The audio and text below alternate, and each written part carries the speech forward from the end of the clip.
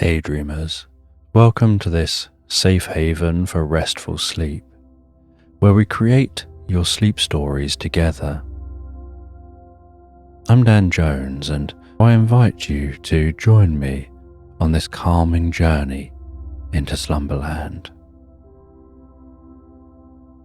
And if you haven't already and you feel more comfortable doing so, as we begin to relax, you can close your eyes, settle down comfortably, put aside any worries from the day, and lazily exhale.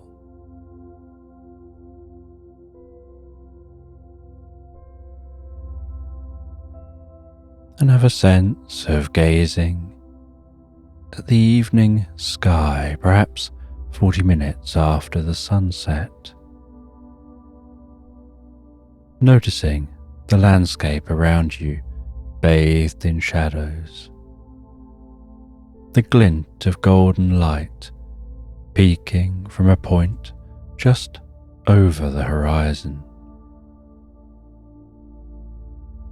the shades of blue darkening in the sky, and perhaps for a moment you can notice a rare sight. When the light from behind the horizon refracts in the atmosphere to create a moment of indigo.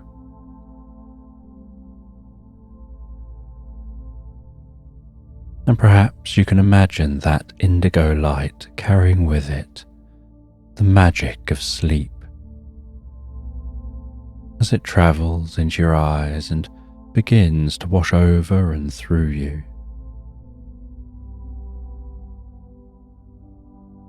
Bringing peace and calm to your body and mind with each breath that you take.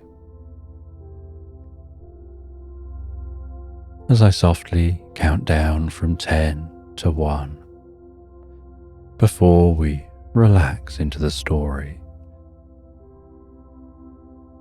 And I'm sure that you have a good reason for wanting to have a good night's sleep. And you've probably had times in the past where having a good night's sleep would have helped. 10. And your mind can find its own way to relax in the magic of sleep. 9. And as your mind relaxes, so too can your body. Perhaps letting relaxation happen from the head down or the feet up, whatever feels more natural for you. 8. And while listening to this, it's okay to let that deeper part of yourself take over, the automatic process of falling asleep. 7. And while it does, you can say to yourself, when I settle down to sleep, I'll ignore distractions and I'll have a healthy night's sleep.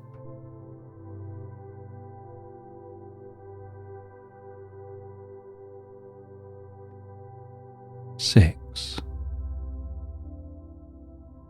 Saying again to yourself, when I settle down to sleep, I'll ignore distractions and I'll have a healthy night's sleep.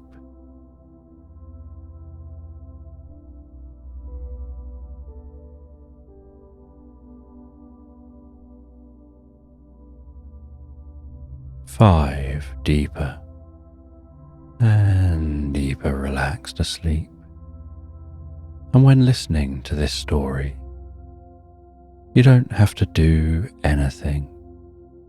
You can listen along for a while or just drift straight to sleep.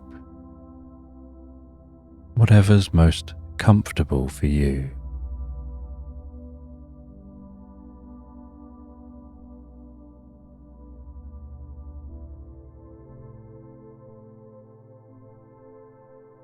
Four. And as the process of sleep is an unconscious one, you can't consciously make yourself sleep. It's something you have to just let go of and allow to happen all by itself.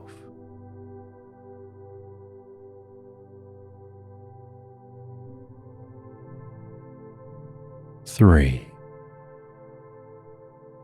And sleep begins by closing the eyes and becoming very still and relaxed.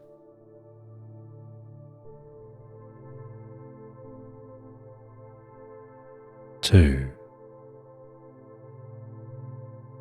And gradually you can experience a gentle shift in consciousness as your brain slows down and you start to instinctively and automatically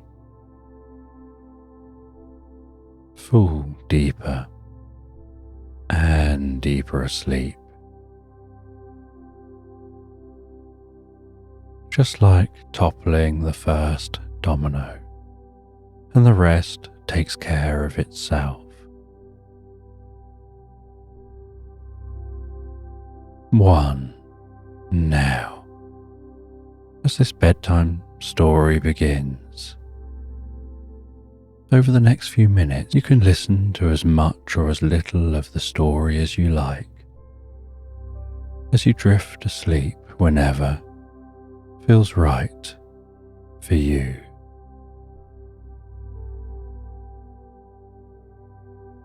And the meadow was warm and comfortable, with the wildflowers growing peacefully, waving gently in the breeze. The sun beating down from overhead, trees rustling in the distance. A bird circling in an updraft.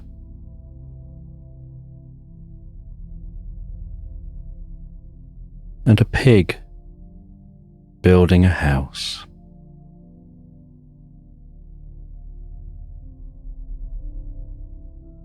And they tried to build that house out of straw, but the house just blew down once there was a big gust of wind. They rebuilt their house with wood, but then an accident with a birthday cake led to that house burning down,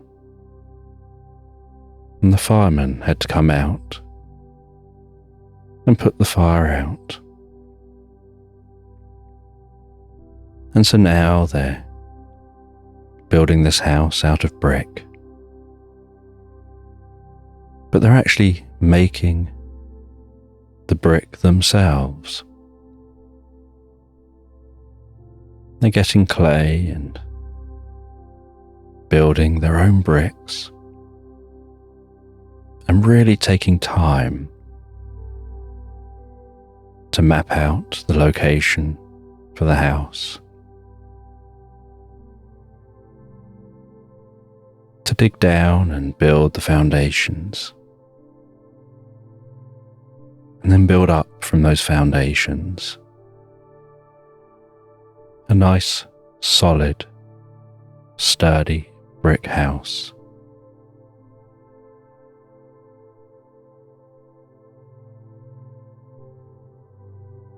and they start building the house in the spring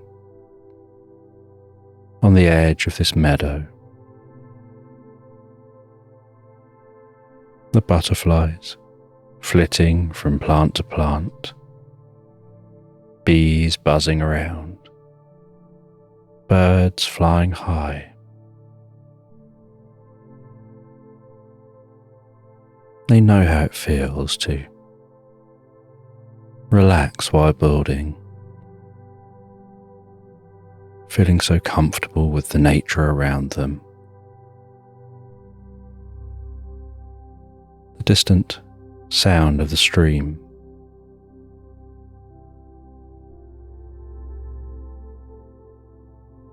and the satisfaction of every row of bricks laid, of the order of those bricks, and seeing that house gradually rise up higher and higher day after day.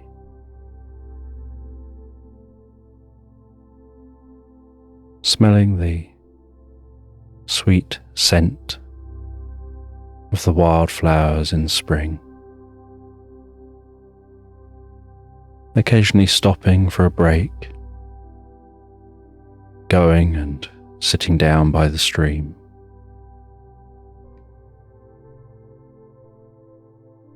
enjoying a piece of cake while resting their feet in the water, feeling the coolness of that water, hearing it trickle by so gently, looking back up at their house, finishing their break, heading back up and continuing to build that house. And while they're building, so they're staying in a tent. And it's a tent that's made to look really nice and comfortable, like a large yurt.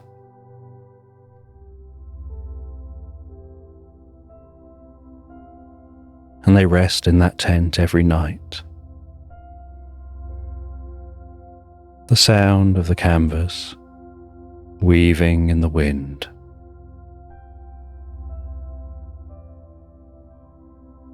the occasional evening cool air creeping through the gaps in the base of the tent and through the door.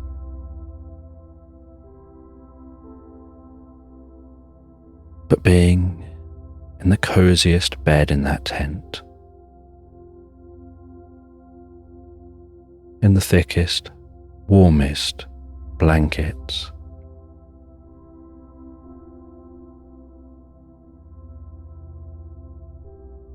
like hugging a large teddy bear while falling asleep, and falling asleep with thoughts of the tasks to do the next day.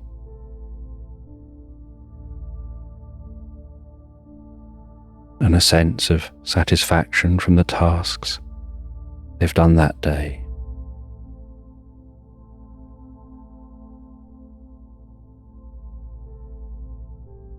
And awakening to the gentle glow within the tent of the sun rising and shining on the canvas,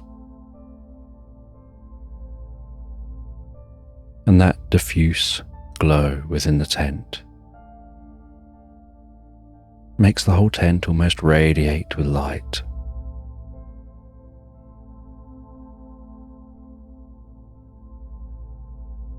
And opening the tent and heading out for another day of crafting bricks and then placing one brick on top of another, knowing that once this house is built, they'll have a tale to tell of the previous houses they'd built. What had happened to those houses? And the thought and hard work they put into this one.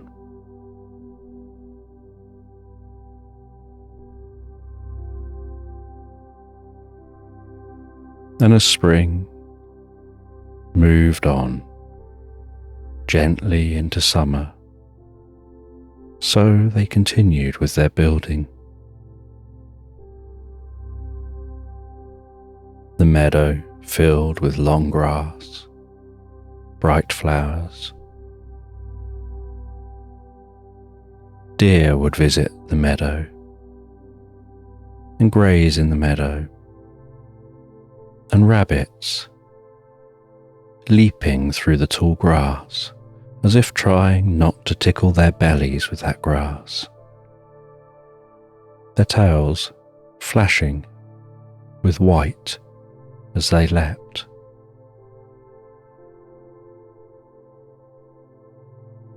And robins would come and perch in trees,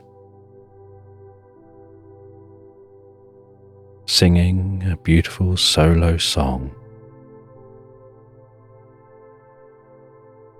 keeping the pig company as they continued building.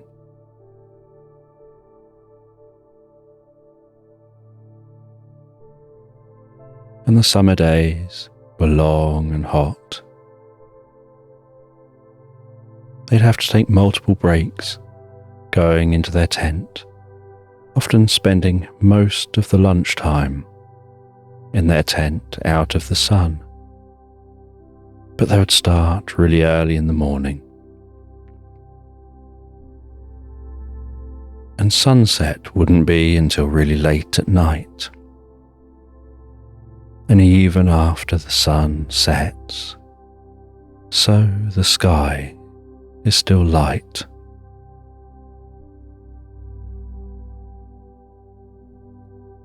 And that slight orange glow of approaching night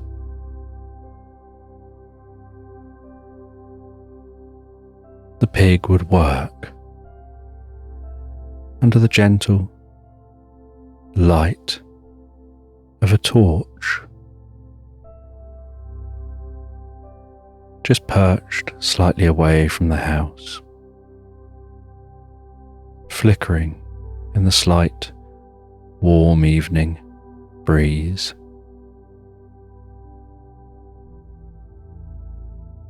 Working until the stars were arching overhead.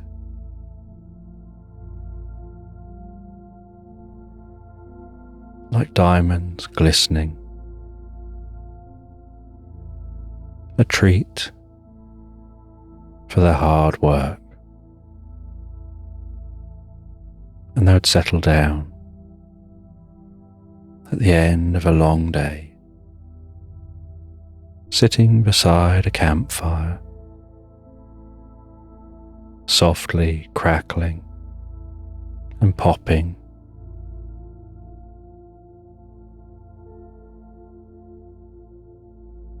Shadows dancing,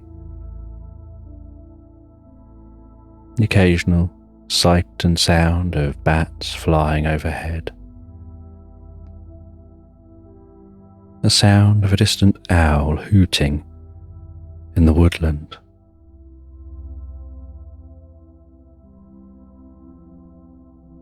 The occasional rustle of animals moving in the meadow.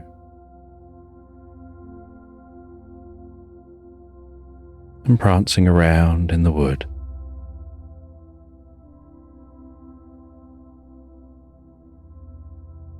And the smell of food they would cook late in the evening on that fire.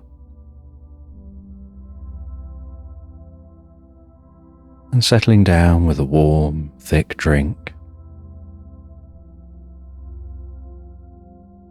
that brings a deep sense of peace and comfort as that warm liquid flows in their mouth, down their throat, and gently to their stomach. And something about that warm liquid makes their cheeks go slightly rosy, and their ears tingle slightly.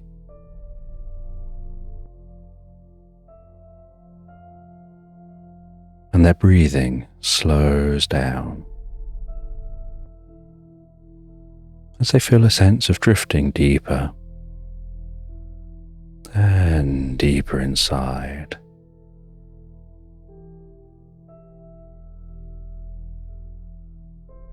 Into thoughts of the day, the work they've carried out, and the work they've still got to do.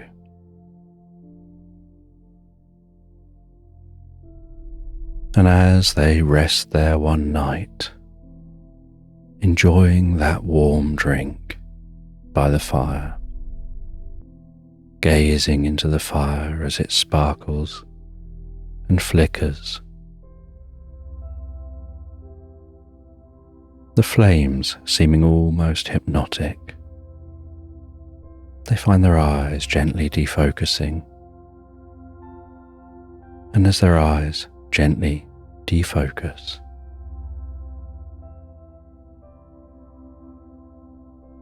they remember how sad they were when their second house burnt down.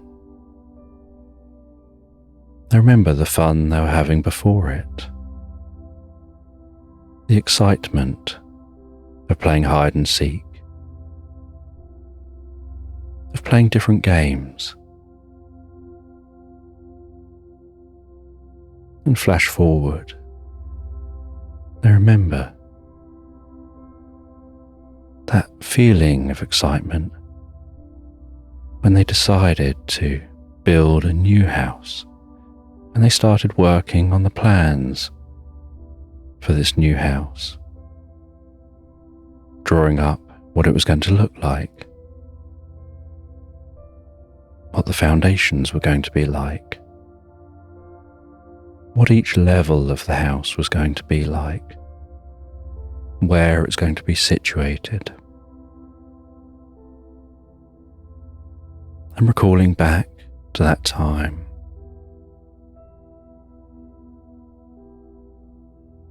finding that perfect hiding place, knowing no one could ever find them.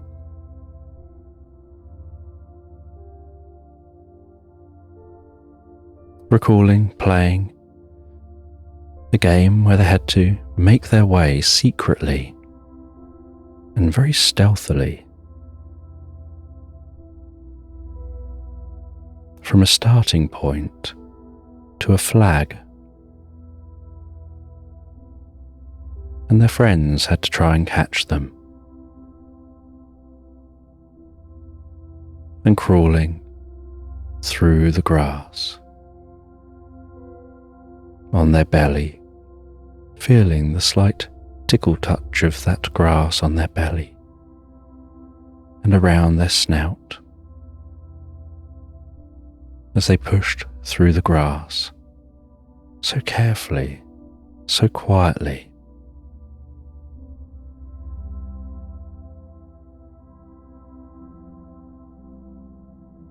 And remembering when they first learned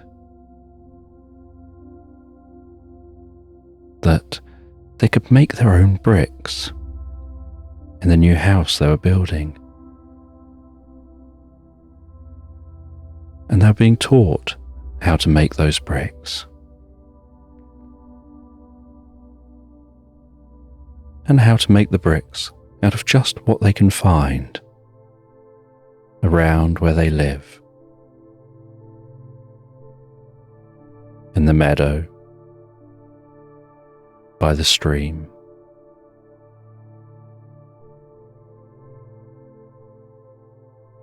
and recalling playing that game, sneaking to that flag, and the excitement of getting closer and closer and not being caught.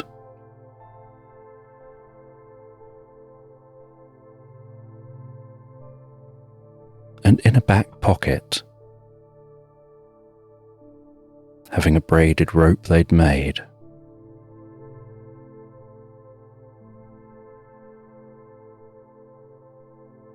with a grappling hook tied to the end, and throwing that up from the foot of a tree, it swinging around the tree, catching on the rope, and then shimmying up that rope, up into the tree, pulling the rope up with them, creeping carefully along a branch, overhanging the flag.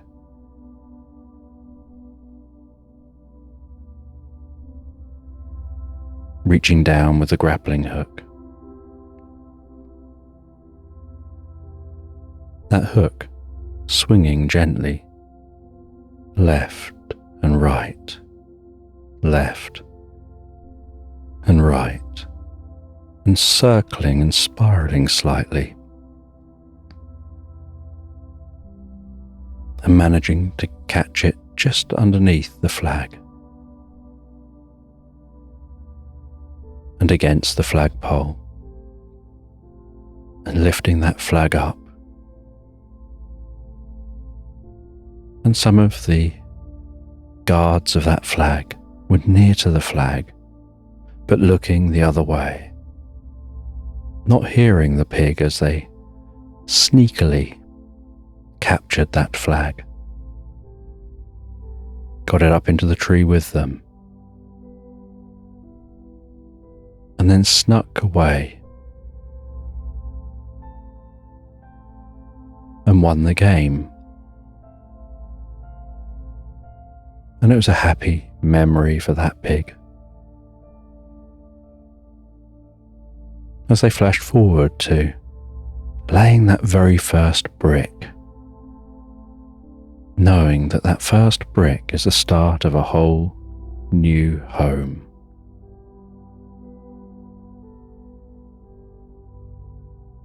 Almost like everything that had happened in the middle just fizzed and flickered in the flames of the fire, sizzling, fading, almost like it was glitching in the mind's eye, back and forth, fizzing and glitching, and fizzling out into that fire as it burnt down gently to embers.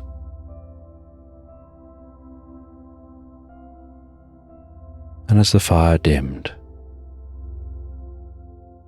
so did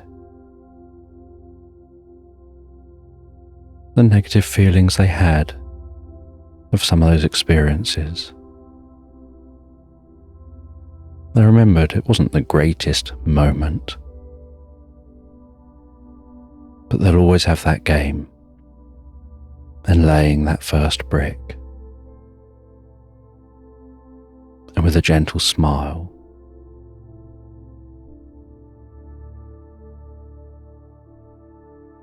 as the fire turned grey and ashen, and the last of the red of the warm logs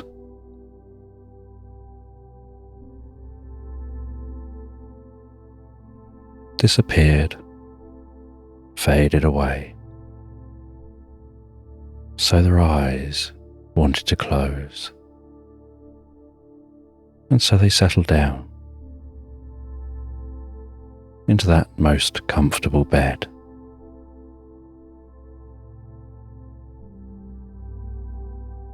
And it was perhaps 1, 2, or 4 breaths before they fall asleep comfortably and deeply, dreaming of the future, what it holds and what it will be.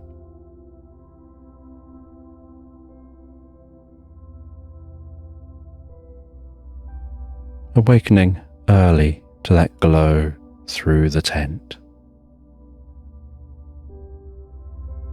The fresh scent of the summer air,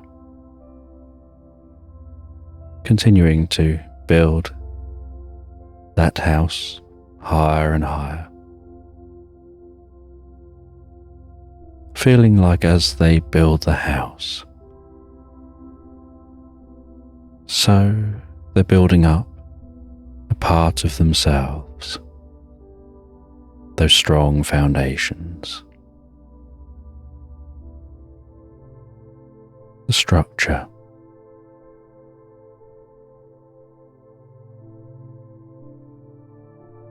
the decision on which room goes where, and through the long summer days, they get a lot of the work done. And they spend a lot of time dangling their feet in the stream,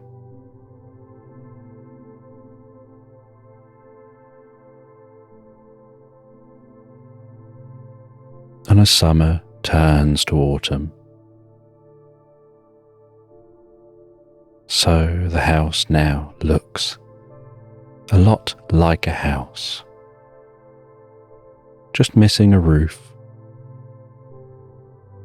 and half of a top floor.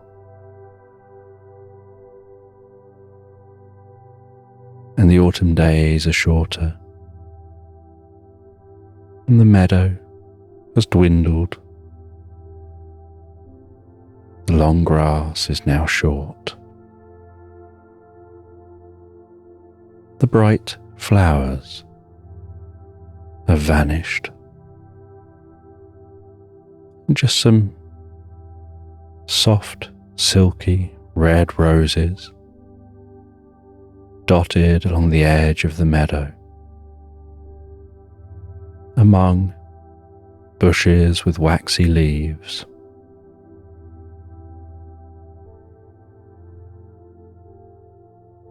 The trees now rustling, as if trying to rub off the last of the leaves, and those brown, golden leaves, and the oranges and the different autumn hues, crunching, crumbling, falling to the ground, blowing around as the wind blows a breeze.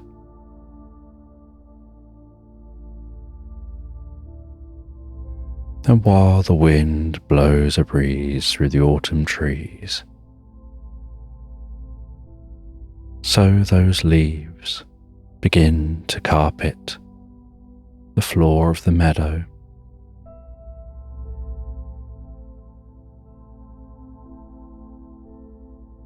And as the pig takes their break and walks down to the stream, so they crunch over those autumn leaves. And the water sounds thicker and heavier as it trickles by, and feels cooler to the touch. And the low morning and low evening light dances on the surface of the water, like tiny diamonds jumping from peak to peak as that water flows past.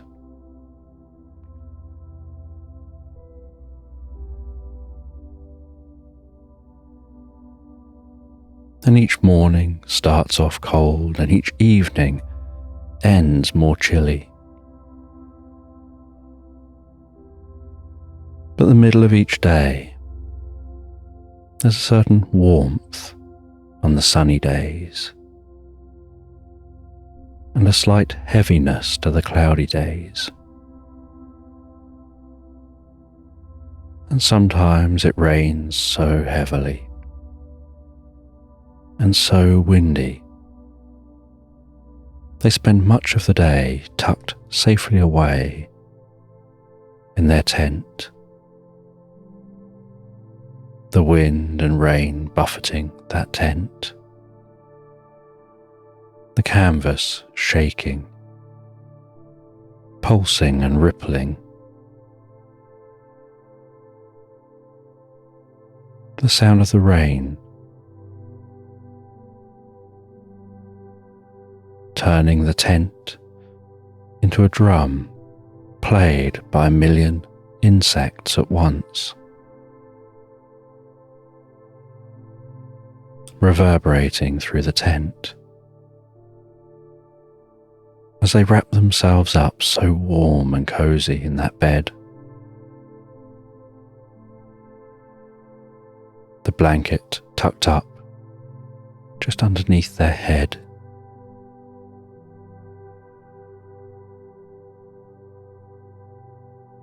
And spending those hours reading a book, sometimes just thinking about what they can cook,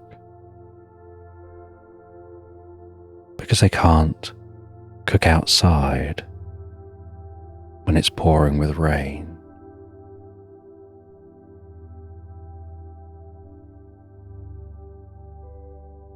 And so instead, they have to make do with eating fruit and other food that doesn't require cooking.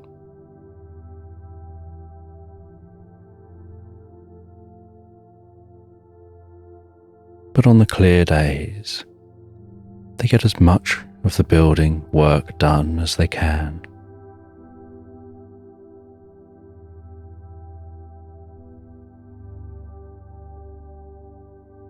And they can see they're coming to the end of their building. They know it won't take long now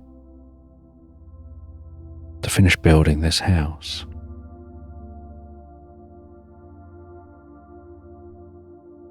And as autumn slowly transitions to winter, so sometimes rain falls with snow, and the meadow turns to mud, and they slip and slide their way down to the stream, and occasionally have to crack the ice along the side of the stream.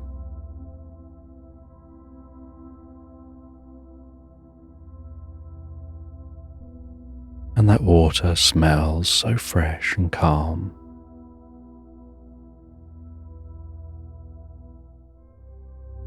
And other times, they wake to it snowing,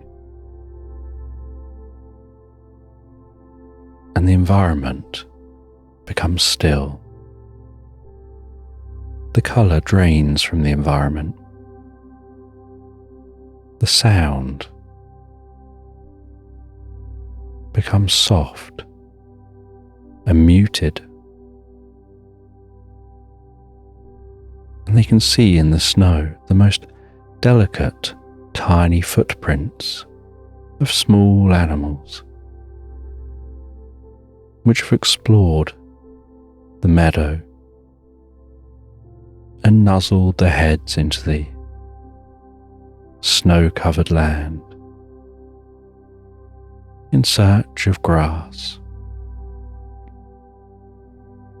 buried beneath that snow.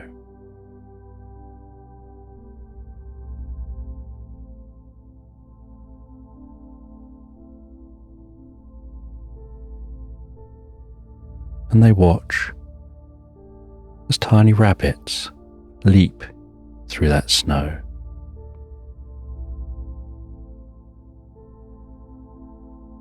As large deer walk through the meadow and back into woodland. And a curious fox which occasionally comes out from under a bush, roams around for a while, one day even rolling on its back, whipping up the snow with its tail, ending up with a fluffy, snowy white tail, and playing in that snow, leaping off a tree stump, splatting into the snow, leaving a fox print in the snow.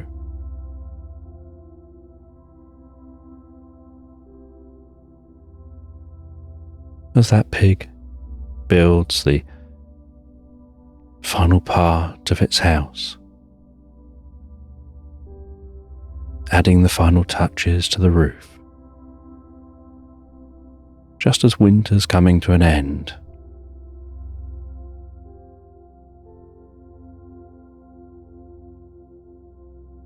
and as spring dawns,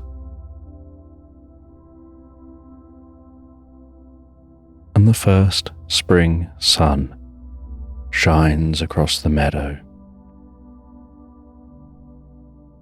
So the house is complete on the outside, and they now begin to work on the inside. They know that their outside is how they want it, and it all looks right. And from top to bottom, they think about the inside, what goes in the different rooms. How do they want it decorated? How do they make the inside how they want it?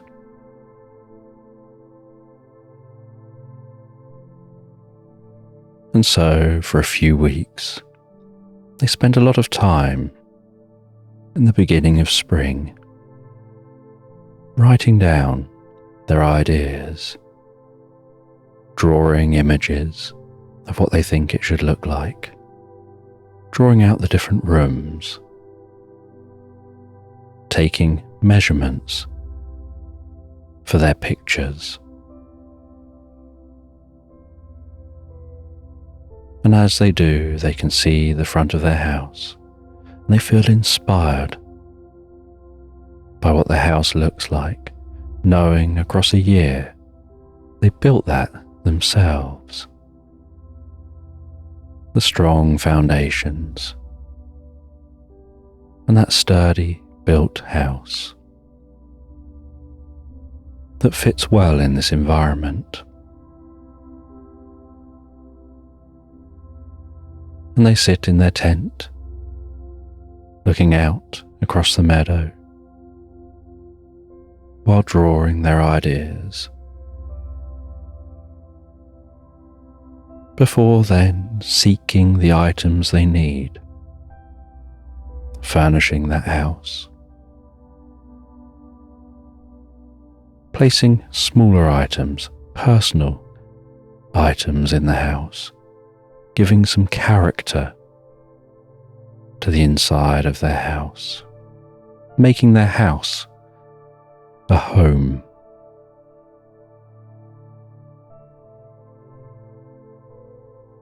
Watching and noticing the animals that have been around, watching them build this house all year. Now stopping and looking at the achievement.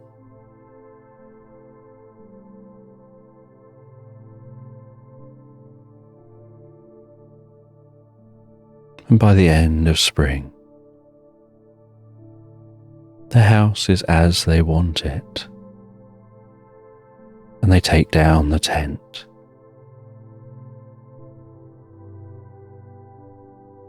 And they throw down some grass seed where the tent has been all year long.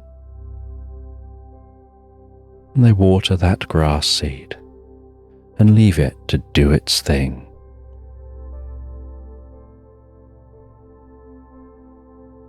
And as a celebration of their new home, they plant a seed of a sunflower by their front door, just to the side of the front door.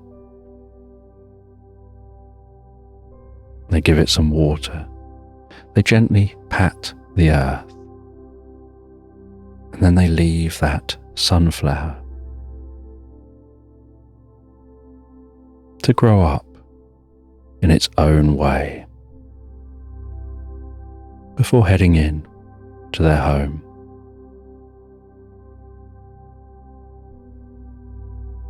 Putting on the kettle in the home for the first time ever. Waiting and watching with anticipation, transfixed on when the water begins to bubble and boil.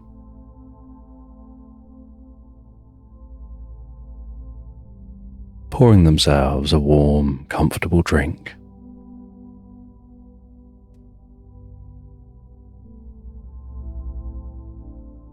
And then sitting out on a small porch out the front of their house, holding that drink comfortably.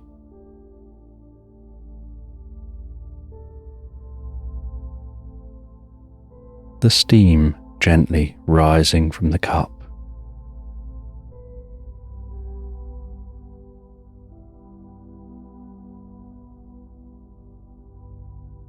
As the sun begins to set. And while the sun begins to set,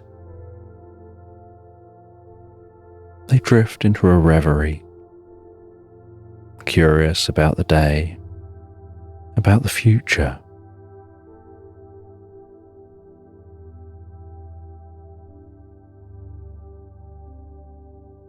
About this new home they now have. This is their first day in their new home. And after drinking their drink, and going and sitting in a comfortable chair in the living room, beginning to read a book,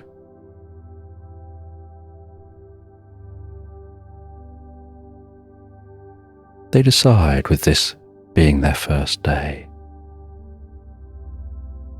they're going to keep a diary or a journal, a record of this new life and this new home.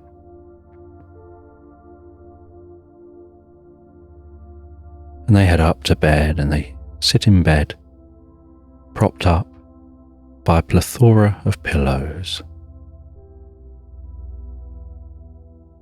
And while sinking comfortably into those pillows, with a purple fountain pen, they begin to write a prologue in their journal, telling the story up to their first day in their home.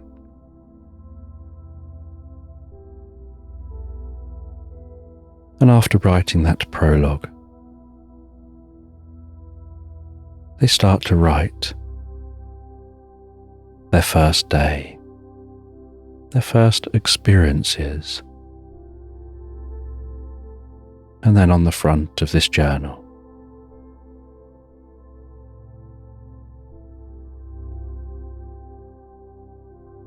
they write a pig's tale.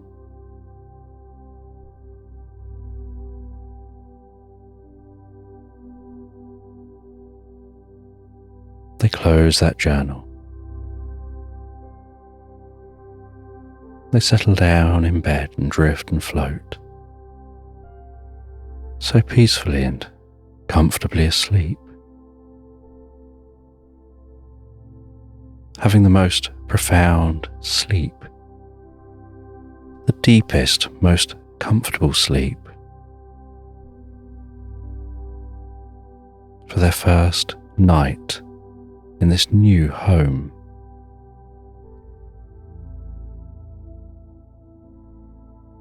And the next morning they awaken,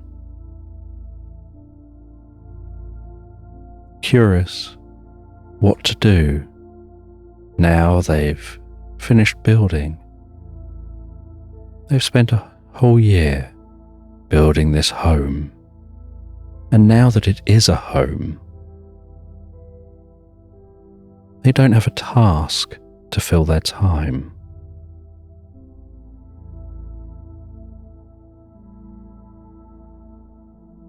And so, after breakfast, they head outside. They potter around in the meadow. They enjoy the sights and sounds in the meadow, the gentle wispy clouds overhead.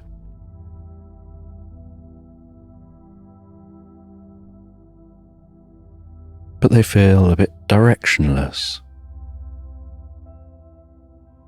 They feel like they need some kind of a task.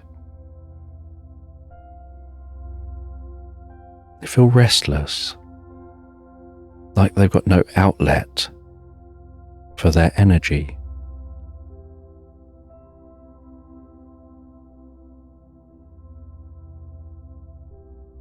Then as they go and sit down by the stream,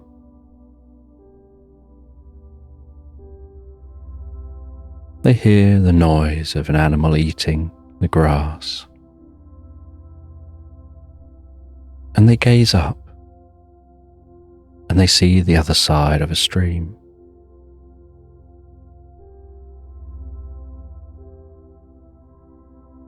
Is a llama wearing a polka dot jersey and cherry earrings, with a Mohican of purple hair.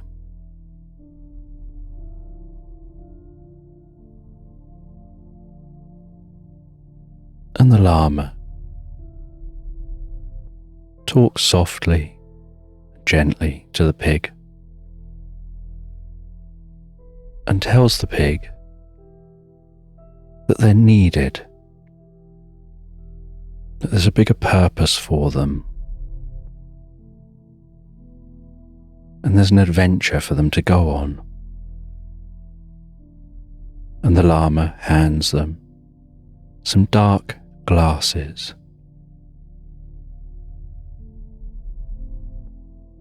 And when the pig puts those dark glasses on, suddenly it's as if the world is overlaid with a hologram.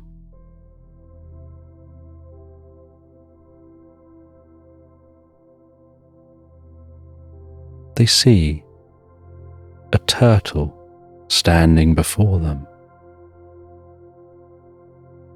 And this turtle explains that they're from another time. And these glasses allow you to communicate and see things almost like augmented reality.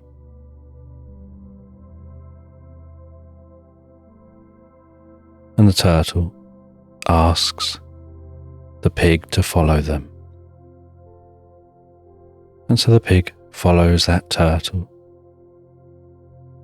as they very slowly walk along the far side of that stream. Only it doesn't look like they're actually walking along the stream for the turtle. The pig can't work out where they're walking. But the pig follows them along and heads over past the small, gentle waterfall on the stream, all the way over to a stone footbridge where a small footpath reaches the bridge, crosses the stream, walks past that stone footbridge,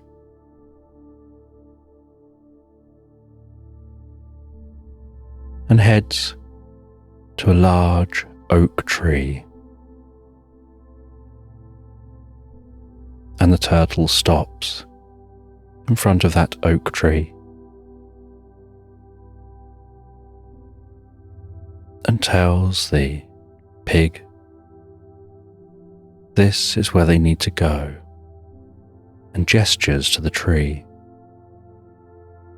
And the pig takes the glasses off, and it just looks like an oak tree. Puts the glasses on, and the turtle is stood there, still gesturing. And so with the glasses on, the pig feels around the side of this tree, pushes on the bark, even tries shaking the tree a little, which just makes the leaves softly rattle and shake. And then while pushing on the tree and walking around the tree, the pig accidentally steps on a root which seems to move and open a passageway into the tree. And the other side of the passageway, as far as it looks on the glasses, is a fizzing blue portal. And the pig removes the glasses, and it just looks like an entrance into the tree. And the pig places those glasses back on again, and the portal is right before them. And so they step through that portal, and their whole body tingles. From the top of their head to the tip of their tail. And everything around them goes electric blue. And in a flash, it feels like they're exiting the other side of this tree. They find themselves in the most beautiful bluebell woods.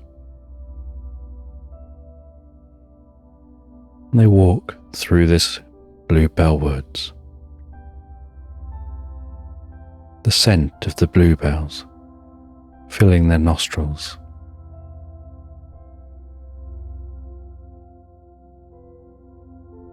And they do a mix of looking through the glasses and taking the glasses off as they walk, to try and see if they can notice what perhaps they're here to do. And as they walk, they hear the sound of a drum being played in the distance, an ethereal sound of a tongue drum.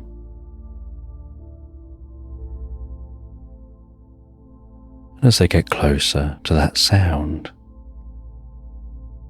they wonder whether there's multiple drums being played. But notice when they're near to it,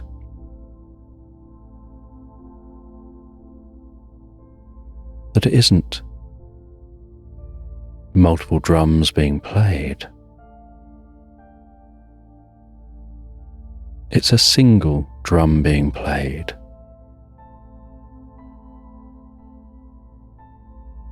By an 8-legged furry creature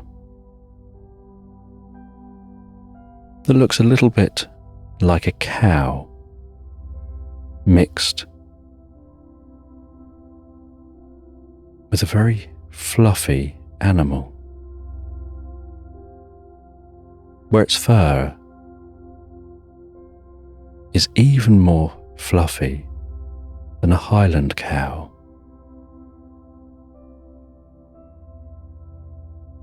That a Highland cow's hair would even be short and thin compared to this creature.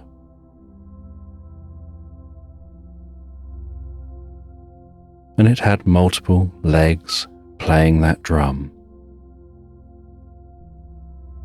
almost playing in harmony with itself. Its eyes seemingly glazed over while it was lost in thought, absorbed in the playing.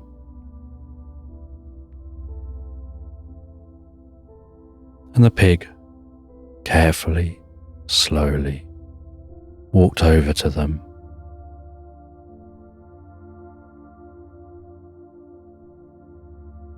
And as they got near, so the creature stopped playing and looked up at them.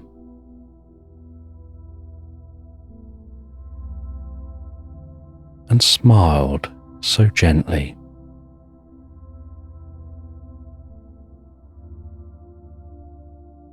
And they called themselves Noodle because they like noodling on musical instruments. Just being lost in the experience of playing music. Whether it's playing this magical drum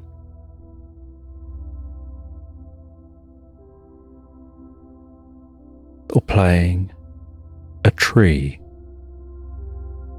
or even playing the grass and creating music out of thin air. They can even use their fur and turn that into an instrument, which when played sounds a bit like a violin.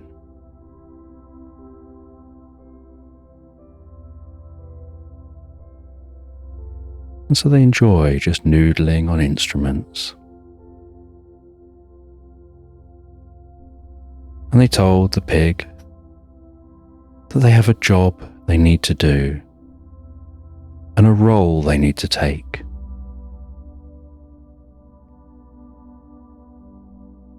They need this pig to be something of a secret agent. They're aware of their past, their skill at sneaking. They were watching because they have a connection with all things. They saw the way that pig captured that flag all those years ago. They've seen the tenacity of that pig building a home from the ground up. The patience the pig has deep down. The planning. All these skills that are necessary for working as a secret agent. And they'll send them on a mission, and then for future missions.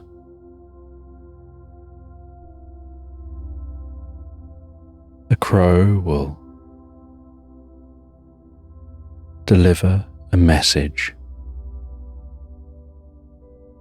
and leave that message at your home, they say.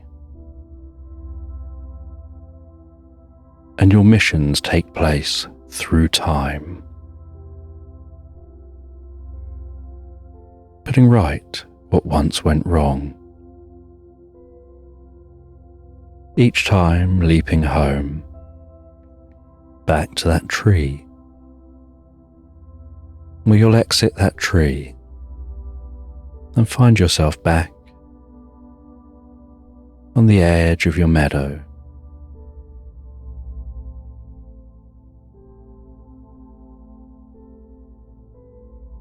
And they said that this first task, this first mission, you just have to go and retrieve a book.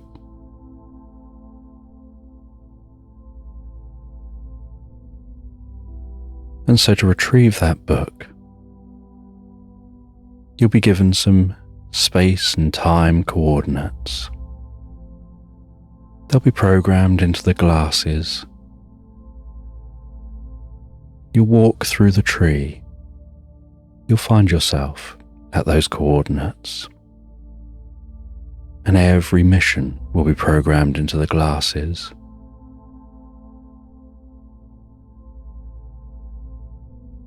And so the first coordinates are programmed into those glasses.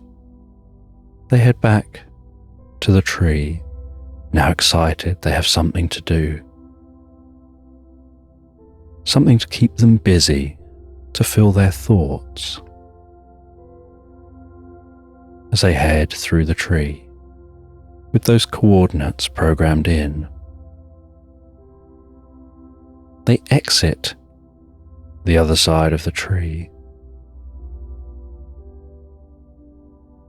And they see before them a vast, snowy, freezing cold landscape with a single igloo in the middle of that landscape. They head through the strong wind that's nipping at the side of their face, at their ears. They knock on the door of the igloo. An Eskimo invites them in, and it's so much warmer inside the igloo than outside.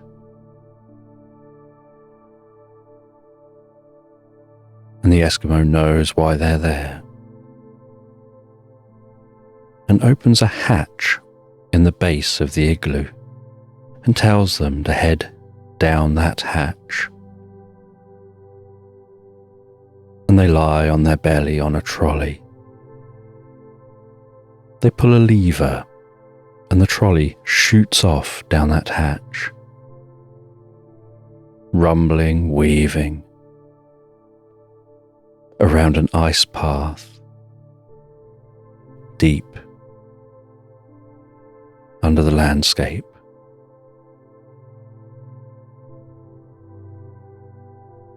Before coming to a halt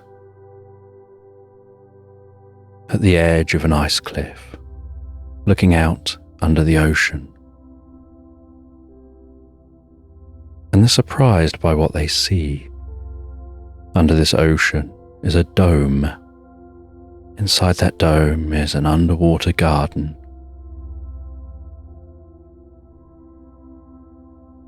And a small little cabin.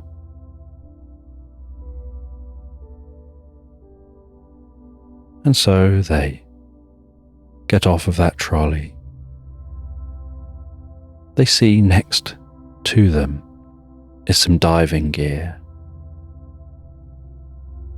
They place on that diving gear. They head through a door, seal that door behind them. They press a button that makes the water slowly fill this space that they're in, until the water inside the space they're in is entirely filled. And then they open the door to the ocean, close that door behind them. The bubbles from their diving gear with each breath, tickling the side of their head as they rise up towards the surface. They swim towards that dome. They find their way to the entrance to the dome. They take the lock-picking kit they have attached to their diving gear. They carefully pick the lock. And as they open the door, so the water floods in with them into the chamber the other side of the door. They seal the door behind them, press a button, and the water pumps out of this chamber. They remove the diving gear. They pick the next lock into the dome. And they sneak their way through this garden, getting closer and closer to that cabin.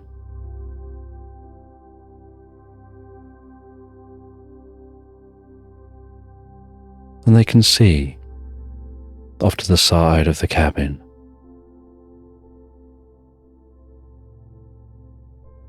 is a creature playing chess against themselves. And the pig wonders who's winning. And that creature looks like a small gnome with a blue floppy hat, pointy ears, a red nose, and a bright green outfit with bright red, slightly curly shoes. And they seem so preoccupied with their game of chess against themselves that the pig manages to sneak their way through that garden, find their way to the side of the cabin.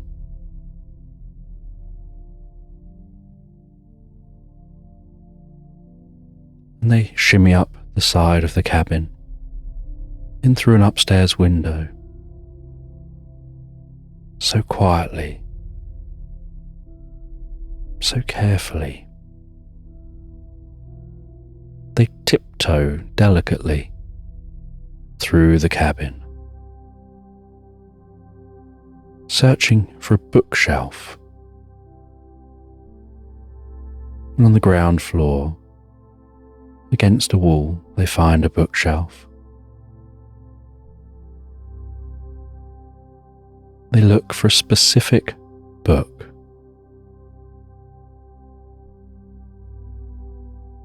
And they're scanning the names of the different books.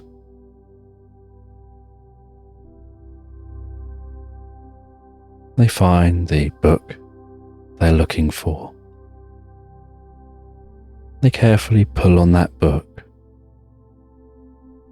and the bookshelf and the bit of floor they're stood on rotates, and they find themselves in a secret area behind the bookcase.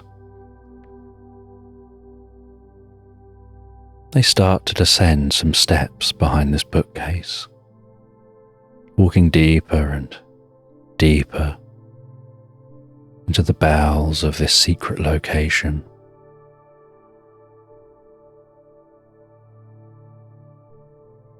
And they find a door deep down under the cabin. They pick the lock of that door. They carefully head into this room. And in the middle of this room, they can see an ancient, ornate book floating in a glass case, surrounded by lasers and different protection systems.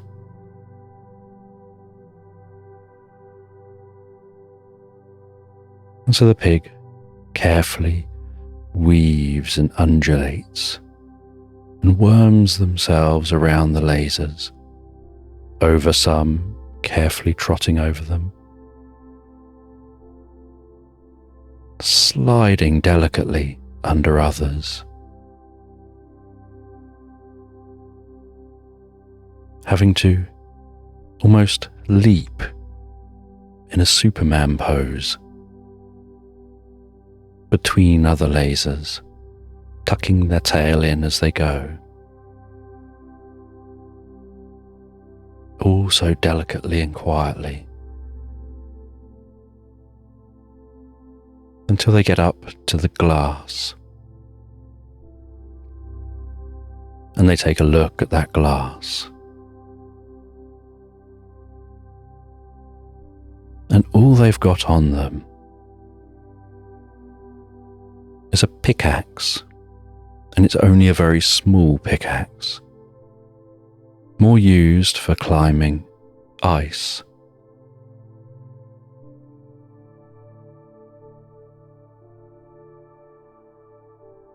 But they realise they need to get through this glass, and so they very carefully score the glass with that axe.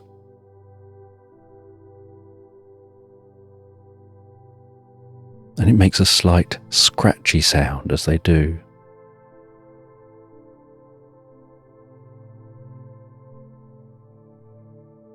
And then they have to get up to the height of the gap to be able to reach straight through to get the book.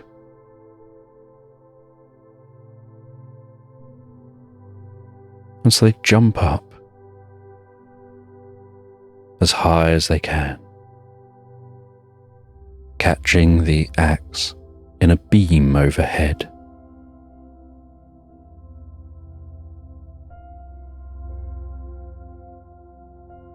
And they throw up their suspenders, catching them on that axe, and hang from their suspenders. They reach in carefully. They grab that floating magical book, carefully remove the book, drop back down to the floor,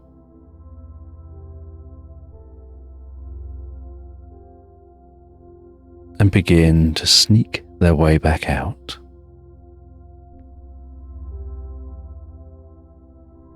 Heading back out the way they came.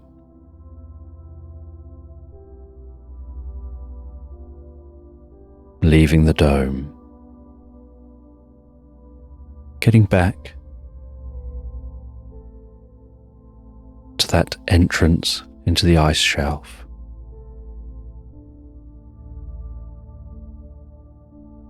And they can't take the trolley back up to the igloo. But they notice there's another doorway.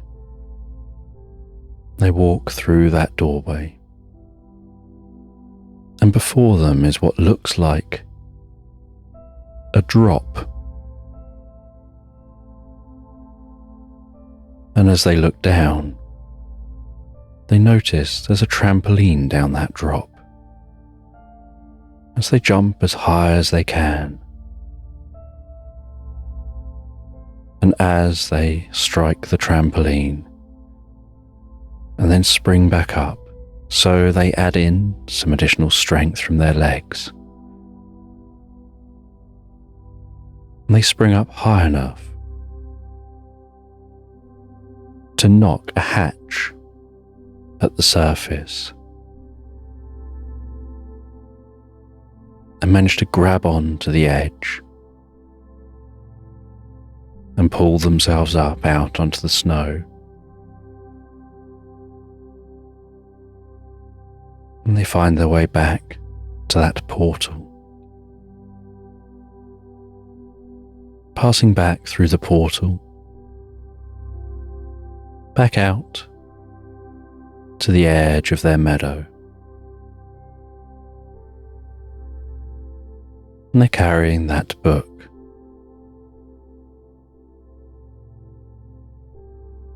And as they walk through the meadow,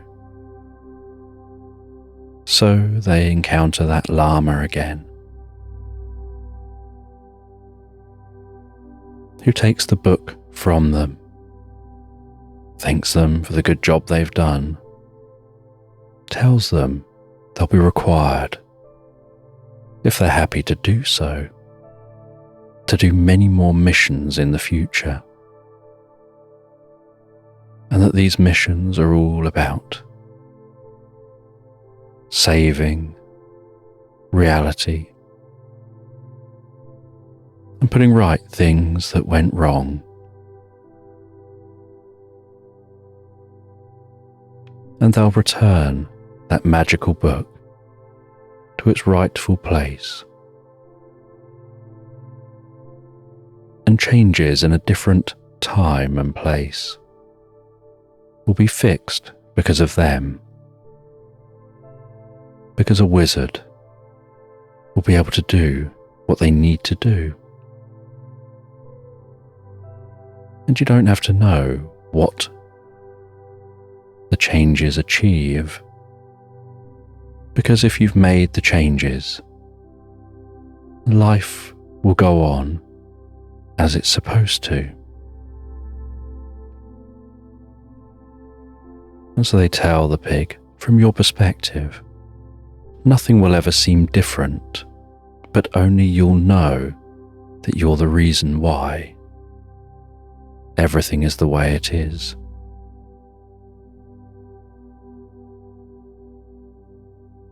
And that you have more importance than you realize. And with that, the llama walks away, seems to almost disappear in a delicate purple cloud. And the pig crosses back over that stream, heads back to their cabin, the sun gently setting. And once back at their cabin, they write in their journal about this first adventure.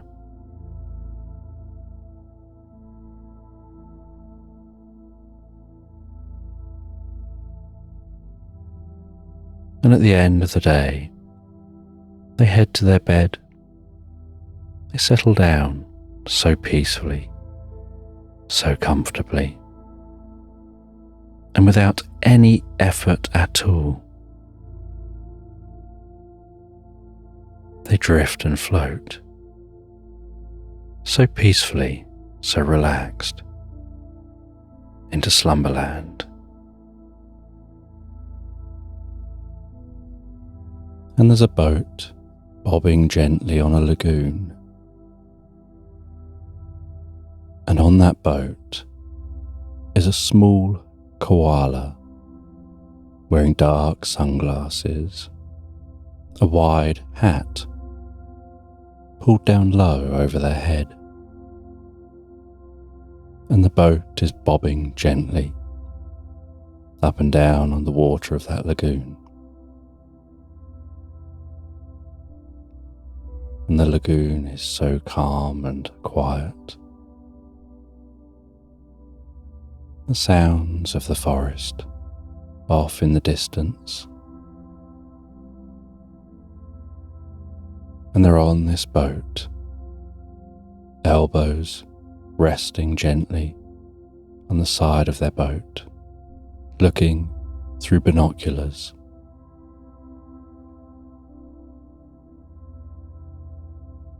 And watching some people on shore.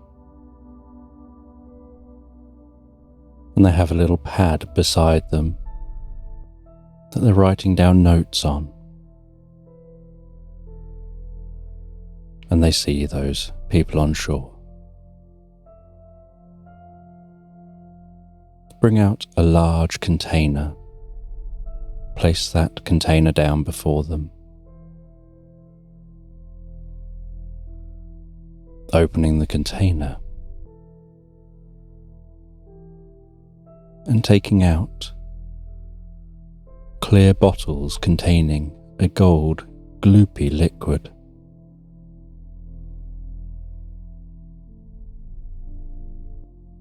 And one of the people hands that gold gloopy liquid to another one to check. And they take a look at the bottle, they hold it up in the air. They turn it around, closely examining that bottle.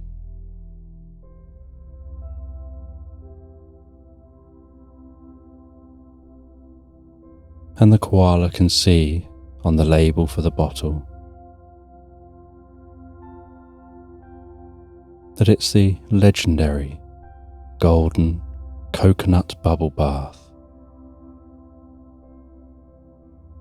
that's said to be so potent that just a single drop in your bath can fill your bath with calming bubbles that send you into the deepest of sleeps.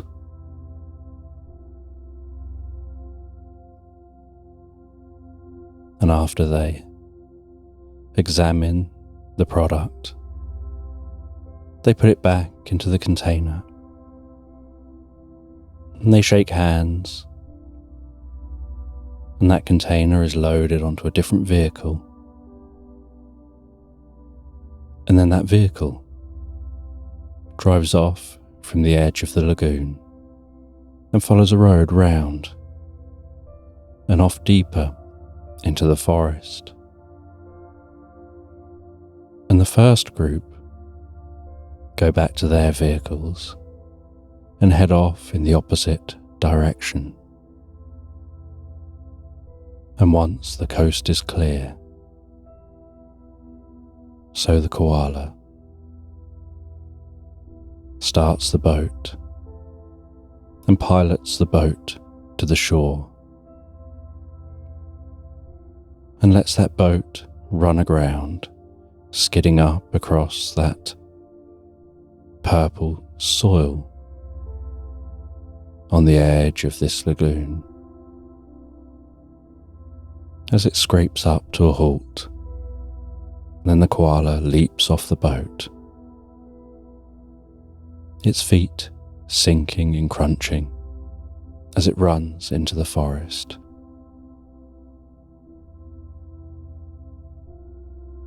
And while the koala is running through the forest, they grab an item out of their backpack, and while still sprinting, they swing it around up over their head. It extends and clicks and clacks into place. The koala pulls down 2 bits at the side, at the top and the bottom, still swinging it around over his head.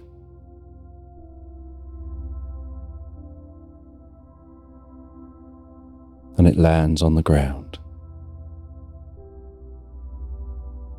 As the koala puts their weight onto the top and lands on top of it and begins pogoing at high speed in chase of the vehicle. Pogoing over roots sticking out from the trees across the path, ducking and weaving under branches overhead, sometimes having to put extra strength into the bounce to leap low branches, other times having to skid under branches, carefully holding that pogo stick balanced in the hands and on one leg to slide under the branch, and then nudging the ground to spring back up to continue giving chase.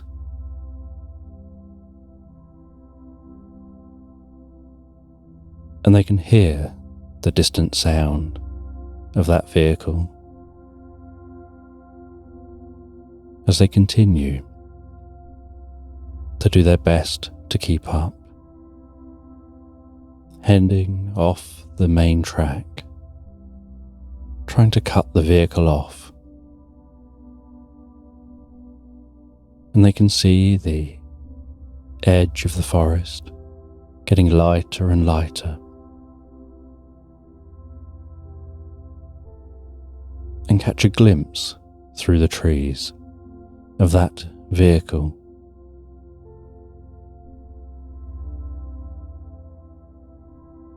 And they exit the forest. You can see the dust rising from the back of the vehicle. They watch as it heads off, following a track along the side of the forest. And they run across the track. Pogo off the end of the track, somersaulting in the air, landing on the back of a giraffe, nudging the side of the giraffe, causing the giraffe to begin to run, its head moving back and forth while it does. The koala bouncing up and down, giving chase to that dust cloud in the distance. And the koala manages to keep an eye on that vehicle, all the way to the vehicle reaching the crossroads, and seeing that vehicle turn left. And so he lets the giraffe slow down and relax. He gently pats its neck, thanks it for its help, and leaps off, flipping in the air, twisting in the air and landing on a foot and a knee on the ground, pogo stick in hand, pressing a button on the pogo stick, collapsing it down and placing it back into his backpack. As he then walks to the edge of that road, and he knows this is a very long road, but there's only one of that road. The road doesn't split. It goes straight on until it reaches a town. And so he knows that he can just follow this road. And the vehicle may travel beyond the town, but the chances are it'll stop at that town. And even if it does go beyond the town, he's resourceful, and he can find ways of working out where it went after it left. Because in this location, there are long distances between turnings, normally splitting at a town or a village. And so he just walks calmly along the road, heading in the direction of that town, and he can see the marks on the road from the vehicle, and there's still some dust in the air. And so as he walks, he takes this chance to radio through and update his unit on what's happening, to let those who hired him know what it is that they're after. And he explains about the bubble bath, and he explains where he is and where he's headed. And as the day wears on and the sun dips lower and lower in the sky, So the koala just feels deeply rested, enjoying the walk, but knows it's time to stop for the night, to set up a camp and continue this journey in the morning. And so he heads a little bit away from the road. He sets up his camp in a small campfire.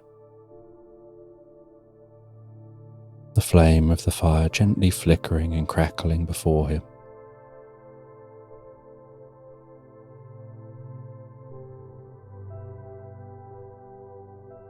He warms up some tea on that fire, gently sips that tea,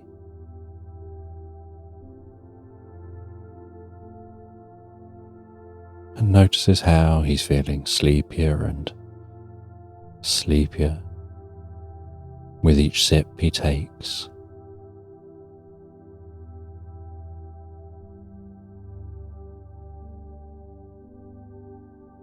And he takes a little bottle out of his backpack, and with a little pipette, he lifts up some of the liquid from that bottle and just applies 1 or 2 drops of that octopus ink from a magical deep-sea octopus to his tea.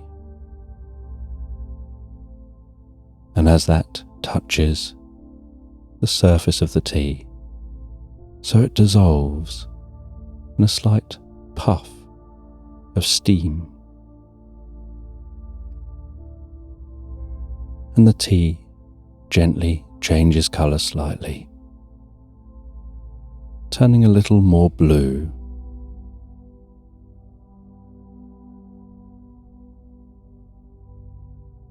And he continues drinking that tea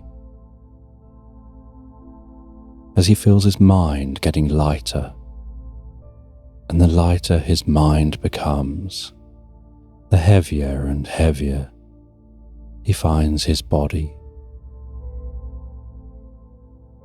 and the heavier he finds his body, the deeper and deeper relaxed he gets. And the fire burns down to embers, and he covers over the dregs of that fire so that he can settle down to sleep. He backs himself into his tent,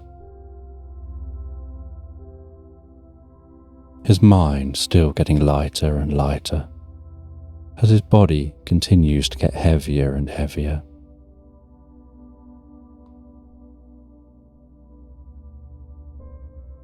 And he feels his consciousness expanding, his connection to his inner potential.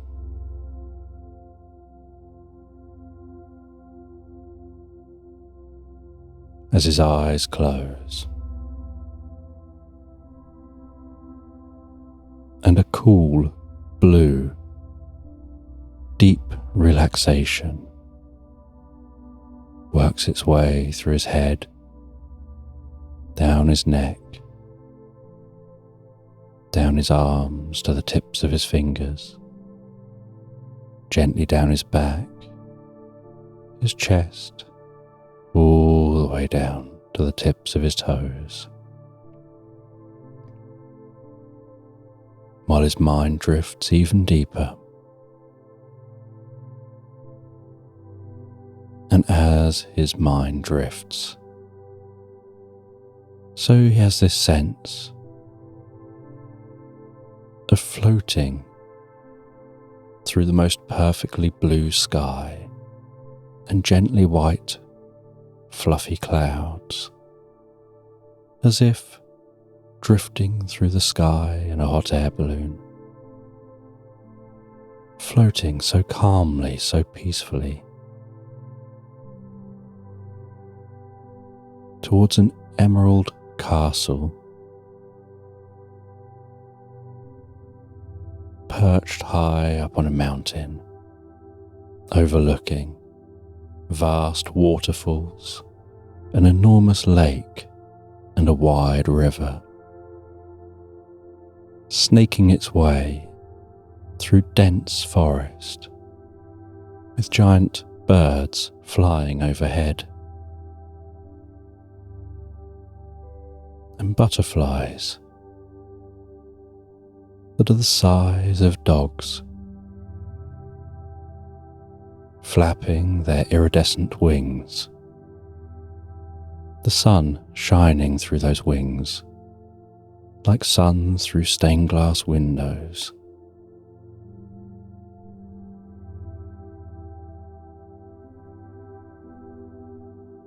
And fluffy dragons flying off in the distance,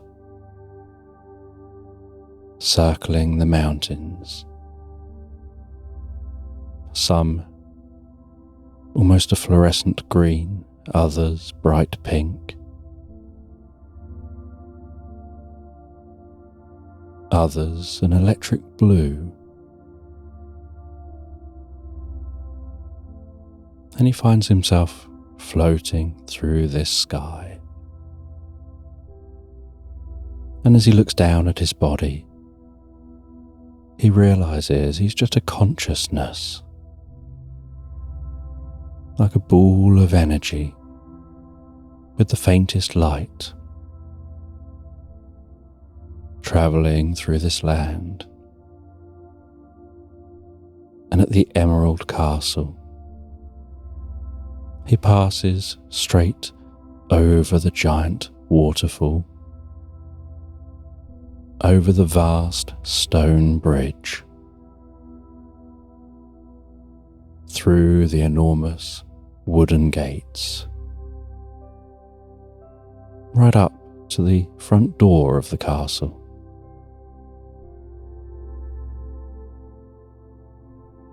And as he has a sense of resting down at the front door of the castle, he notices he seems to be in a body.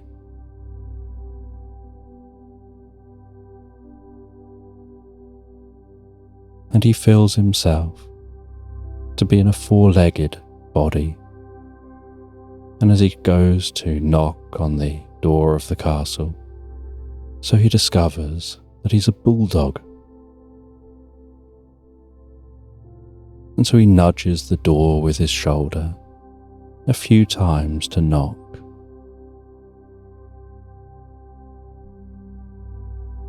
And then he waits and can hear the most delicate walking the other side of the door.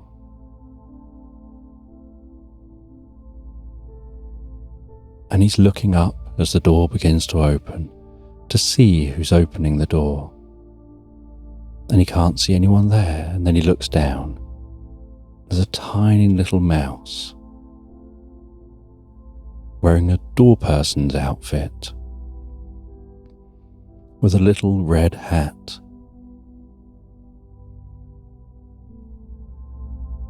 red trousers,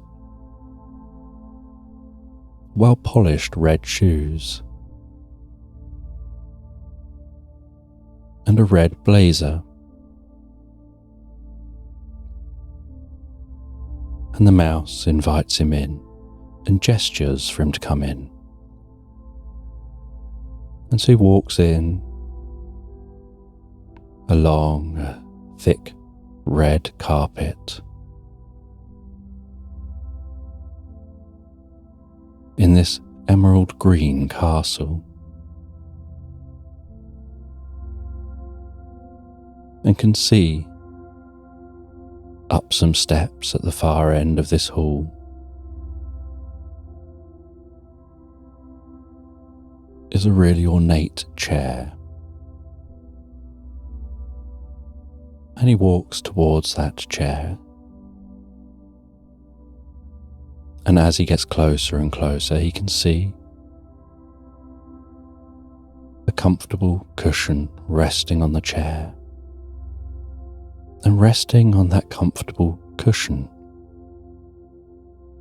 is a curled up, sleeping, purring ginger kitten.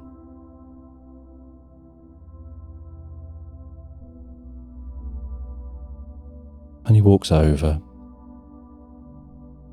towards that chair, towards that kitten, stands at the foot of the steps,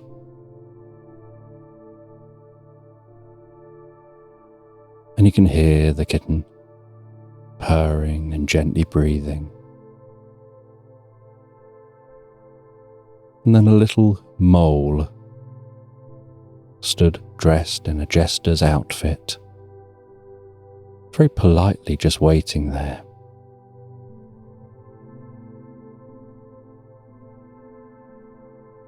Leans over and whispers to the kitten, waking that kitten up.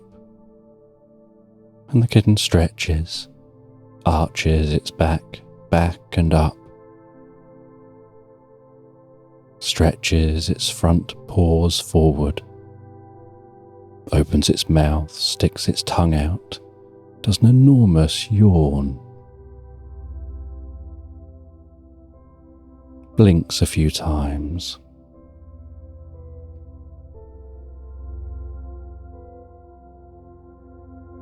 before circling around a little bit,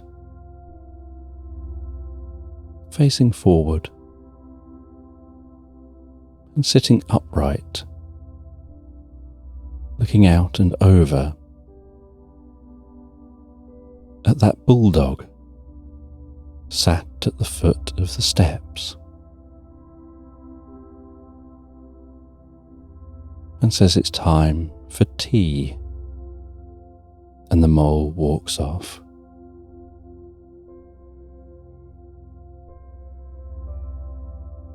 And then asks why this bulldog is here.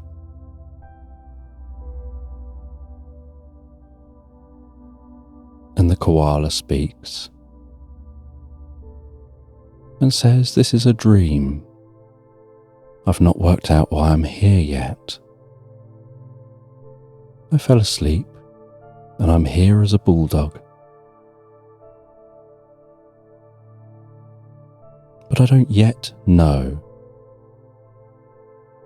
until it's happened, my purpose for this visit. I just saw the Emerald Castle, and I knew that this was where I had to go. And the mole comes back, gives a little nod, and then faces forward and stands politely.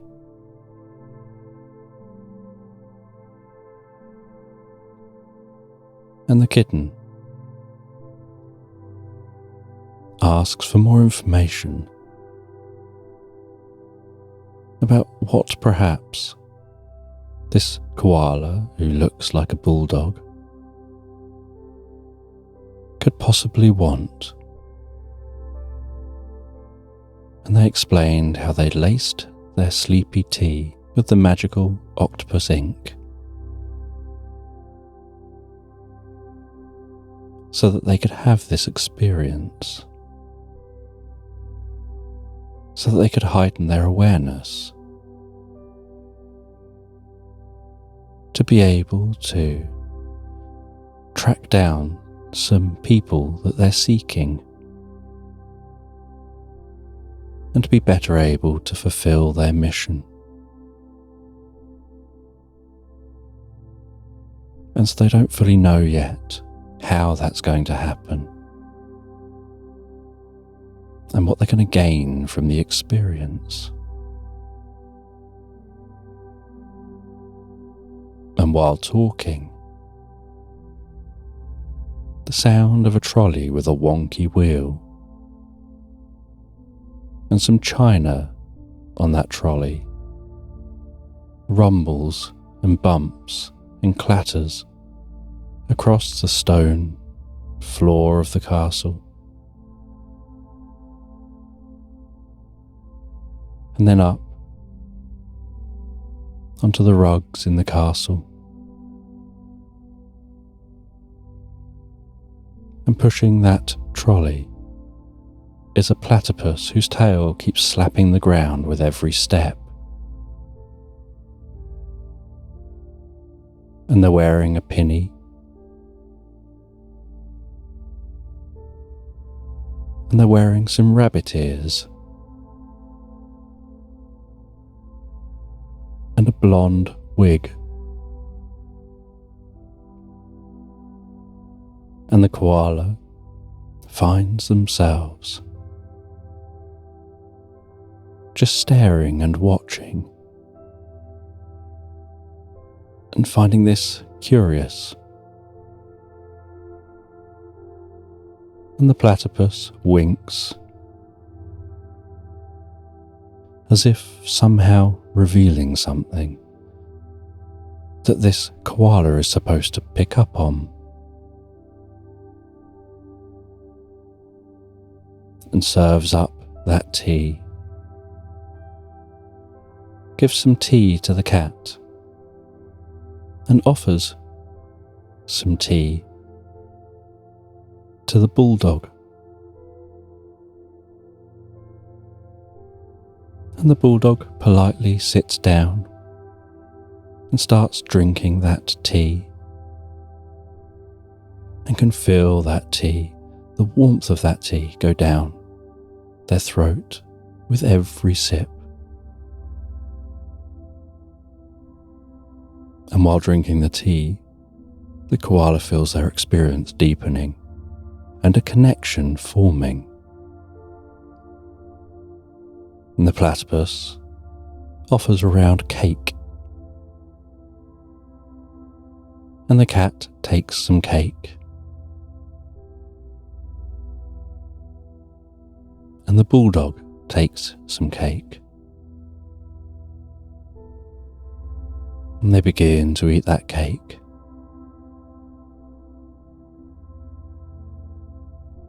And they feel something shifting inside themselves. They feel their body changing from a bulldog body to something warmer. And their body begins to fizz and tingle, and they feel the warmest, most pleasant sensation through their mind and body, like a full-bodied hug that passes deep into their psyche.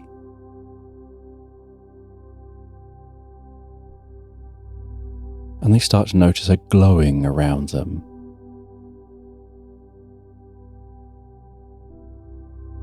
And the cat just watches and smiles. And as that kitten watches and smiles, so they realize they have wings. And they leap slightly in the air and can see their reflection in a mirror beyond that chair. And notice they've turned into a phoenix. And they land back down. And the kitten says that you've now risen from the ashes. You've accessed that deeper part of yourself.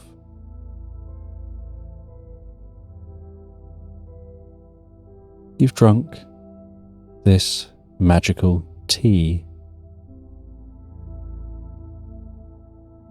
You've eaten that cake. And this has helped you to change on a deep level,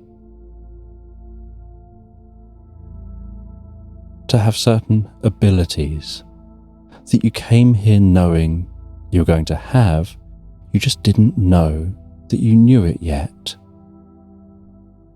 You weren't consciously aware those changes were going to be had, but all the clues have been there since the start.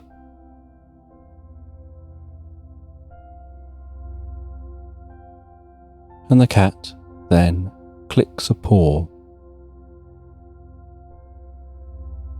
as the Emerald Castle vanishes, and while they fade away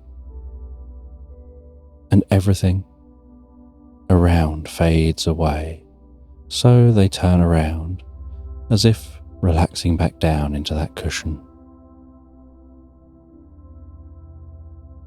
And the koala finds there a phoenix, glowing, flying in space, seemingly weightless, just floating there with no up, no down, no left nor right, no back nor forward, just them, floating, flying in space.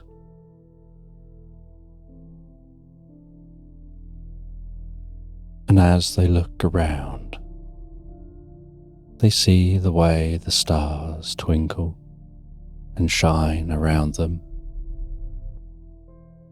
And those stars begin to interconnect like silver spider's web, weaving the stars together around them in a cocoon of comfort, with silver threads surrounding them in all directions.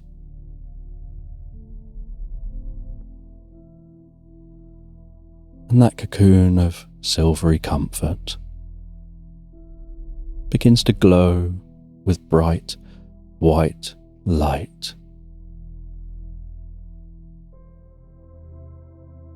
And their mind begins to glow with bright white light as they relax deeper and deeper asleep.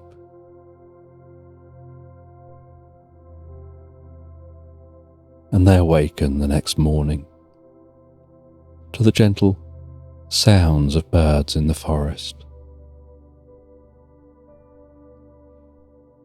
And they leave their tent. They pack up their tent, and their mind still feels light as they continue their journey along this road, heading towards the town in search of that vehicle.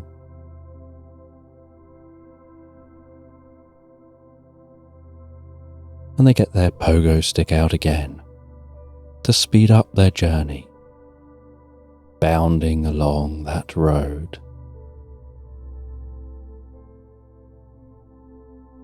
And they can see the town in the distance, and very slowly the town becomes more and more in view as they rapidly approach.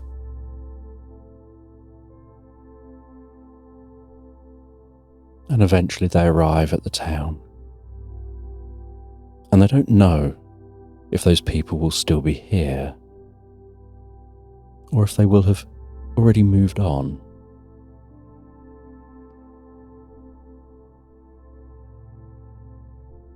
And this town is bustling with people. So they head to the main bar in the town. They know that if anyone knows of travellers through a town, it's those who work in a bar. And in that bar, they learn that the people they're seeking stayed for the night, but have continued on their journey. And there are two roads out of this town, one going straight on and one turning right. And they took the road going straight on. And so the koala knows that they're not that far ahead, that as the day goes on they should be able to catch up. But it'd be very hard to catch up if they continue trying to do this on foot.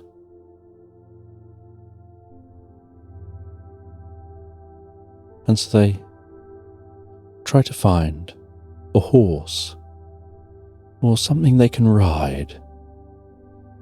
Maybe someone's got a vehicle they can use. And they get given a horse. And they jump on the back of that horse. And it's the most pure white horse, almost glowing. And it seems to almost hum with each step.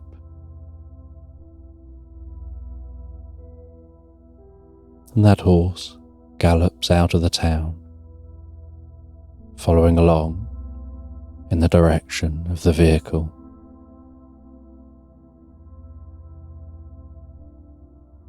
And as the day goes on, so the horse begins to catch up on the vehicle. Because as the day goes on, and the road gets further and further from any town, the quality of the road gets more bumpy with deeper holes and more difficult to drive through. And so the vehicle has had to slow down a bit, whereas the horse can just carry on.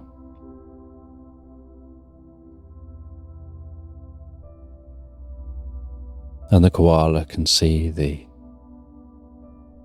cloud of dust rising from the vehicle,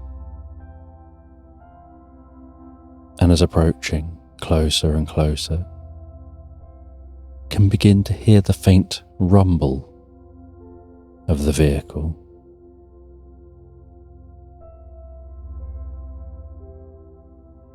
And then sees that vehicle pull over at the side of the road, and so stops on the horse.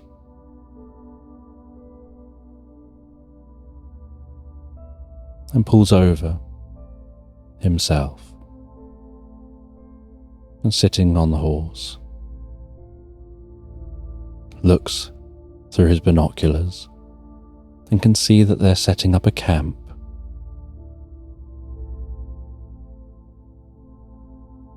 And he watches while they set the camp up. They set up a perimeter. They seem to have some people that'll stay awake and keep watch, while others will get a chance to sleep. And he assumes that during the night they'll take turns.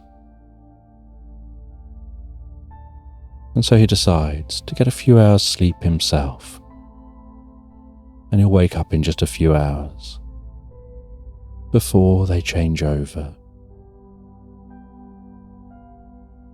so that he can take action just after they've changed over, using the changeover and the noise of the changeover as a chance to get closer.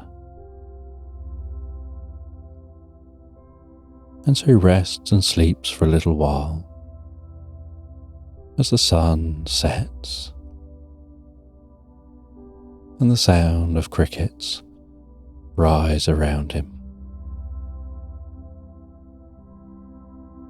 And he awakens just a few hours later, feeling refreshed, and sneaks his way down to where they're camped.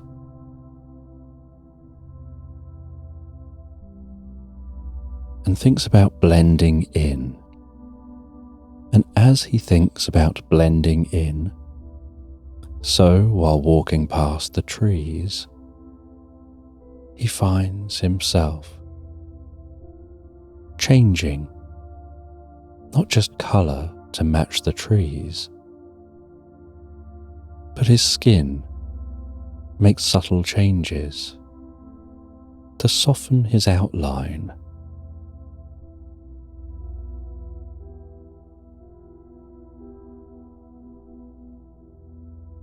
And so he slowly moves, while his skin shifts to match his environment. He walks around near the camp, sneaking around, watching the changeover happen, getting closer and closer as those changing over stomp around, not realizing how much noise they're making. He finds his way to the vehicle with that container in it, stands against the vehicle, his body blending in with the vehicle. Carefully worms his way around the side of the vehicle and tries to very quietly open the back of that vehicle.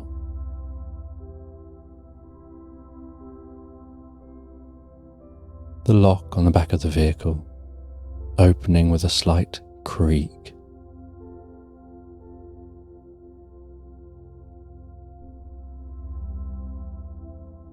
And so as to not make too much noticeable noise, he picks up a stick, throws it as far and as hard as he can in the opposite direction into the woods,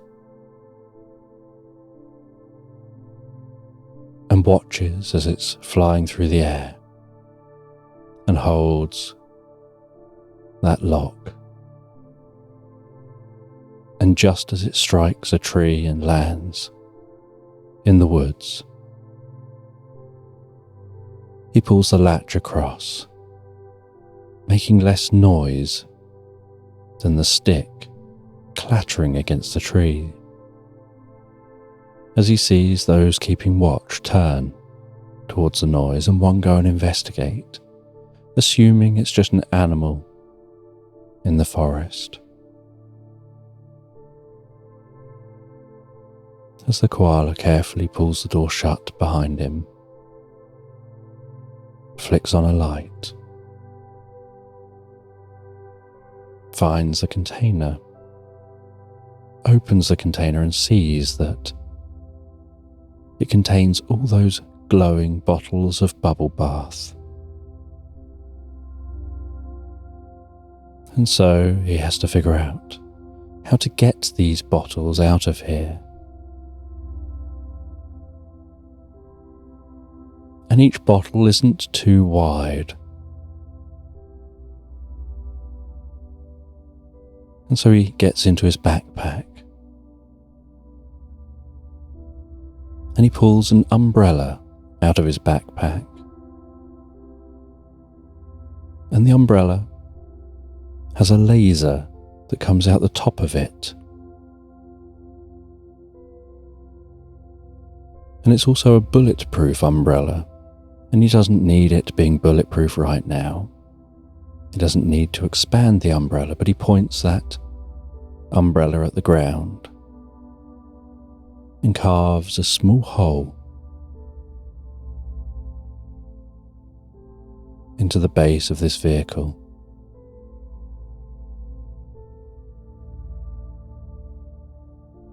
And then very carefully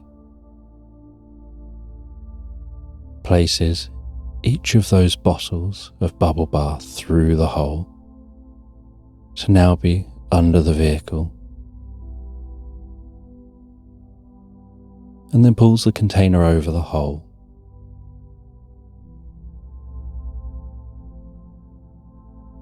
And then sneaks out of this vehicle, sneaks around the side of the vehicle,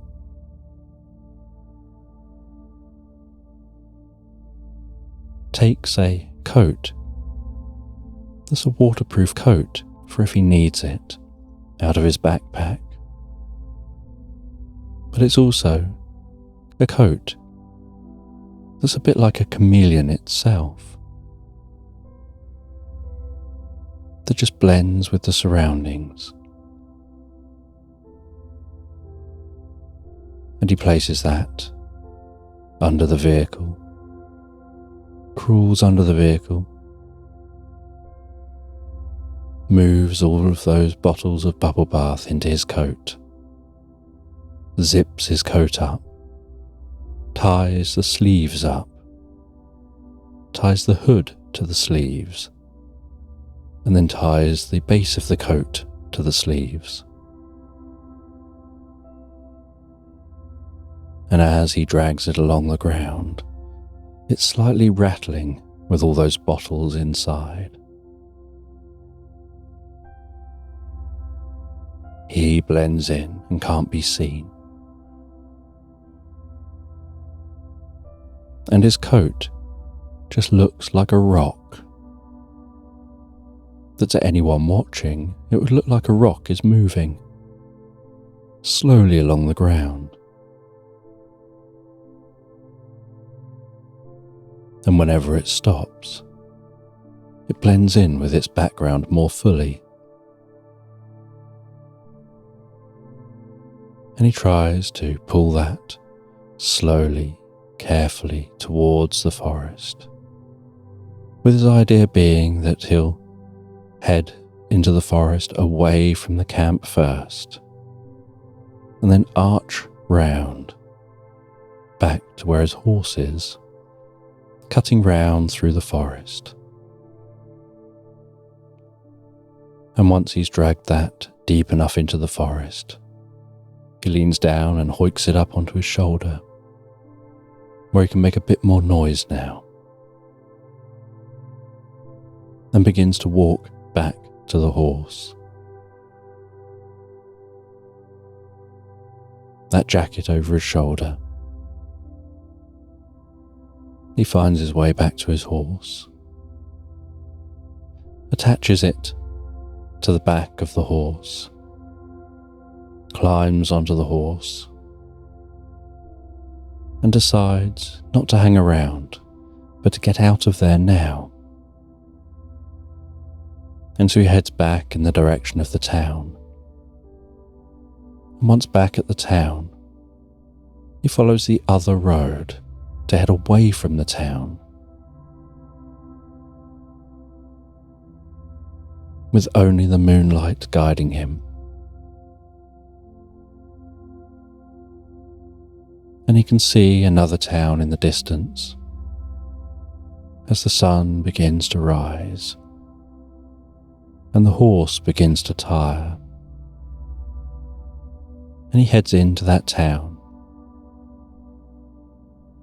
He finds a tavern to stop at, heads in and asks for a room for the day. He heads up to that room, and with exhaustion and no thought at all, he just flops onto the bed and drifts and floats, deeply asleep.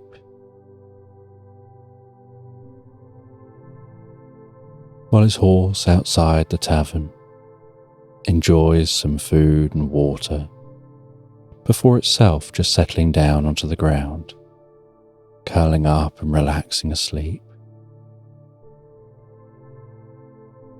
And after many hours of sleep, the koala awakens and goes over to one of the tables, takes a gramophone out of its bag, puts that gramophone together,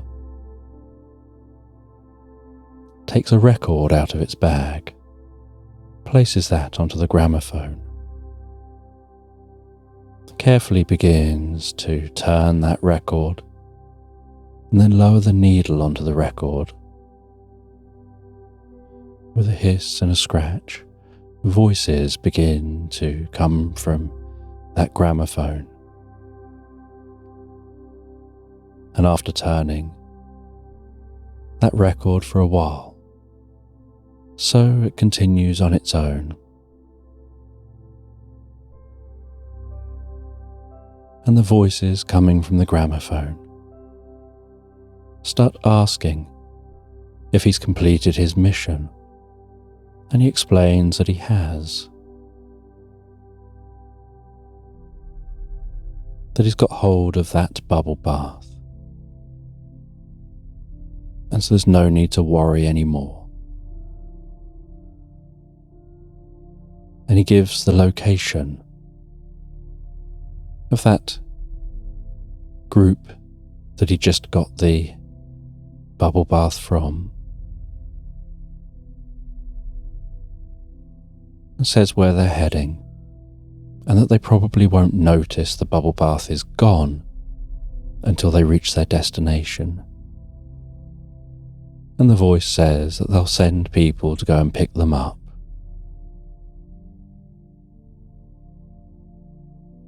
And the voice tells the koala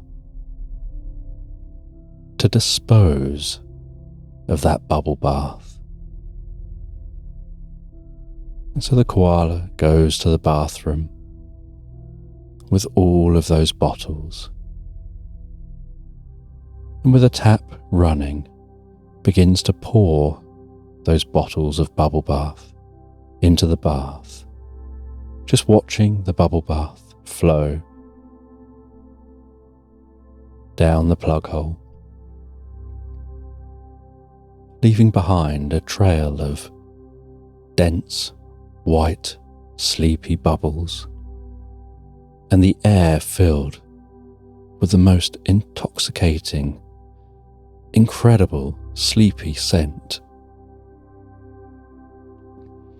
with the koala feeling deeply tired and sleepy just from that smell, let alone being in a hot bubble bath.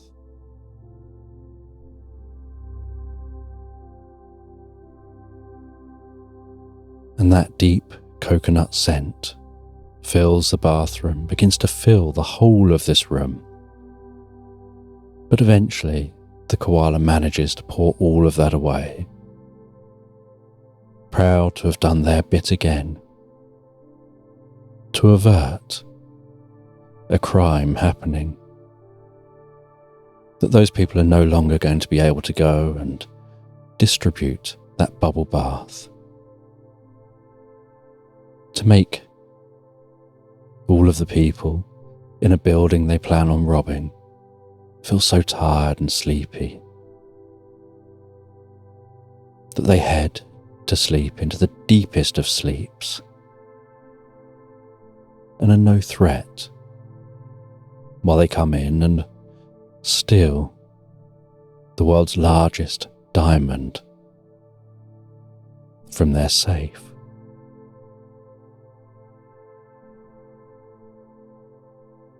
And after the koala has done their job, they set back off again, just on foot, awaiting their next mission, walking from this town, walking off into the sunset. And long after the sun set, and they've walked for many miles, they've turned off track and walked for many miles in open countryside. They set up camp. They reflect on their experience, on the dream that gave them their chameleon-like abilities.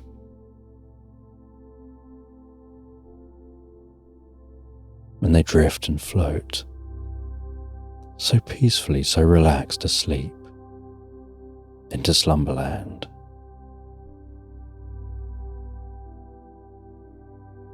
And a boat is rocking gently on the ocean, wobbling up and down with the waves, almost hypnotically moving side to side as those waves flow past rolling peacefully to the shore.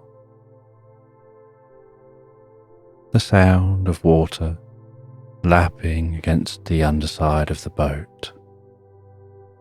The slight sloshing sound of that water.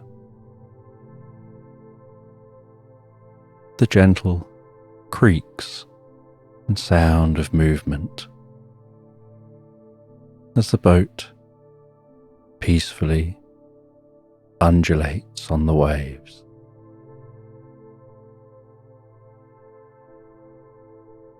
And on this boat,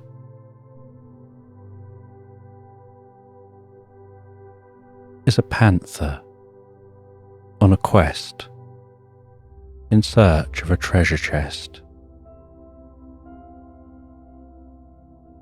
And this panther is sat at the back of the boat with a map of the ocean and the land around, and a bright red cross marked on that map.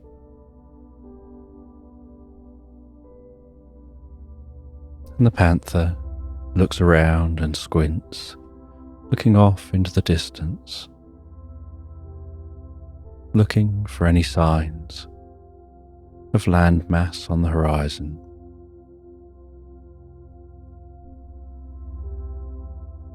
Looks at the sun and the shadows.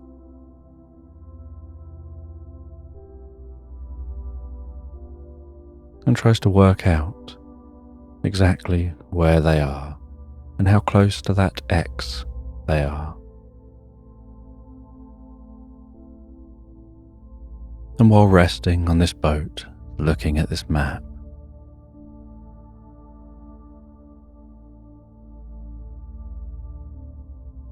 they can smell that salty sea air. And they decide that they're fairly close to that X. And they head to the front of the boat, push the lever forward, the motors whirring at the back, moving that boat just slowly around, with their eyes firmly fixed on the sonar screen, hearing that ping as it scans the ocean floor.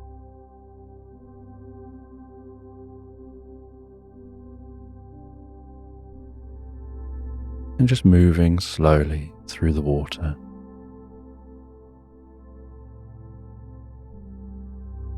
And circling around, moving slowly back in the other direction, scanning an area where they expect to find that treasure.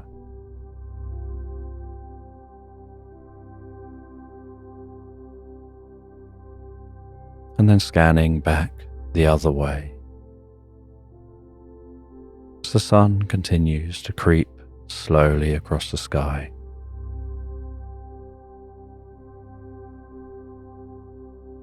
Just plodding across that sky.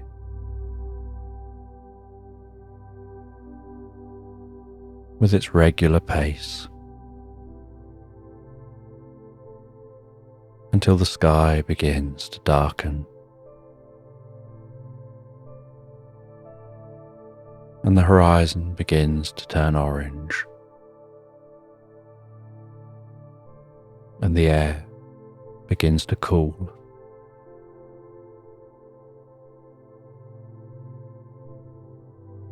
And then the stars begin to appear in the sky, and the glint of the silvery moon starts to rise over the ocean.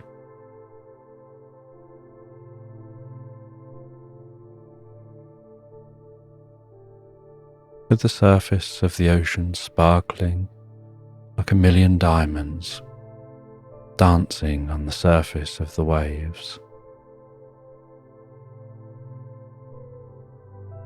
And the panther continues scan the ocean floor until eventually they get a ping back that there's something there.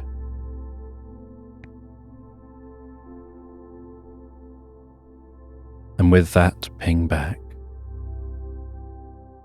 they head to the back of the boat. They lower an anchor, its chain unfurling as the weight of the anchor drags it down to the ocean floor.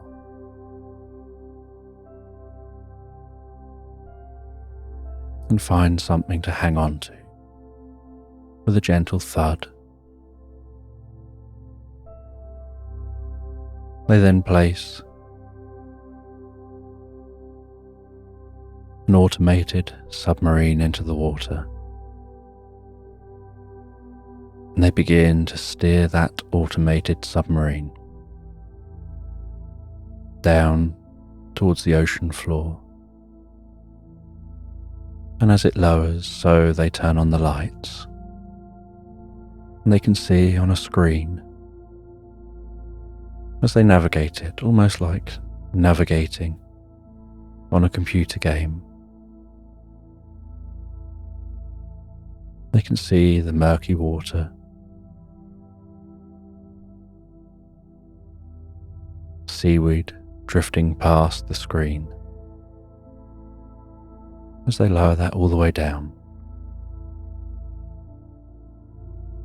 until it reaches the ocean floor.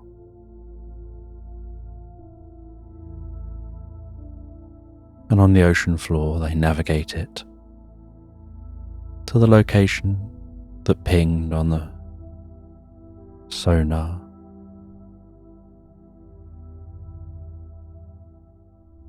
And they can see in that location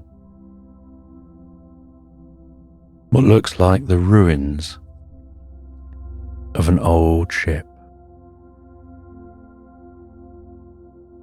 And they carefully navigate into those ruins, watching small fish darting in and out of the ruined ship. An eel weaving its way out of the way and out through a window.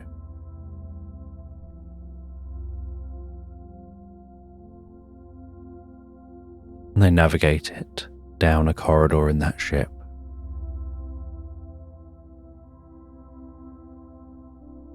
This ship, reclaimed largely by nature on the ocean floor, with life surrounding all the old wood.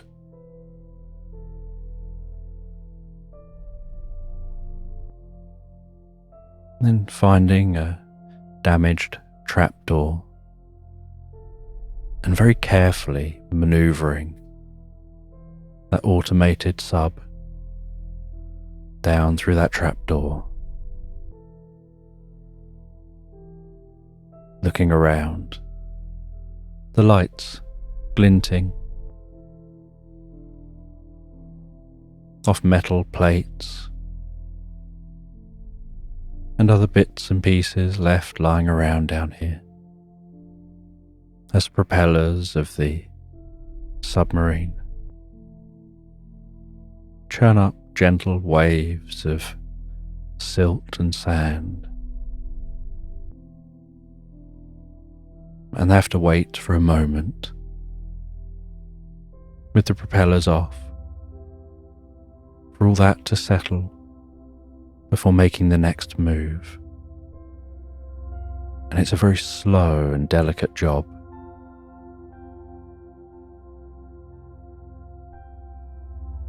But as they explore, they eventually find what they were looking for. In the corner of a room,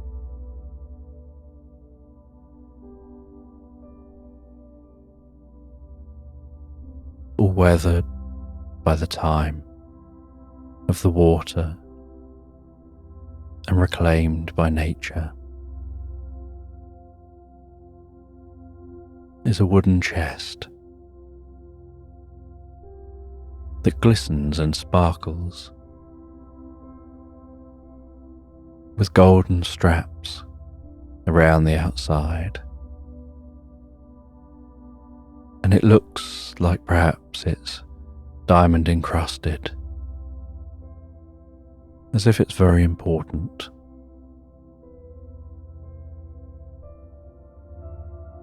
And the panther carefully maneuvers that sub back out the way they came, very carefully back out of that trapdoor.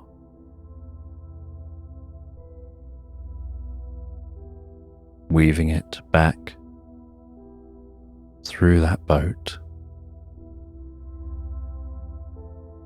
and carefully and slowly back up to the surface, and then lifts it back onto the boat,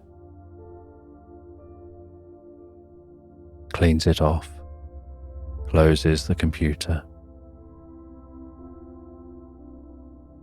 feels a sense of excitement that they found what they're looking for, and that tomorrow they'll be able to go down and try and reclaim that treasure and bring that treasure up to their boat.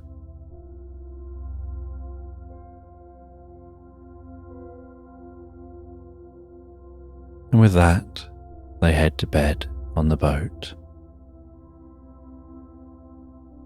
They rest down, and almost being gently rocked to sleep by the waves rolling by.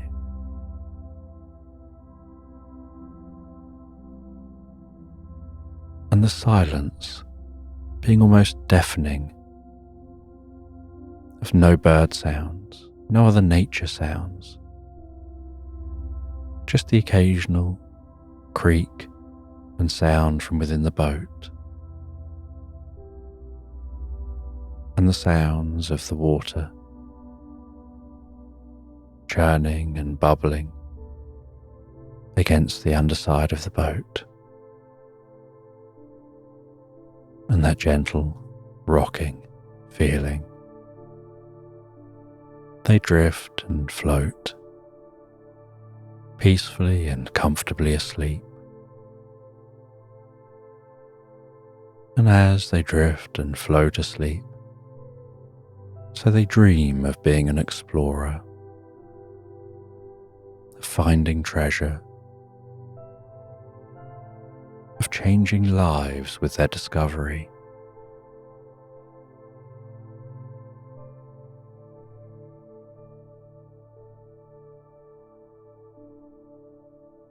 And they drift deeper and deeper asleep, enjoying the most peaceful, restful sleep, before awakening the next day. And once they're prepared for the day, they get into their diving gear, head to the back of their boat, and the low morning sun is almost bobbing on the horizon, just tickling the surface of the water. A slight orangey yellow glow dancing along the water's surface.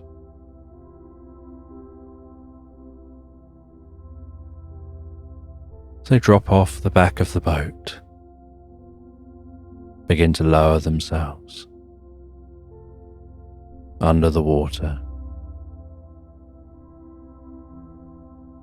taking with them the hook on the end of a chain that's gradually unfurling as they dive. And they can hear the low sound of that chain unfurling and gradually passing into the water as they drag it deeper and deeper. And as they go deeper and deeper, so they turn on lights on their diving suit. And with their flippers, they push further down, their breathing bubbling upside them.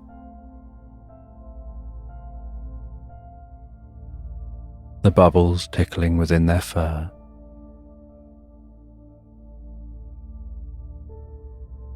The slightly cool water moving around within the suit.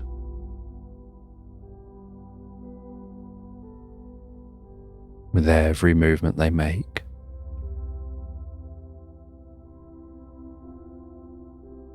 And they head down to the ocean bottom,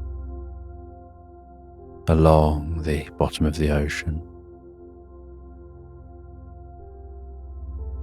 Swim in through the side of that boat. Find their way down to that trapdoor.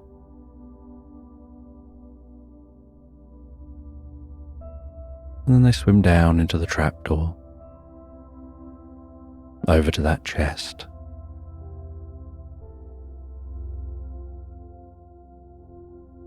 And it takes a while, but they attach the hook and the chain around the chest. Then they do their best to manually move the chest to beneath the trapdoor.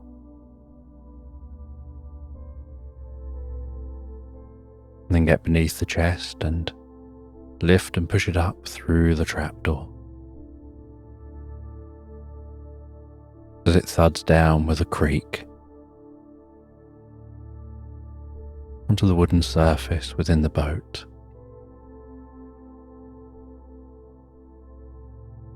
Then they swim up through the trapdoor and lift and pull that chest through the boat, just trying to get that chest out into the open, out onto the open ocean floor.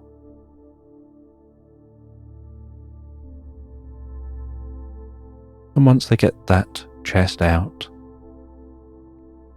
into the open ocean, so they follow the chain, swimming all the way back to the boat.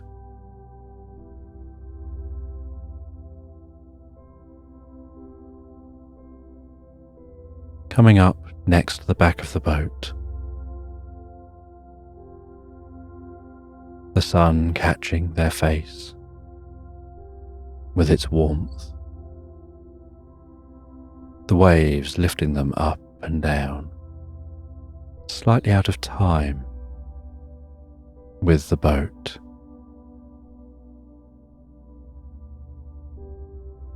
And they go right over to the back of the boat and climb themselves out. They go and change out of the wetsuit and their diving gear. They have a rest for a moment and have a drink of tea before then going and starting to reel in that chain, just slowly and carefully. And as they reel in that chain, they can notice the weight of that chest on the chain. They pull that chest all the way to the boat. And once at the boat,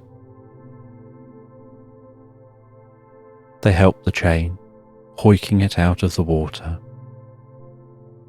carefully lowering it onto the floor on the back of the boat.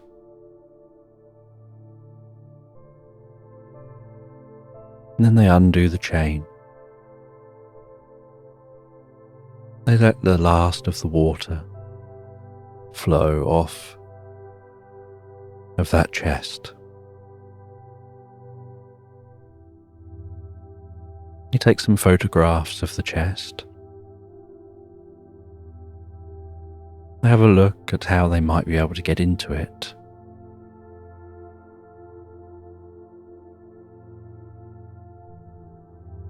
Before just deciding to break the lock. And this chest was sealed so tight that as they broke the lock and then broke the catches,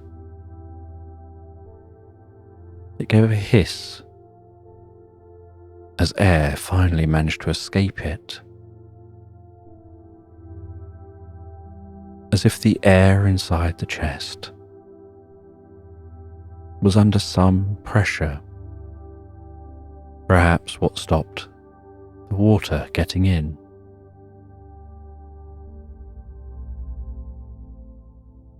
And as they opened the chest, they saw that inside it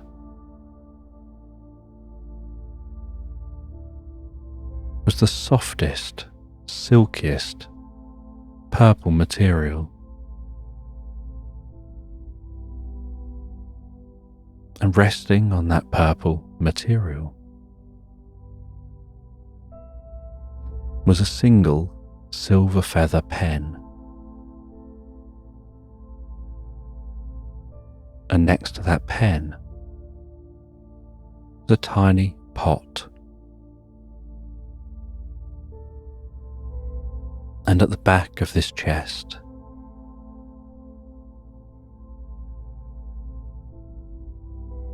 were some sheets of parchment, most of them unused.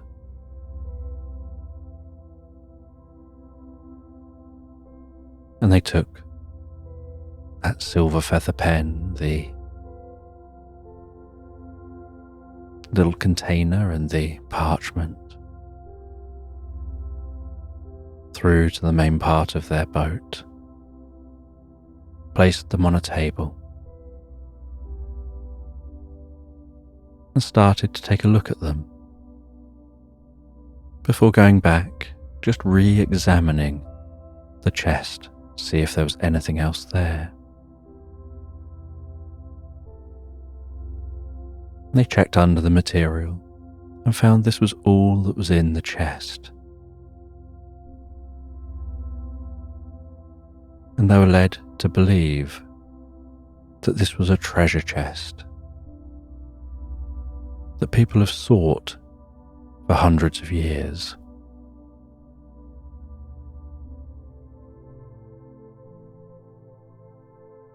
And they opened up the ink and found that it was a purple pot of ink.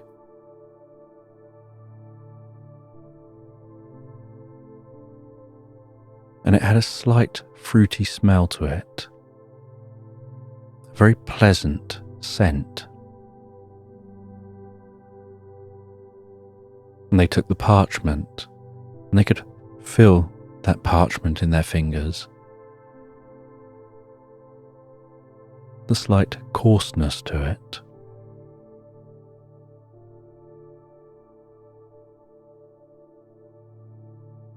And they spread that parchment out, and they saw that one of the bits of parchment had some scribbling on it, and perhaps some writing, and the other parchment was clear. And they carefully dunked the tip of the silver feather pen into the ink, and it was almost as if the pen drank some of that ink, sucking it up, the nib of that pen turning slightly purple. They dabbed it onto the parchment and then made their first stroke, and then another and another. And as it scratched across the parchment, they felt themselves almost drifting into a reverie, as if their hand was just mapping something out on that parchment, almost as if they were possessed or in some kind of altered state, just one with the pen.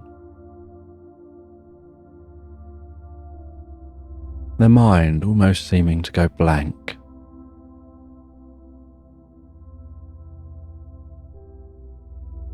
And then as the pen stopped moving,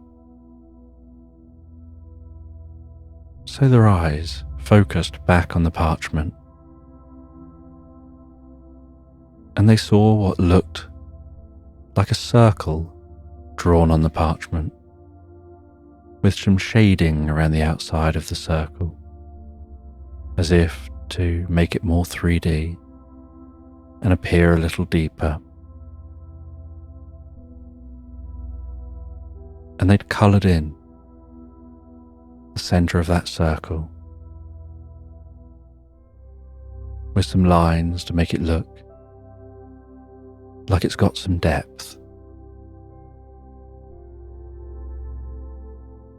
And they picked it up to take a good look at that.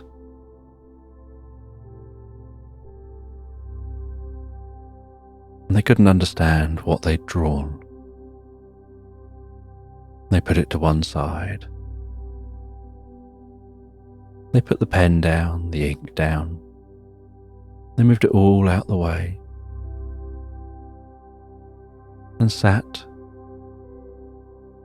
just drinking a glass of water and feeling dejected. They'd put many years into tracking down this treasure.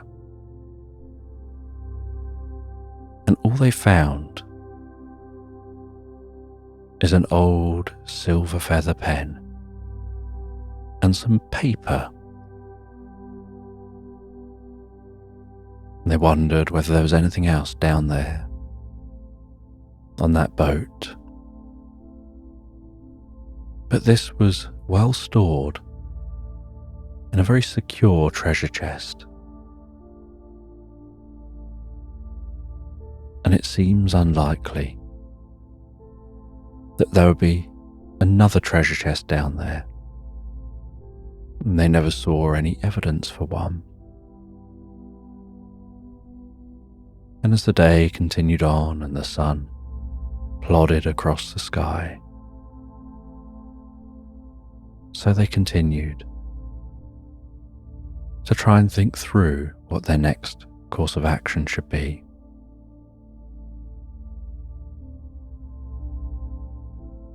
And the sun began to set, and the moon crept up in the sky, and silvery light of the moon shone low through the windows of the boat, tickling the surface of that parchment, which started to glisten and fizz and crackle, drawing the attention of the panther, whose ears pricked up as they looked over. And they could see on that parchment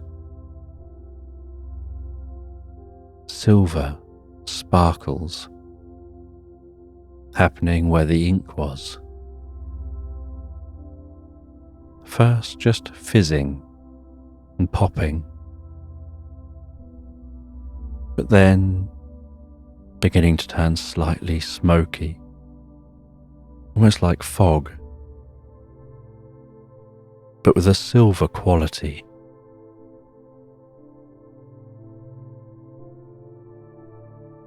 And then the centre of the circle began to darken. And as it darkened, so it looked like it was beginning to spin. and as it began to spin, so it started to appear deeper and deeper, as if it was extending somehow out, back, beyond the parchment.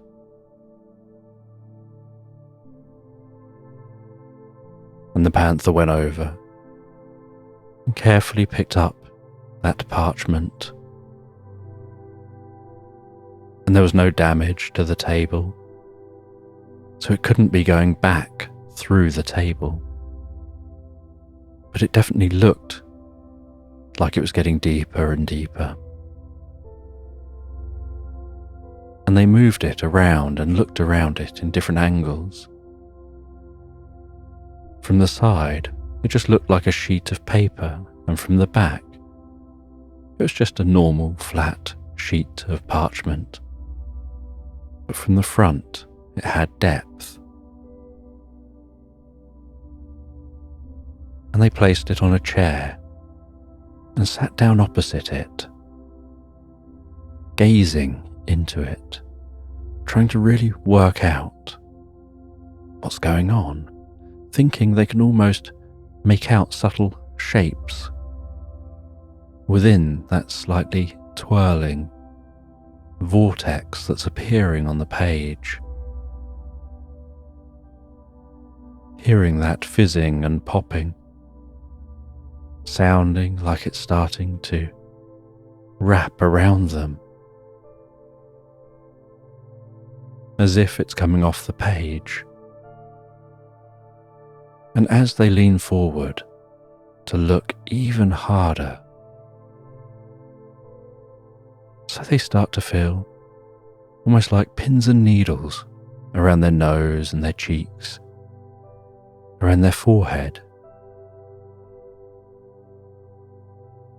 The tips of their whiskers tingling, the fur on the back of their neck vibrating.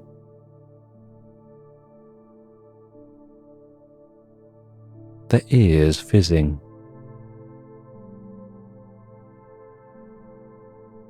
They had a sense that with their eyes, they could see their nose elongating,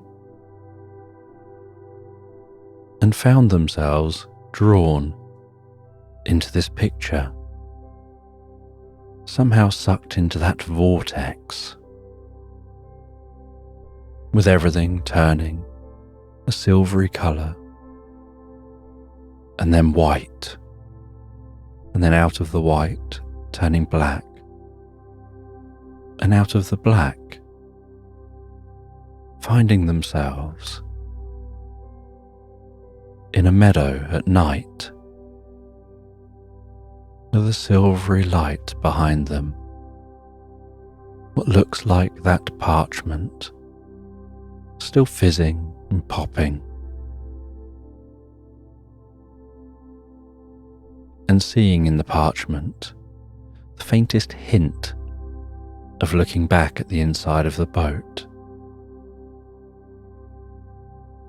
And they turn and they look around them, and they can smell the different scents of the flowers in this meadow. And being curious, they begin to investigate. They make a note of where this location is and start to explore the meadow. And as they walk around this meadow,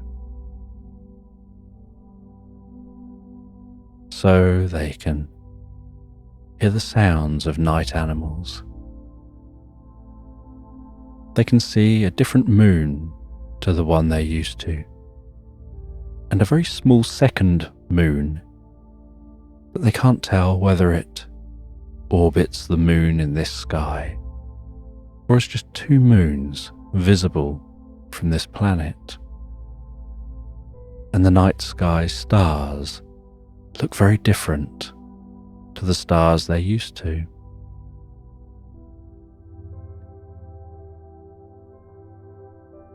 And the scent of the flowers throughout this meadow smell familiar, and yet some are slightly different.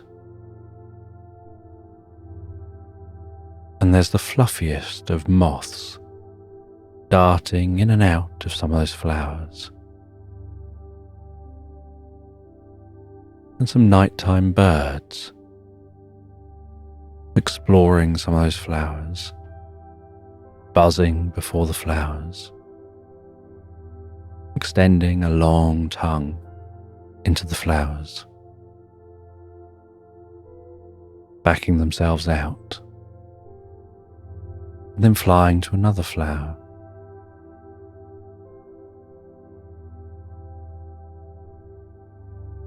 And they brush past some pink flowers that are tall and almost bell-like, but they smell of the sweetest scent of lavender. And as they put their noses forward to get a closer scent, so they notice the inside of these flowers seems to be oozing a slight green goo. And as they touch that goo, it's ever so slightly sticky. They touch it with a paw, and as they dab on their paw, so they find that stickiness seems to make it stretch, almost like it's turning to candy floss between the fingertips.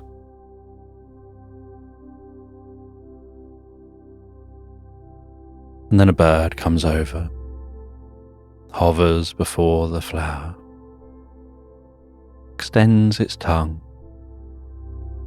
and seems to drink out and suck out that green goo.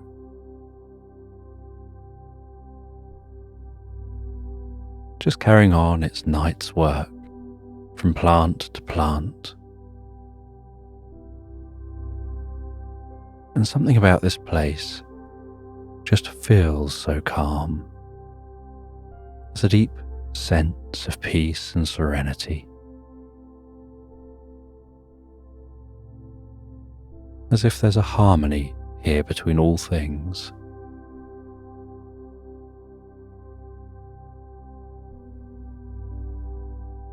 And they continue on through the meadow to a distant sound of flowing water, and the water is just bubbling along somewhere beyond the undulating hills of the meadow. And they push on through the meadow, rustling through the grass, the way the moonlight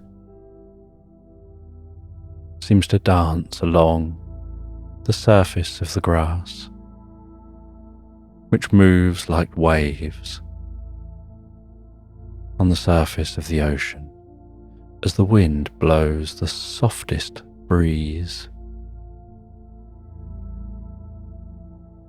And while walking, they spy a large shadow, and they can hear the chewing noise of some large animal.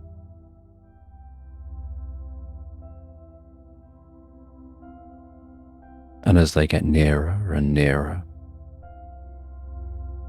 so they start to think it's like a wildebeest or some other big mammal. It seems to be eating the grass the way a cow or some other similar kind of animal would eat. But when they get nearer and they can start to see it,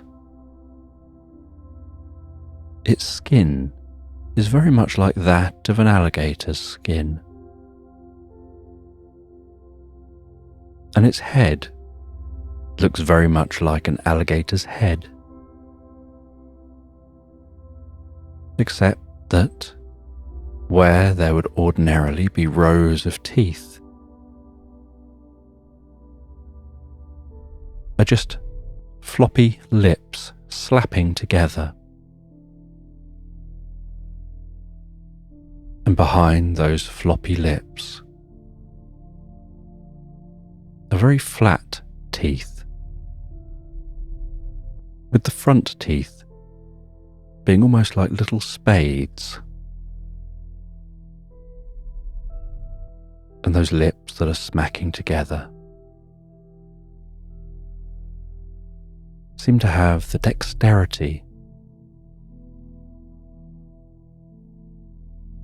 of a model maker, being able to carefully pick exactly which blades of grass they want, being able to put their mouths down, scoop through the grass, grabbing the grass, but only taking the bits of grass that are ready to be eaten right now, while leaving the rest there to continue growing.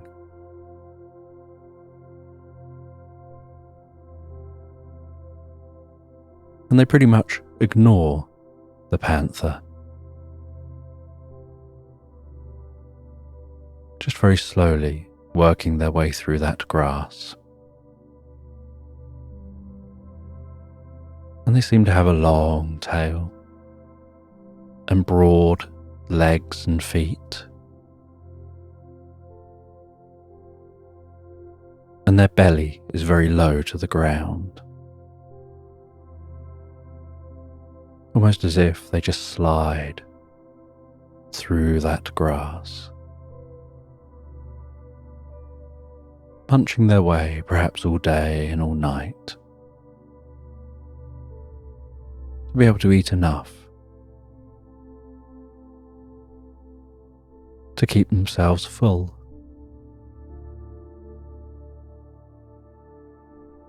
And the panther continues on, heading towards that sound of water. And they head over one of the hills, and they see a tiny brook weaving its way through this meadow, glistening with the moonlight. And standing in the water is a bird that looks a bit like a flamingo, standing tall and occasionally tilting itself over, scooping its head through the water, and then tilting itself back again, with some of that water dripping from its mouth, those drips sparkling like diamonds as they fall back to the water.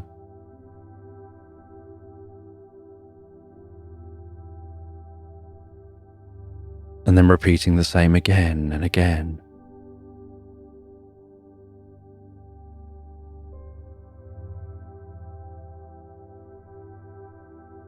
And they pass all the way down to that brook, wade through the brook, and head into the woodland on the far side of the brook.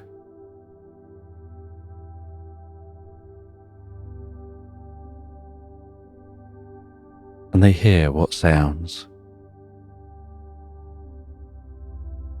like the end of a whip as it cracks when it breaks the sound barrier.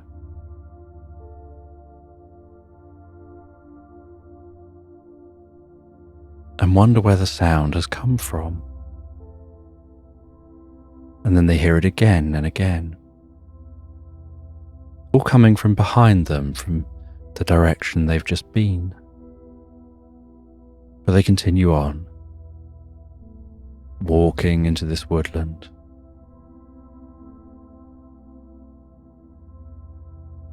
And they see a little creature. Hearing it scurry around a tree, its toes tapping gently against the bark of the tree.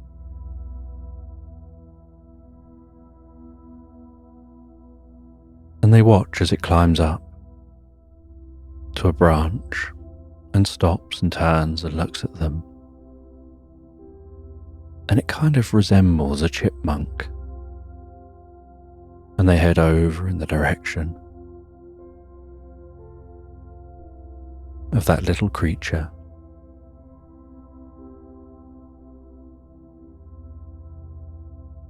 And they try and talk to the creature, and they're surprised when the creature seems to understand them and responds.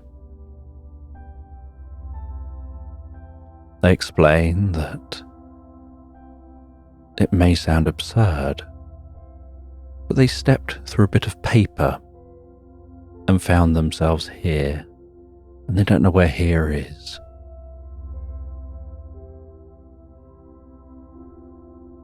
And the chipmunk doesn't understand the question and can't really comprehend the idea of something coming from somewhere else. To them, here is just here. It would be like someone saying they came from somewhere else. Where are they when you're on the planet or in the place you just know? And so they explain where here is, where this wood is, but they explain it all in relation to what they know here.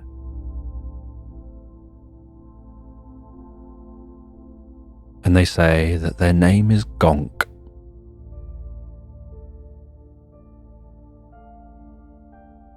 And while they talk, so their teeth just keep on chattering.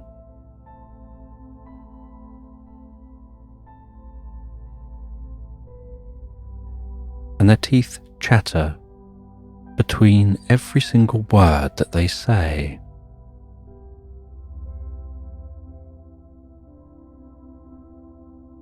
And then there's another sound, like the cracking of a whip. And so the panther asks, "What is that sound? What's making it?" And they say that it's those creatures that hang around at the brook.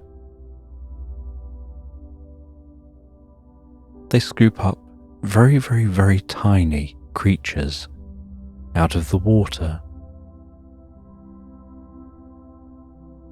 And they scoop them up and gradually fill up a pouch within their neck.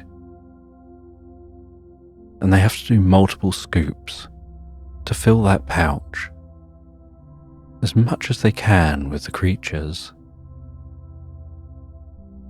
And then once the pouch is fully filled up, they breathe in and they push the air through the pouch, which forces the water out at such a high speed that it makes that cracking sound.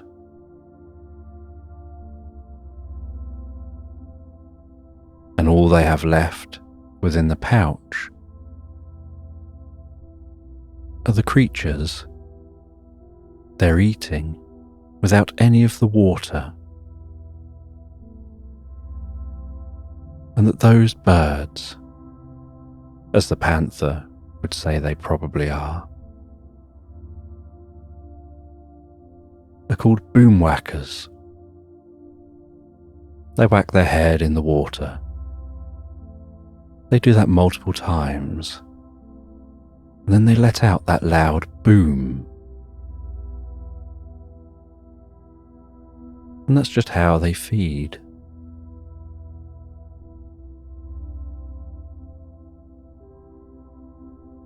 And And the chipmunk explains that if you'd like to know where here is, and perhaps why you're here,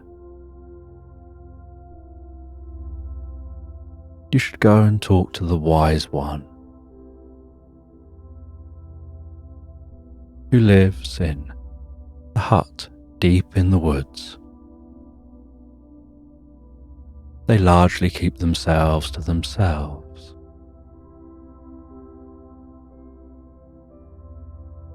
And they give the panther directions. And so the panther thanks the chipmunk and sets off, walking their way through this woodland, the finest of mists, gently wisping around their feet and parting with each step. And the moonlight dancing through the trees overhead, the streams of light intertwining as the wind blows a breeze.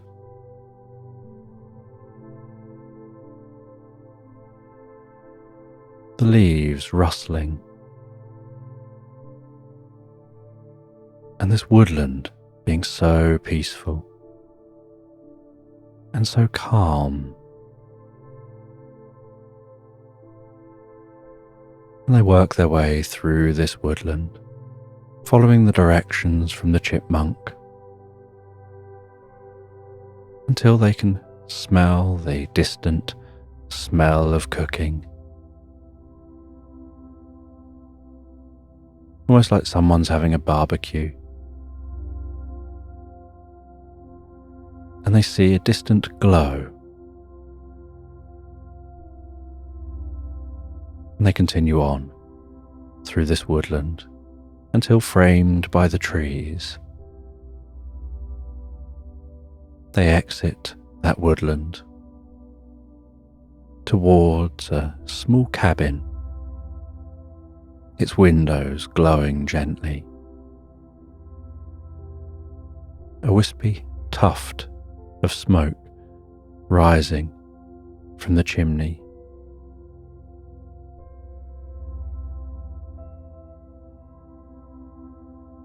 A small seating area outside the front of this cabin,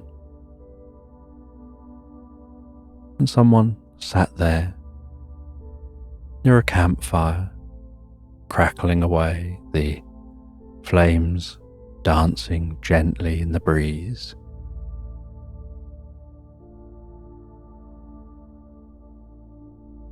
And as they get closer, they see the character wearing a purple robe. And the closer they get, the more distinctive that character is. They look so much like a beagle, just with ever so slightly droopy eyes that just make them look extra friendly, and a sloppy smile.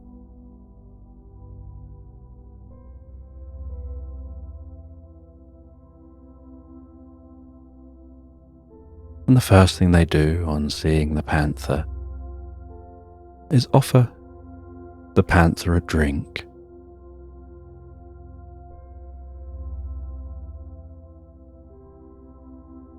And they say, "Hi, I'm Gizzy, I'm the Wizzy. Let's get fizzy and drink some drink. Drinking this drink will make you fizzy, and the fizzy will make you dizzy. And as you get dizzy, so your world will spin. And as your world spins while you get a little dizzy, sitting here drinking this fizzy with Gizzy, the Wizzy from a land you don't know, you'll find that spinning world becomes clear, and as the spinning stops, so you'll discover something here.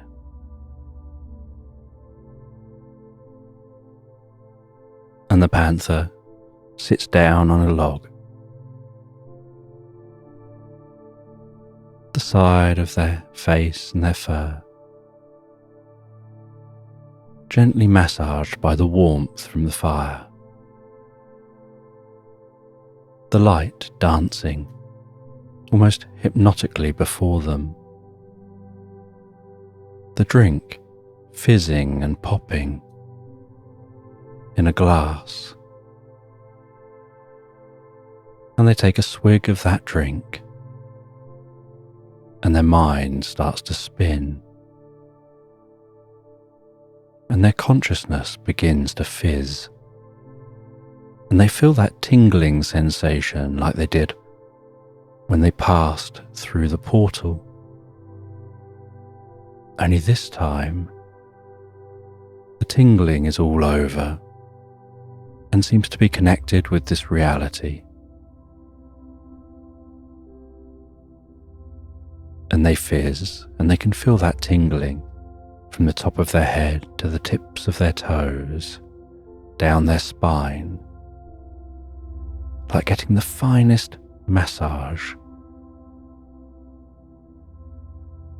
And they feel a deep wave of relaxation pass through them.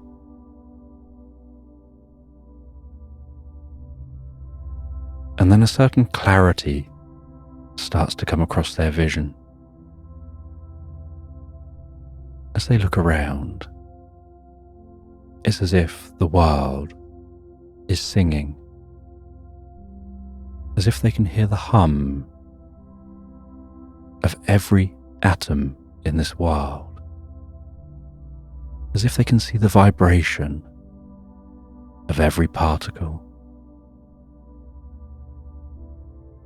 and the way that every single atom, when they look closely, is just a fuzzy blob, and that each fuzzy blob is just gently tickling every other fuzzy blob, and the edges of all the fuzzy blobs merge and weave and interact,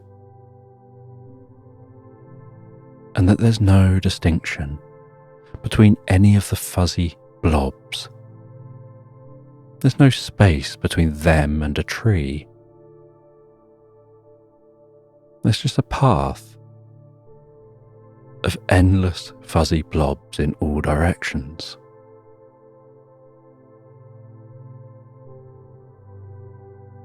And then their senses begin to adapt slowly, carefully, to this new perception of reality.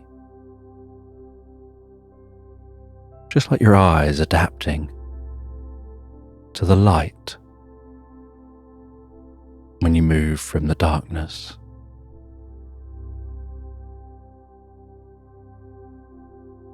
And as they adapt, so everything comes into sharp focus, they can see clearly.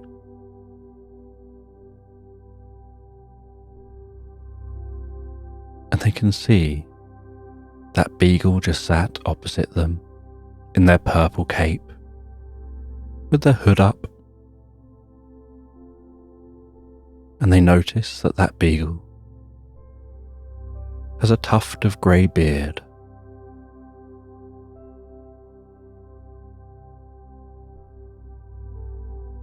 and the friendliest brown eyes.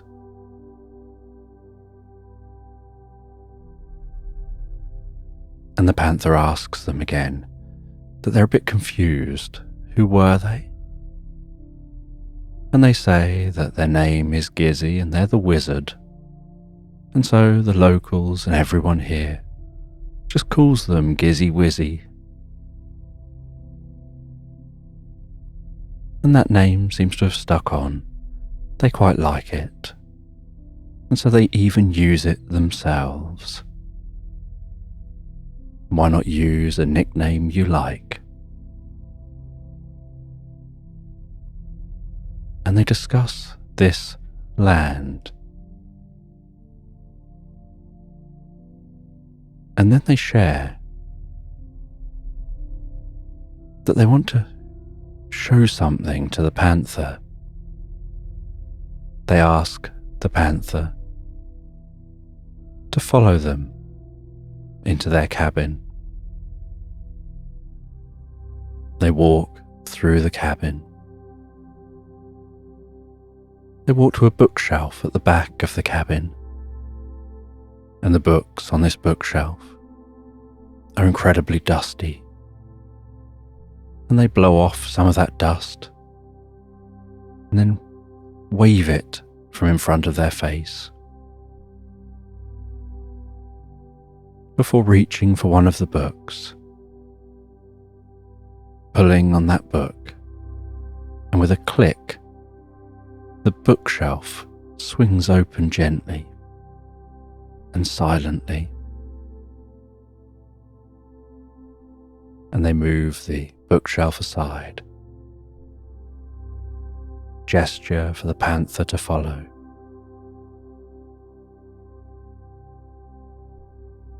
They descend a spiral staircase deep down under the cabin, lights turning on as they go. And at the foot of the stairs, where the air is so still and the silence is almost palpable, they reach for the door and they look up at the panther with anticipation, for carefully, with a smile, opening the door, and the lights pounce on with the most comfortable glow to reveal a vast underground library made up of books and scrolls, with the strongest old book smell wafting from this library, filling the panther's nostrils.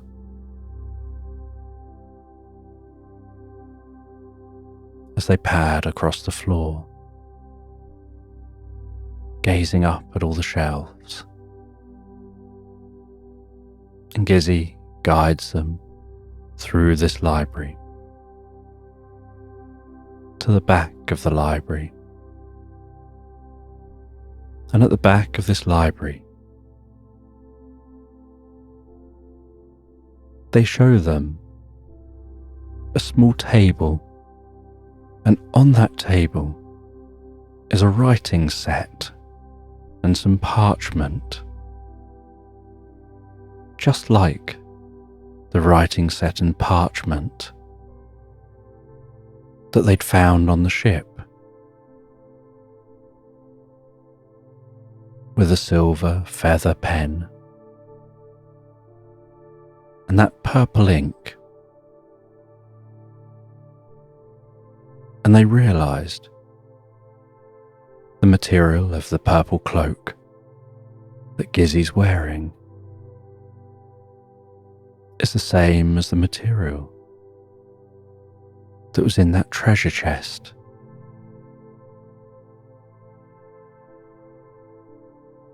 And they explain that the treasure was the gift of being able to connect our two worlds. That with the magic of here,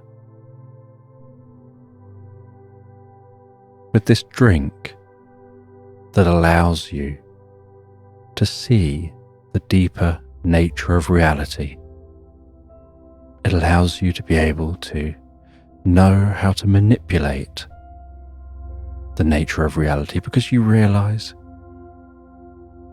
there isn't a separation between reality and you. You are reality. And once you realize that, it's like suddenly being aware of the rules of the Matrix.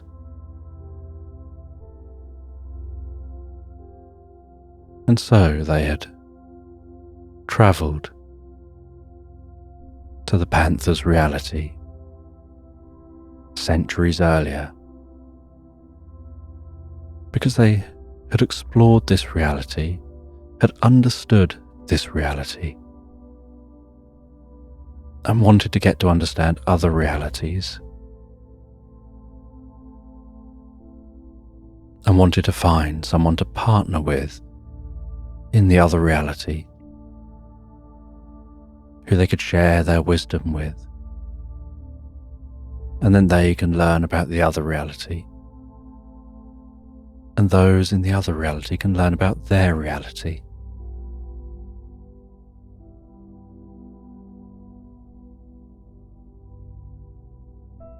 But then something happened in the panther's reality.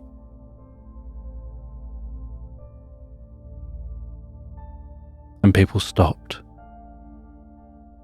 travelling from one place to another until now. And Gizzy explained how you create a portal, how you can erase the writing and the images on a parchment,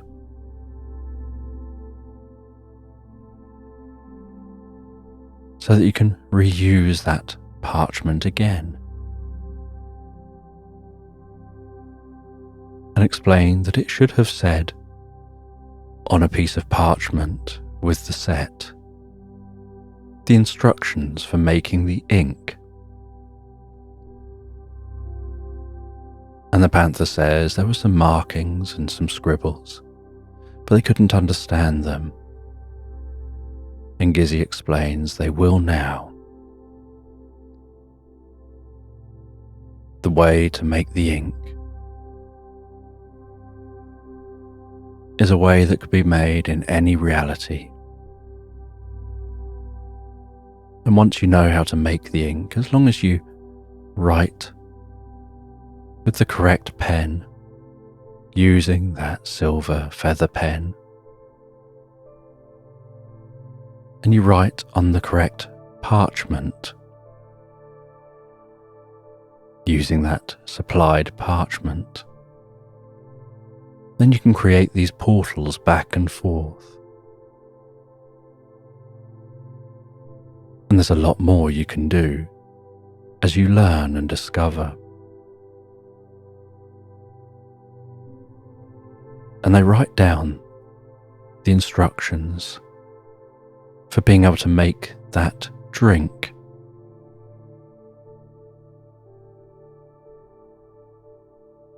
And they hand them some of the ingredients that can't be found in their own reality. And Gizzy asks if the panther would like to spend the night, as it's getting late. And they can talk and they can discuss this reality. They can even explore the library for a while and then get some sleep before heading back to their reality in the morning.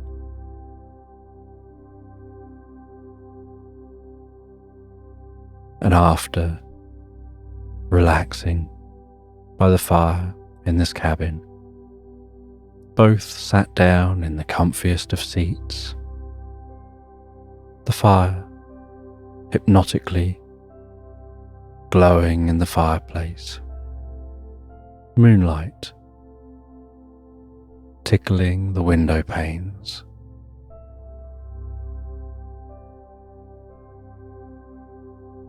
with light gradually creeping through those windows, and dust dancing in the beams, and the gentle smell of the fire as it burns down to embers. While they both sit and drink a warm cup of tea before they head to bed, and the next day the panther awakens clear-headed, feeling like they've had the best night's sleep. They say goodbye to Gizzy. They find their way back through the woods, past Gonk,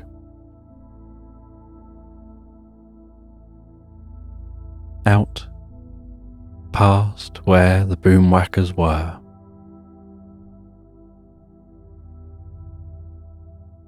They can still see those creatures munching their way through the grass,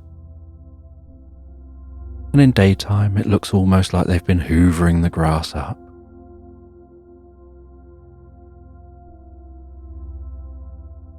And they head back to that parchment, back through the parchment, finding themselves back in their boat. And on their boat in the morning sun, they sit on a chair at the top of their boat, gently rocking side to side, looking out over the calmest ocean, pondering their experience. They see a little way from the boat some dolphins just swimming past and diving and splashing and having fun. And they head down to the back of the boat, and they jump off and go and swim over with those dolphins, feeling a deeper connection with the life around here now. Following those dolphins as they dive down deep through a school of sardines, like thousands of tiny mirrors flitting under the sea, resting on their back on the surface of the water, gently being lifted up and down as each wave rolled so gently past, spreading their body out to feel that deep connection with the surface of the ocean, the tension of the water, a connection with what was below and what's above and everything around them.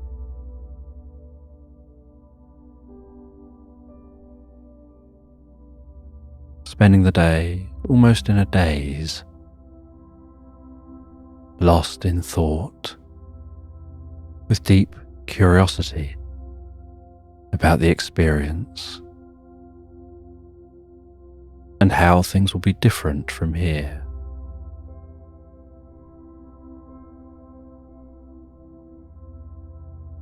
And at the end of the day, they know that for the next couple of days they'll be slowly travelling back to the shore and then heading home.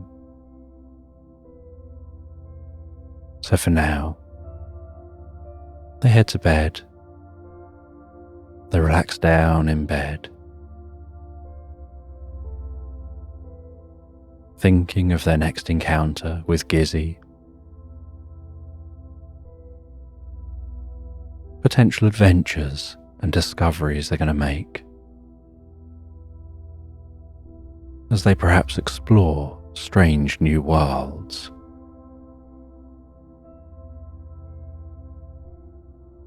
Finding themselves drifting and floating so peacefully, so comfortably relaxed asleep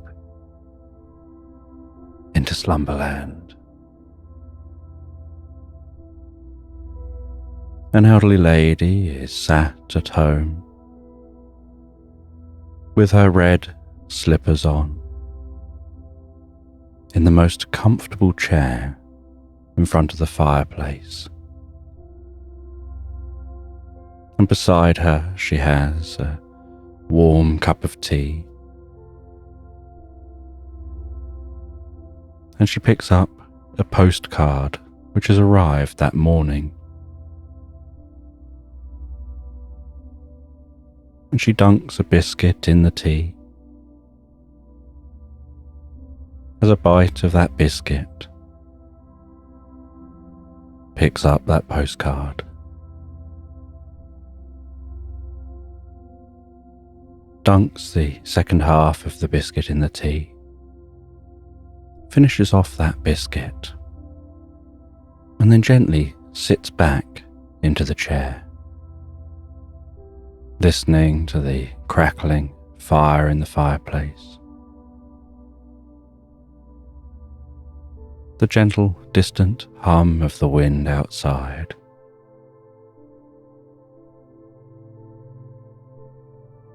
and the silence of the room while she starts to read. And as she reads the back of this postcard, she learns that it's about the adventures of one of her friends who went travelling many years ago and has been nomadic, travelling from country to country, going in search of mysteries, the magical and the mysterious. And she really enjoys receiving these postcards and sitting down and taking time to read the latest adventures since the last card arrived.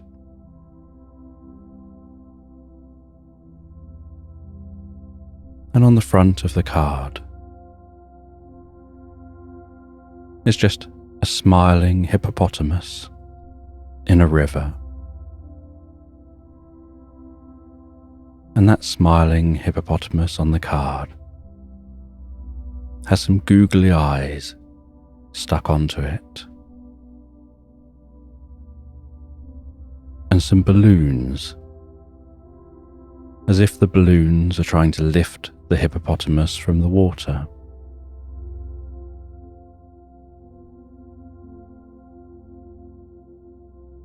And so she starts to read that card. And as she reads, she almost finds herself drifting into her mind, like the story on the postcard plays out in her mind, as if she's actually there, following the adventures of her friend.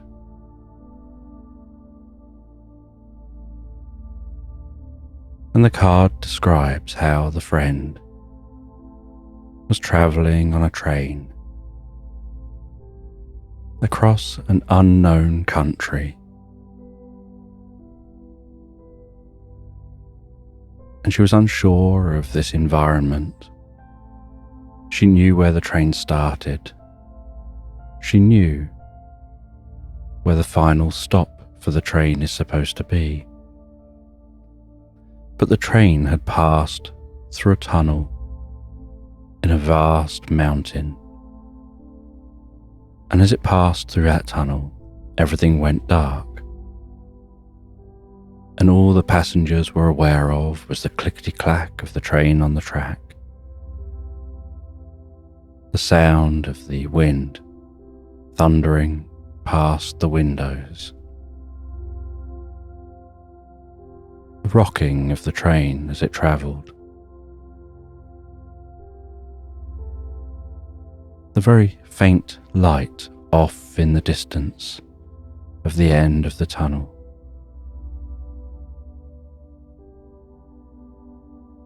But when it came out the other side, the landscape was very different to what was expected. The train driver even announced that something strange seems to have happened. But the track is still there, so they continue travelling, with the idea that they'll stop at the next station. And at the next station, they pull in, and it was a quaint station. The platform was just wooden beams on the ground. The sun was shining overhead, so comfortably and warm.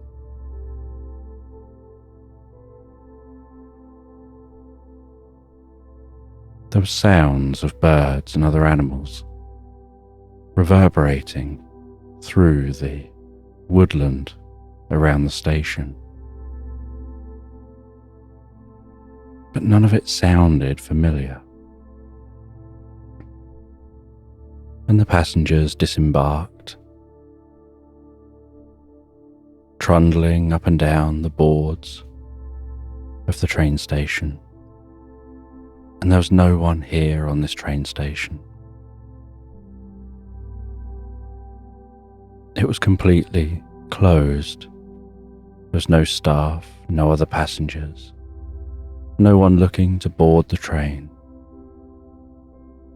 And heading away from this train station was just a dirt track.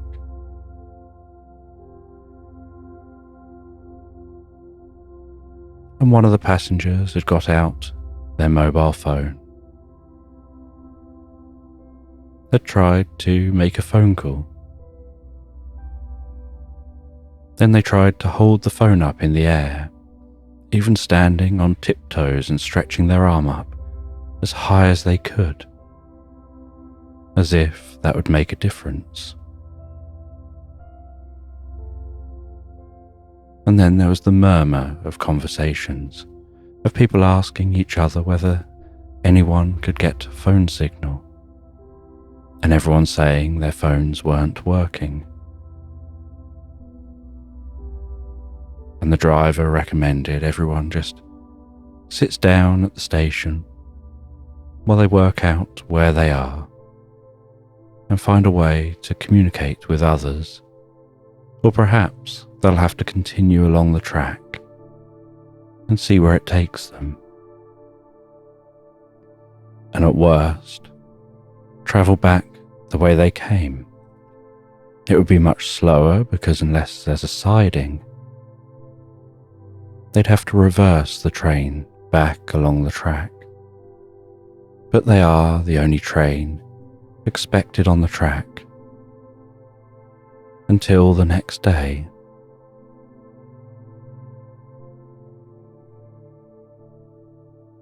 And so this woman decided to go for a little walk. She said she's just going to stretch her legs, get some fresh air, as nobody's going anywhere. And so she wandered away from the station, following that dirt track. And as she walked along that dirt track, weaving gently into the woodland, hearing the rustling trees, the crunching of each step on the undergrowth, the sounds of birds singing, she felt a deep sense of peace and calm. And she found herself just gazing around. And while she gazed around, following this path through the woodland, she thought she caught the sight was some colour in the distance, but this colour in the distance didn't seem like a typical woodland colour. It was bright red,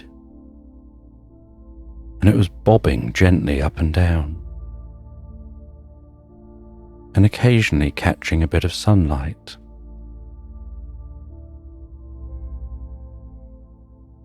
And as she continued towards that bobbing up and down colour, she recognised that it was a balloon, and then getting closer, saw that it was a massive collection of balloons being held with red string.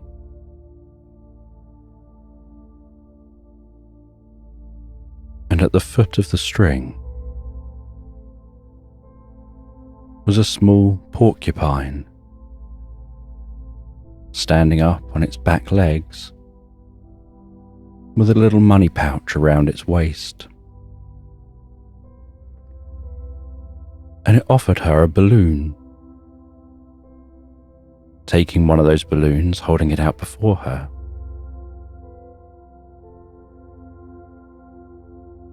and it was talking in an unusual, posh British accent,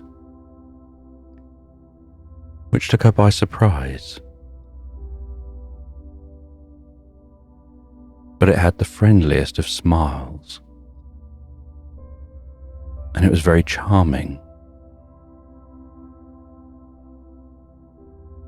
And the string between the balloon and the porcupine was very long, giving plenty of distance to make sure none of the balloons came too close.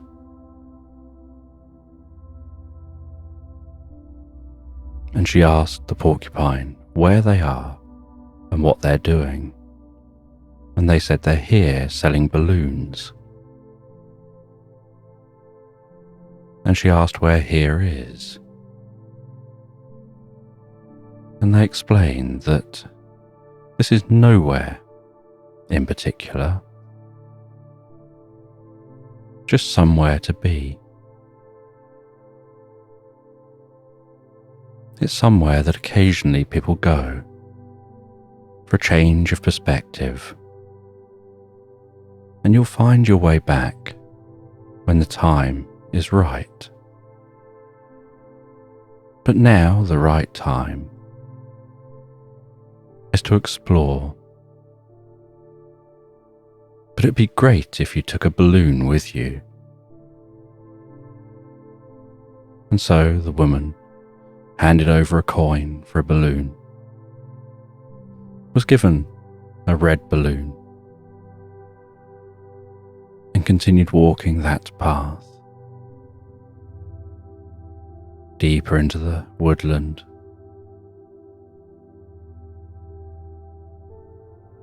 Enjoying the sight of the beams of light dancing before her as the leaves rustled overhead. And within those beams of light were tiny dancing stars, shimmering and sparkling.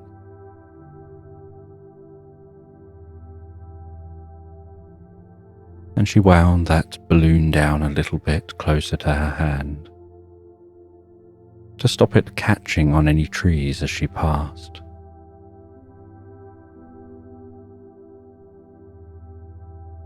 And she crunched her way through the undergrowth.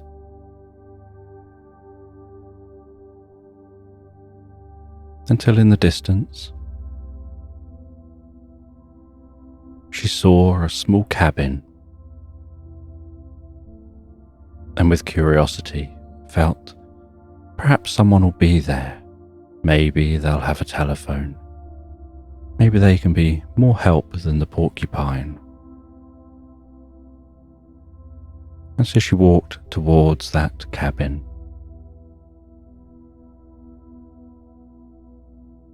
And she was still not too far from the train. She knew that if the train started, she would hear it. But she obviously hoped that they had no plans on moving just yet. And she went to that cabin, knocked gently on the door of the cabin. A bolt clicked and the door opened slowly. And she put her biggest smile on and said that her and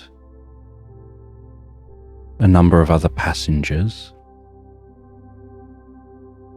and the crew of a train have stopped at the nearby station.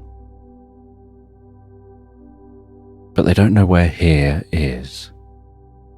They don't know where they're going from here, and whether the only way back is to reverse the train the way they came.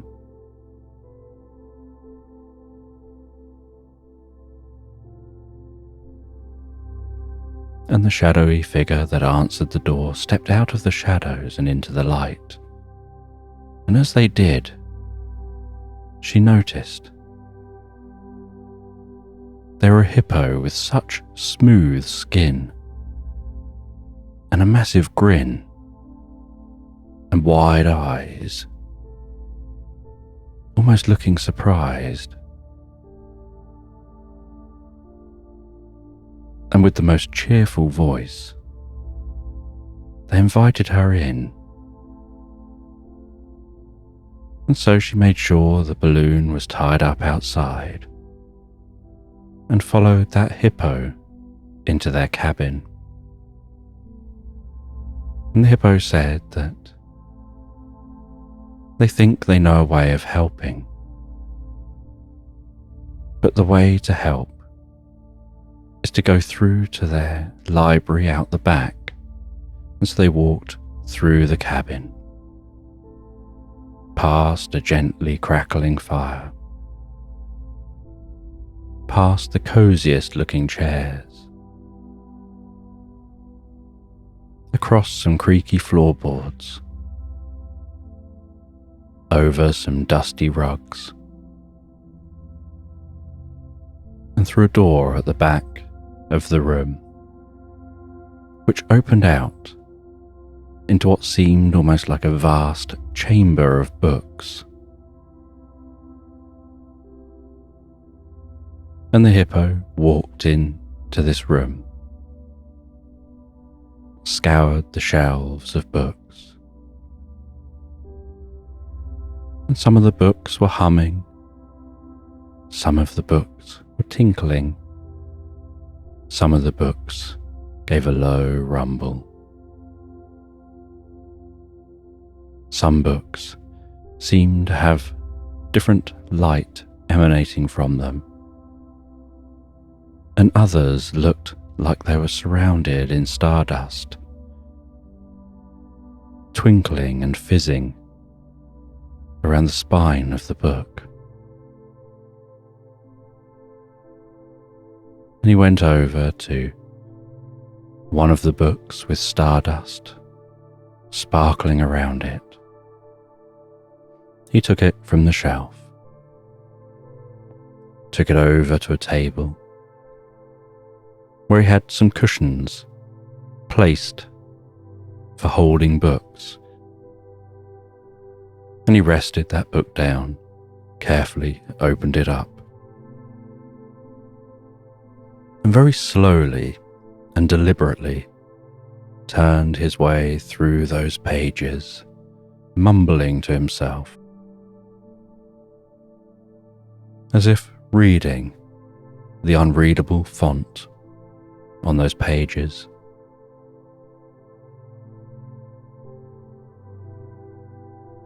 And then he made a noise like he'd found what he was looking for, turned over a number of pages at once to get to a specific page, and tucked within that page was a map, and he took that map and put it aside. And then he read that page in a language the woman couldn't understand. And then turned to the woman and said that the way to get back is to go forward. You'll need to travel deeper through the woods, on to the river, and then beyond. And as you travel, so you'll encounter some characters on the way who can help. But that's the way to find your way back out of here.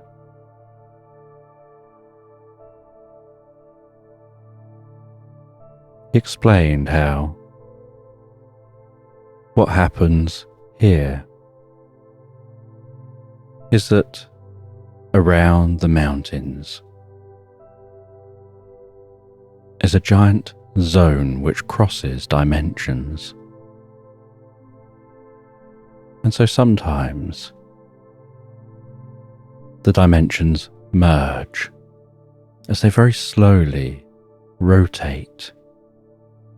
But the whole time they're rotating, nothing happens, because they can only be in one position or another. They can't be between positions. And so they rotate and there's no change. And then suddenly they align. And then they rotate again and there's no change. But you can make them align so that you'll be back on the right track. But you need to go on this journey to do that. You need to go on a journey to the glass mountain.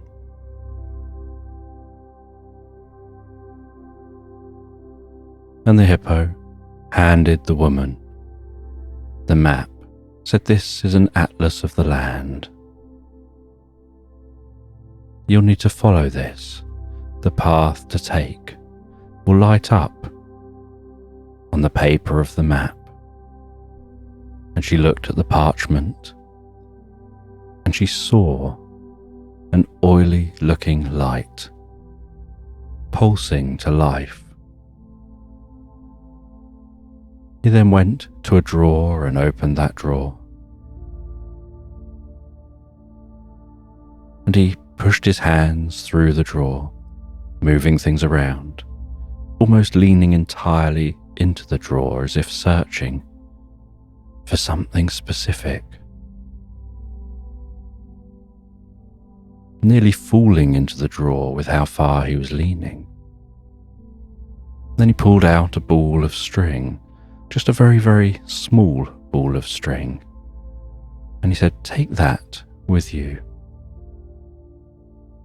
And use that ball of string as you journey. Tie it to somewhere near the beginning of your journey and let it just unravel as you walk. And then you can follow that string back the way you came. But the woman felt the string wouldn't be long enough.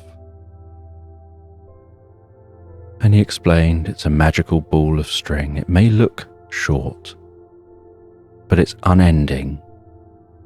It'll unravel as long as you want it to unravel. And so the woman thanked the hippo, headed back towards that train, shared her learning with those back by the train, and some were skeptical, but there was enough consensus with the idea of her going searching for a solution to get home. And so she tied the string to one of the train carriages and began to walk. And she opened out that parchment. She began to follow the path on the map, initially walking back just the way she'd come, back through that woodland. But she walked straight past the hippo's house and continued walking, seeing that there's a river on the map and that the path heads straight to the river.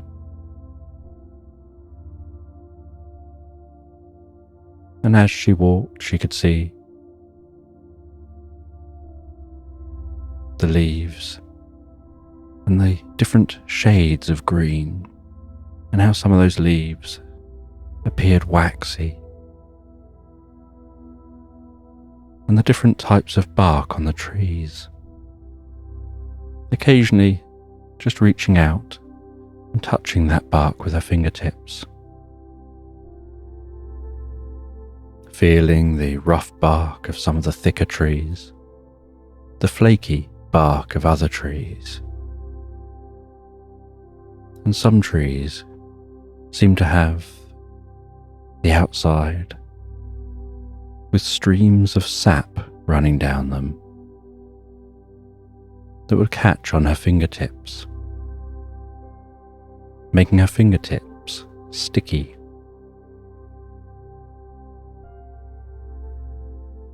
And the more she rubbed her fingertips together, the stickier and stickier they became. And so she was walking along now with one hand, her fingertips spread, not touching anything with that hand, looking forward to getting to the river to be able to wash off her fingertips. And she could hear the distant sound of the flowing water of that river. And she could see that this woodland was opening out into a clearing, like a beautiful meadow of wildflowers, tall grass, butterflies and bees, and unknown insects darting from plant to plant.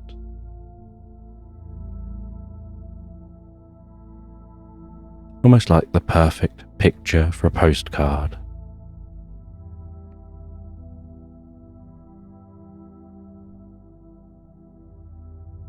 And so she headed through this meadow, could hear the rustling grass as the wind gently blew through this meadow, could feel the warmth of that sun on her face, and began to smell the freshness of the water while approaching that river. And at the river she crouched down and washed off her fingers.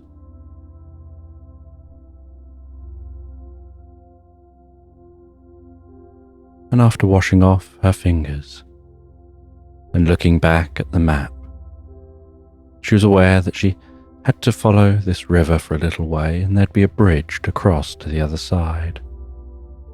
And so she walked along the side of this river, seeing fish seemingly swimming on the spot in the water against the current.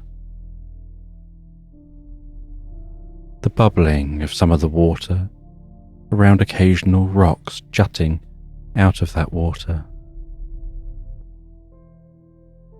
The fresh smell of this water, the occasional slight bit of spray managing to tickle her cheeks.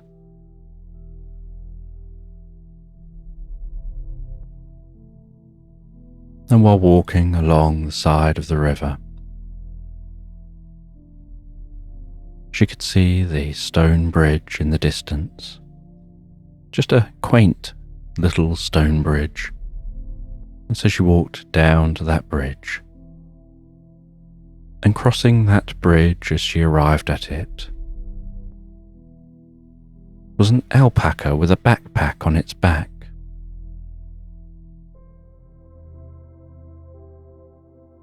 And it greeted her, "Afternoon," and just carried on its journey, walking on its back 2 legs, using its front 2 legs hooked within the straps of the backpack, as if holding that backpack on its back, with its neck towering above that backpack, and almost waving like the grass with each step that it took.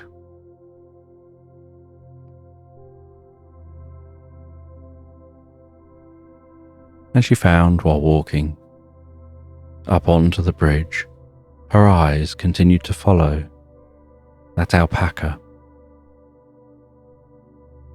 as it was in its own world, walking off, away from the bridge, as if it's just the most normal sight in the world. And halfway across the bridge, she turned her eyes back to where she was going, continued crossing that bridge, following the path down the other side. And as she followed that path, eventually she saw some more animals, a little family of otters just pottering about in the grass by the river.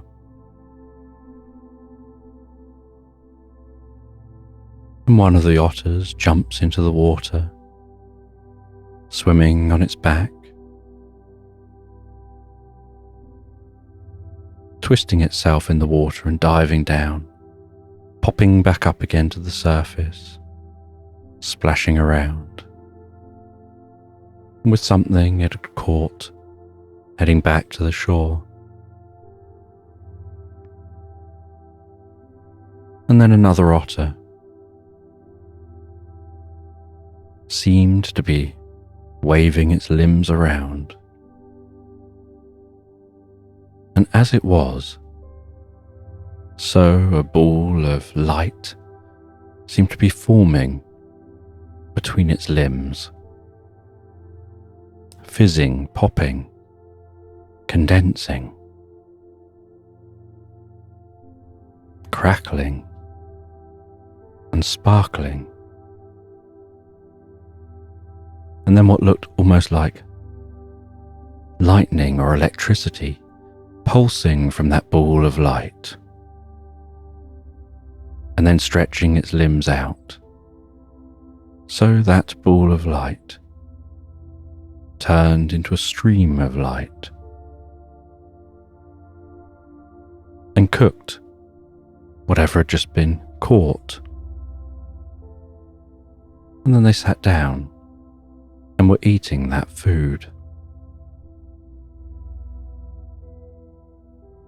And then one of the otters asked for something, and that same otter gave a gesture and seemed to almost make something levitate and move over to them.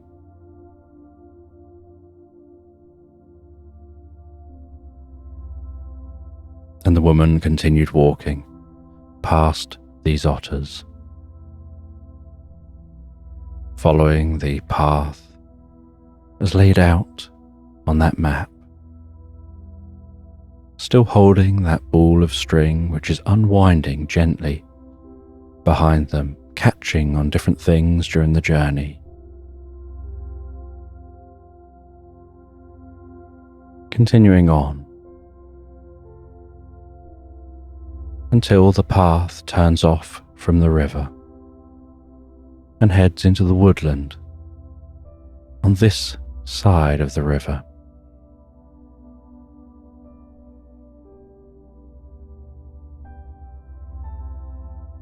And she walks deeper and deeper into the woodland on this side of the river.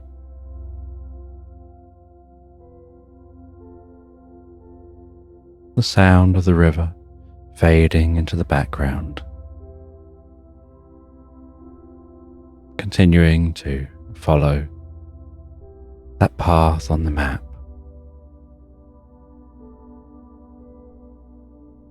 And as she follows the path on the map, so this path starts to become more rugged. She finds she's having to step over things and work around things and realize that this is the ruins of perhaps an old town that she's now passing through, that's been overgrown by the woodland. And she continues following this path through these ruins, slowed down with her walking because of the ruins.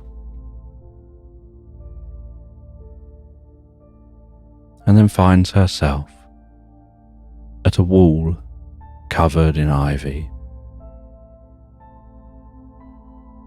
overgrown with roots, with trees almost growing out of the wall, around the wall, and yet this wall blocking the path is still managing to stand despite all this growth surrounding it.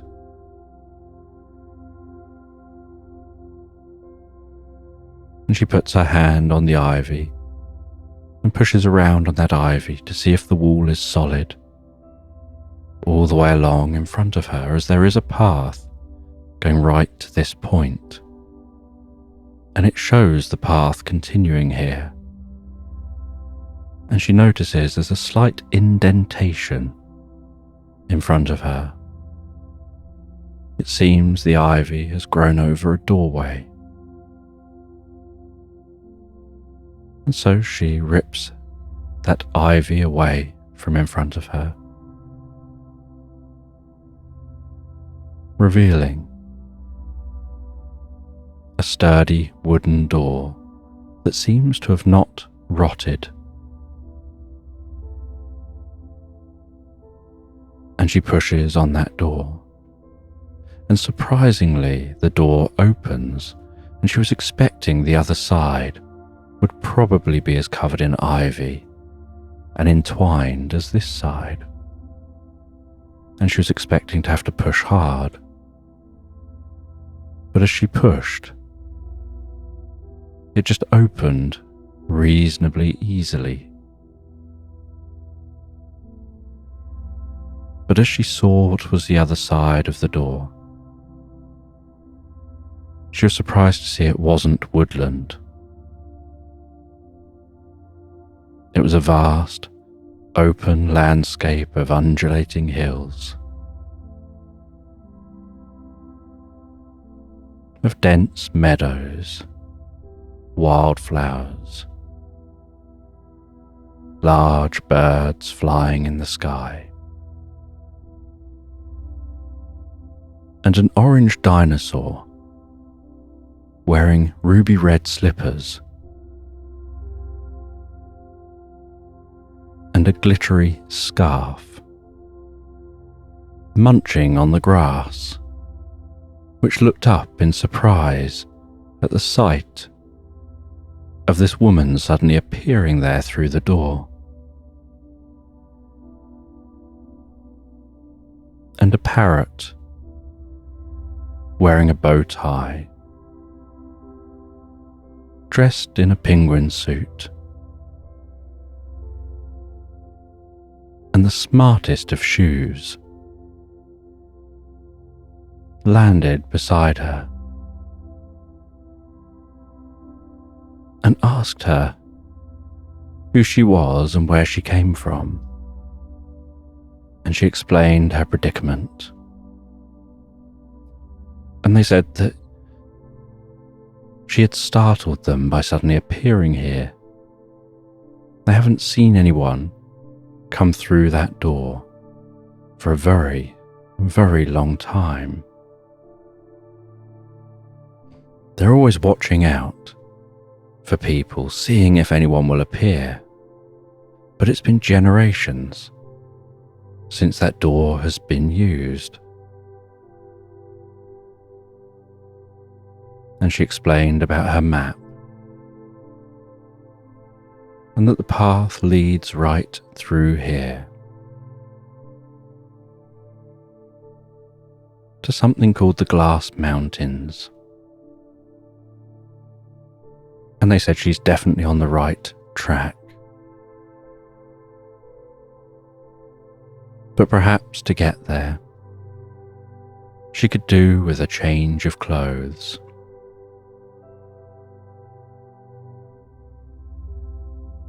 And so she was directed to head through the meadow. And she saw that through the meadow, over the undulating hills, they end at a cliff. And she was told that at the end, where the cliff is the ocean, and she should head to that ocean. And at the ocean, she'll find her way to be able to get a change of clothes to help her on her journey. And so she heads away from that parrot and the dinosaur, which is back munching the grass again. And as she walks away, so the earth vibrates with the steps of the dinosaur. And that string continues to follow her as she pulls it across the meadow, heads over those hills, and weaves her way down to the ocean. And down at the ocean, she can see there's a drop from the cliff to the sea. And she looks around for a way down. And she wonders about the strength of that ball of string. And near the edge of the cliff is a large tree. It looks like it's been there almost for an eternity. And this tree seems unusual.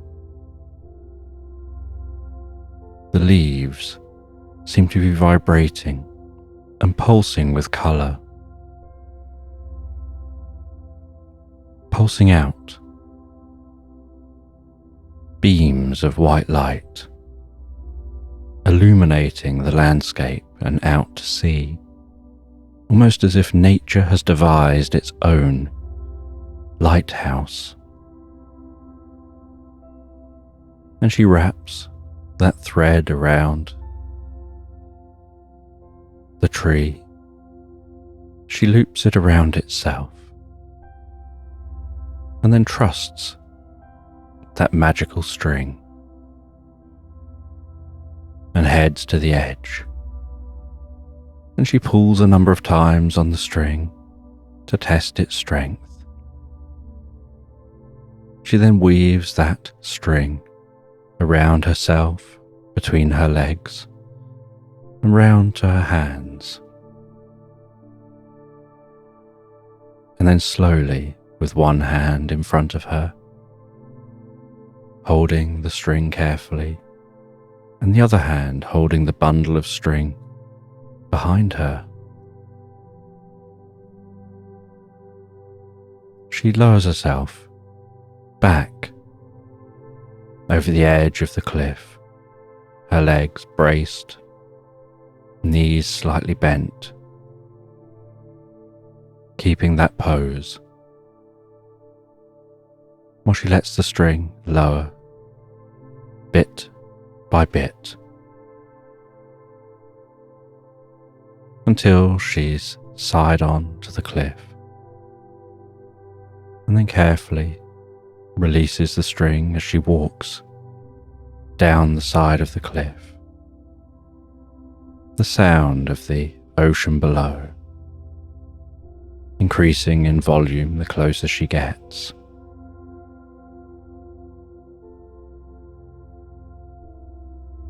And she walks down the side of the cliff to the bottom of the cliff, unwraps that string, leaves it where it is, looks around, trying to figure out what she's supposed to find down here. And as she looks around, she sees what looks like a humpback whale breach out of the ocean, flip in the air, and splash down into the water in a cloud of spray, rainbows forming in the sunlight as the water disperses. And then it swims over nearer to the shore. And near the shore, it pokes its head out the water, and it begins to talk to the woman, and she explains why she's here and what she's doing, and that she's been told to come here to know where to go next, to be able to get some clothing that'll help her on her journey.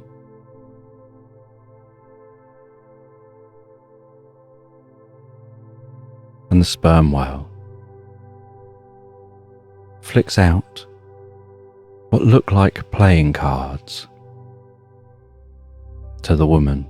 They land on the shore.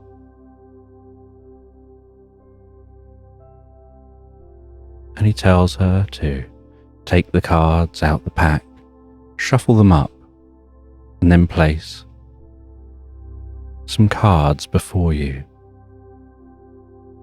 And she opens the pack and notices that each playing card is made with a plankton. And she takes those plankton playing cards, shuffles them up, deals out before her 4 cards.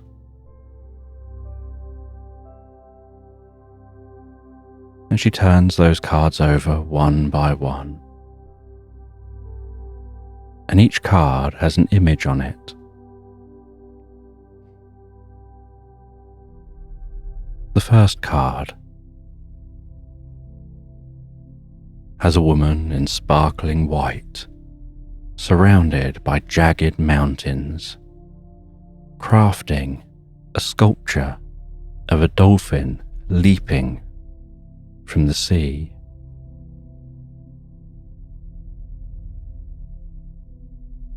The second card has a bush full of berries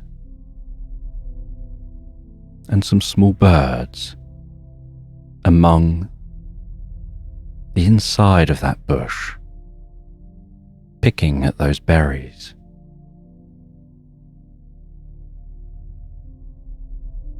The third card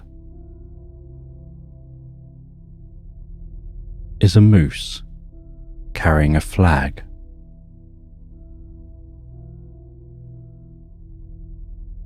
And the fourth card is a sloth hanging from a tree.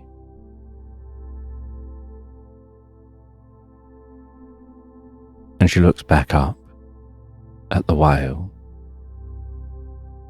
saying she doesn't understand. And the whale begins to explain that the cards make a journey of their own for you to find what you're looking for. You need to find someone who's able to craft something.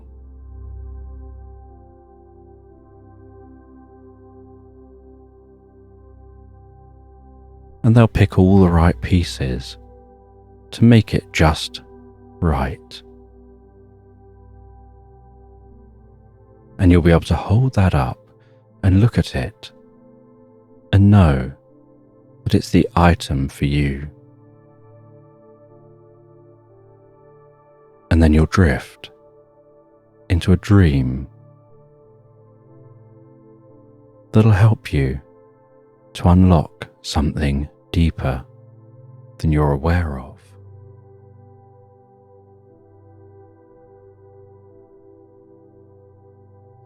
And with that, she folds those cards back together.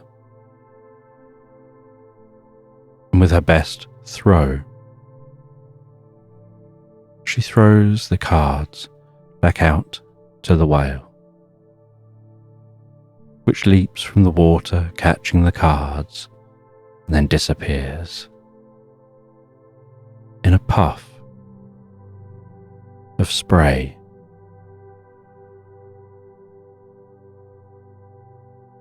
And as that salty scent fades, as the spray dissipates, so she heads back to the rope,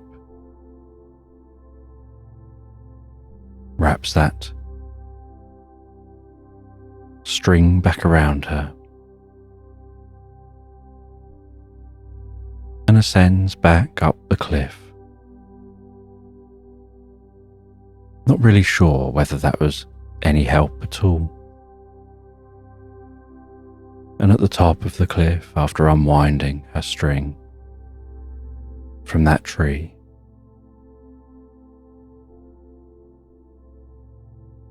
she notices something glinting in the distance.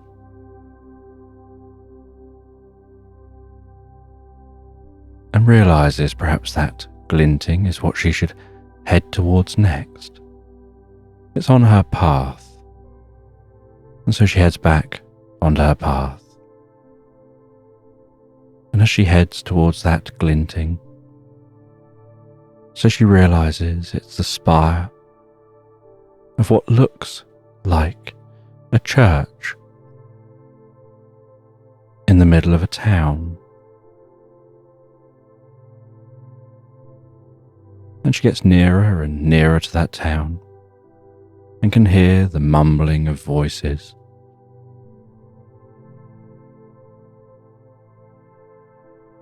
And sees the hustle and bustle of this town.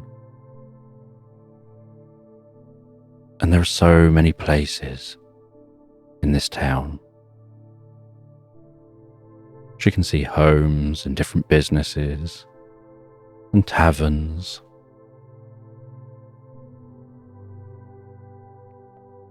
But everyone walking around are all just mice. As if this whole town is just a town of mice. Each mouse wearing a waistcoat, carrying a pocket watch, and each mouse wearing a unique hat.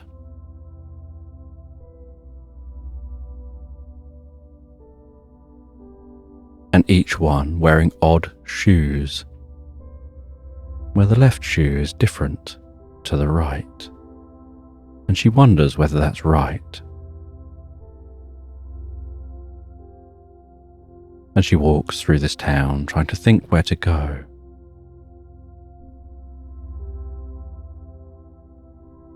And then she notices what was catching that glinting light. On top of the church-like structure,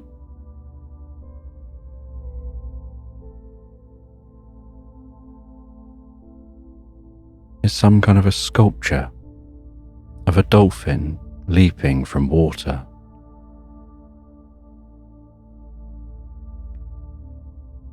And she heads towards that building,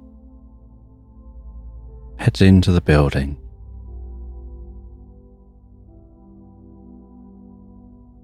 And inside this building, she encounters a cardinal dressed in purple, in the most incredible purple robes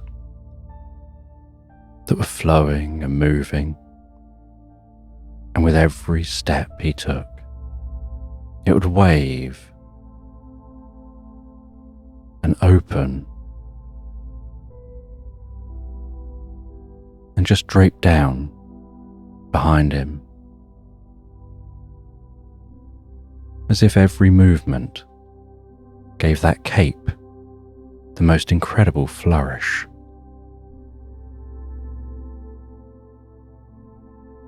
And as he saw her, he said he knows why she's there, and that he can create the outfit she needs. And he asks her to take a seat as he begins to work on crafting that outfit. And he goes to different drawers, seeks different materials, different elements, finding the right buttons, finding the right ribbons. And while piecing together an outfit, occasionally looks back at her as if to size her up. At no point does he seem to feel the need to measure. He just knows from glancing.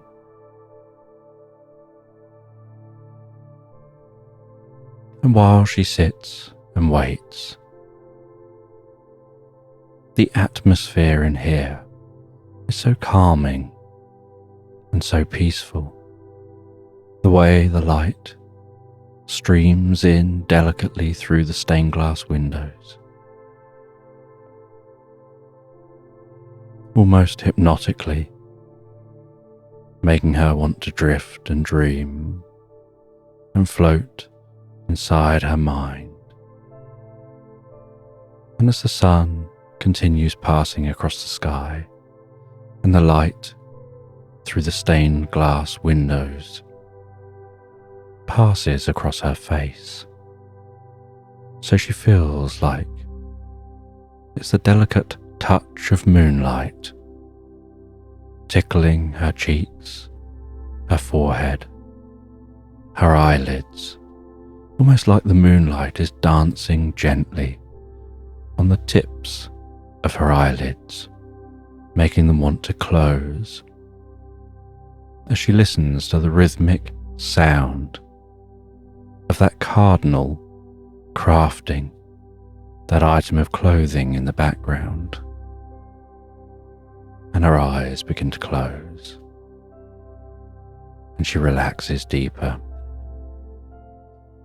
and deeper into her mind, almost like she's wrapped in the most comfortable, heavy blanket of peace and calm, listening to the gentle drone of that cardinal working on that item of clothing. And her mind wanders, and she finds as her mind wanders that the voice in her mind quietens down. And while it quietens down, she feels herself lifting so gently out of her body, and then her awareness spreading out, as if touching and connecting with everything in this land, aware of the creatures in this town, of all the animals beyond, rising up all the way to the attic in this church, connecting even with the bats in the attic and their deep slumber, before she hears a slight movement and instinctively knows it's time to pass back to her body. And she opens her eyes and sees the cardinal standing smiling, holding that item of clothing. And he explains this clothing is incredibly warm when it wants to be. It detects the heat outside and modulates the temperature on the inside. And so if it gets hot outside, it cools down. If it gets cold outside, it warms up. And so it can change its temperature to keep you comfortable on your journey for when you climb the glass mountains. And she places that item of clothing on, ties it up gently round her waist. She says goodbye here and sets off, continuing to follow that path. And she feels like she's travelling for so long, often finding her mind wandering while she goes.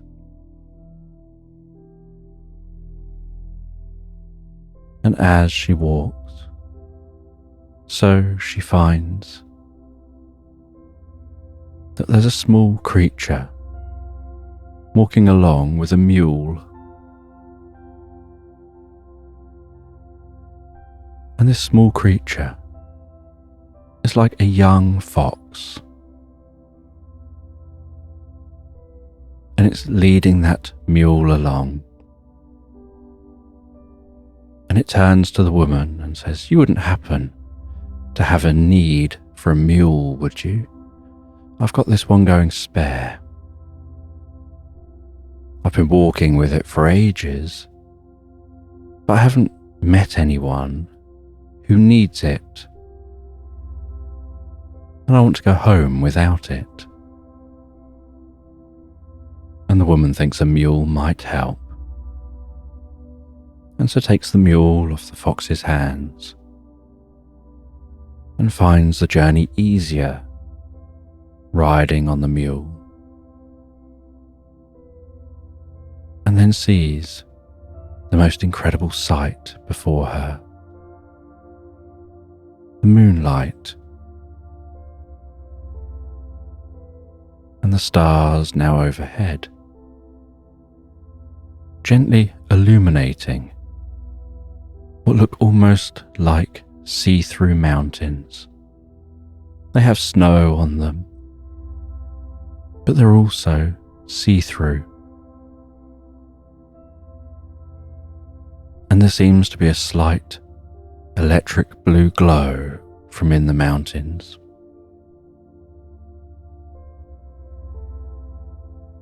And as she approaches those mountains, so she knows she's approaching her destination to be able to hopefully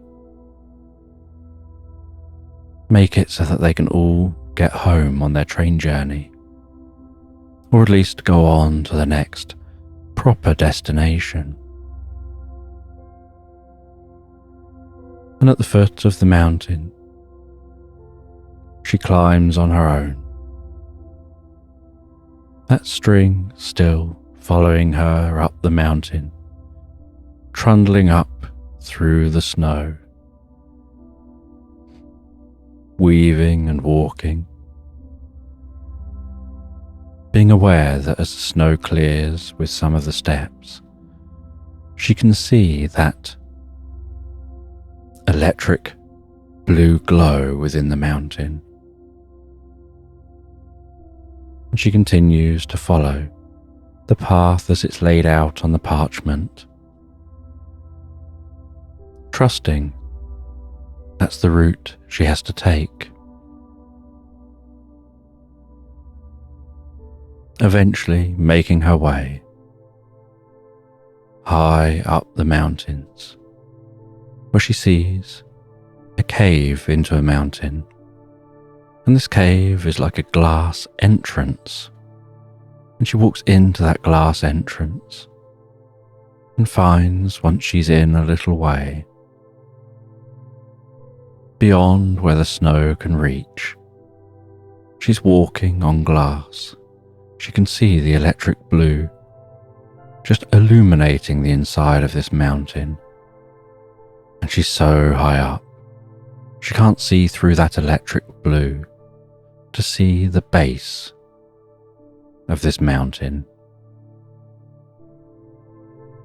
But she follows this path.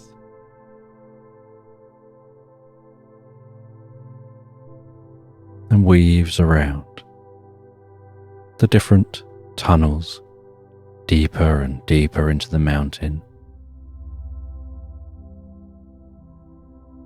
The wind sound that was there to start with as she entered now begins to fade away once she's rounded a number of corners.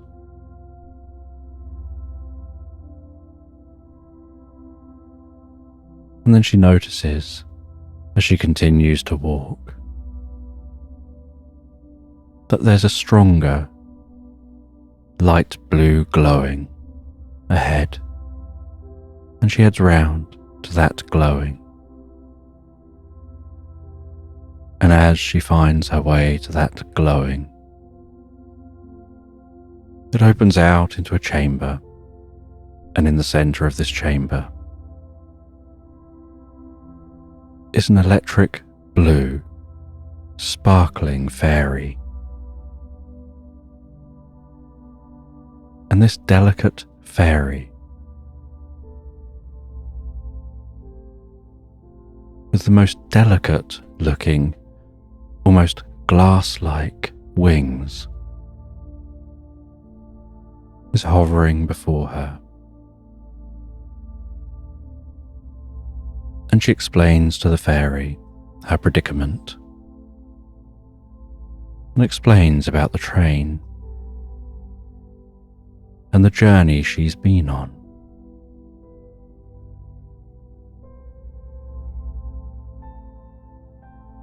And the fairy says that the way to set the realms back in line so that your realm is the one you find when you get back there,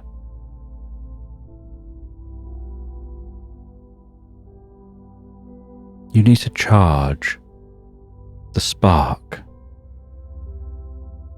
And she asks what the spark is, and she says the spark is this device here in this mountain. And she directs the woman to the spark. She says you need to charge the spark, and by charging the spark, it'll accelerate its rotation. And you'll have to get back to the train quite quick, but it'll accelerate the rotation,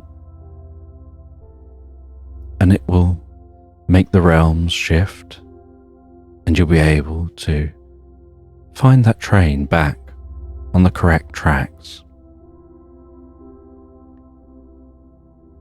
But the woman asks, how do you power this spark? And the fairy says that it's about the parchment she's been carrying all this time. The parchment's made from a special tree, a tree that has such dense wood that it contains a lot of energy. It just needs to be rolled up and fed gently into the spark. And that'll be why you are told to use that thread so that you can find your way back without the need for the map. And she gets told that on your way back, you can skip a chunk of the journey if you just follow the yellow brick road. And she asks what the yellow brick road is. And the fairy says the yellow brick road goes deep down under the mountain, and it takes you straight back to that doorway in those ruins, taking you all the way back to that woodland. And then you just have to follow the string from that point. And she says she'll show where the yellow brick road is once the spark is recharged. And so the woman recharges that spark,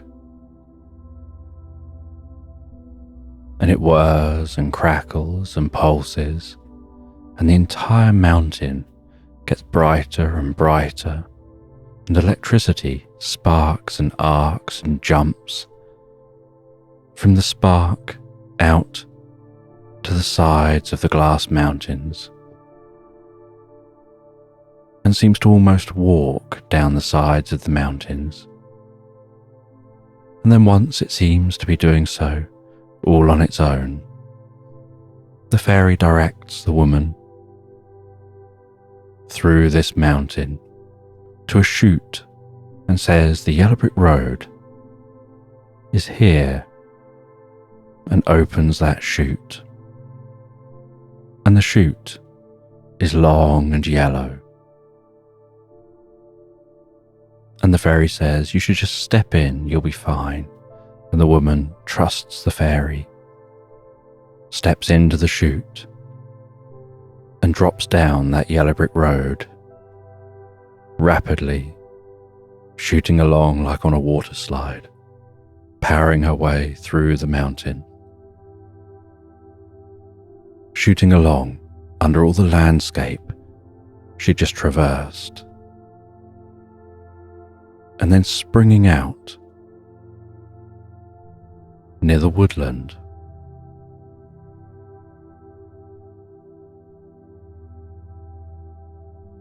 And she notices that the exit from here is near the entrance through to where she just came from. And she sees that red string. She follows that red string back through the woodland, all the way back over that bridge, back into the woodland, the other side of the river. And at first she heads to that hippo's house. She asks if she can take a photo with the hippo. And the hippo has a fun idea, poses for the photo, has that balloon tied to its back, that she'd left there before going on her journey.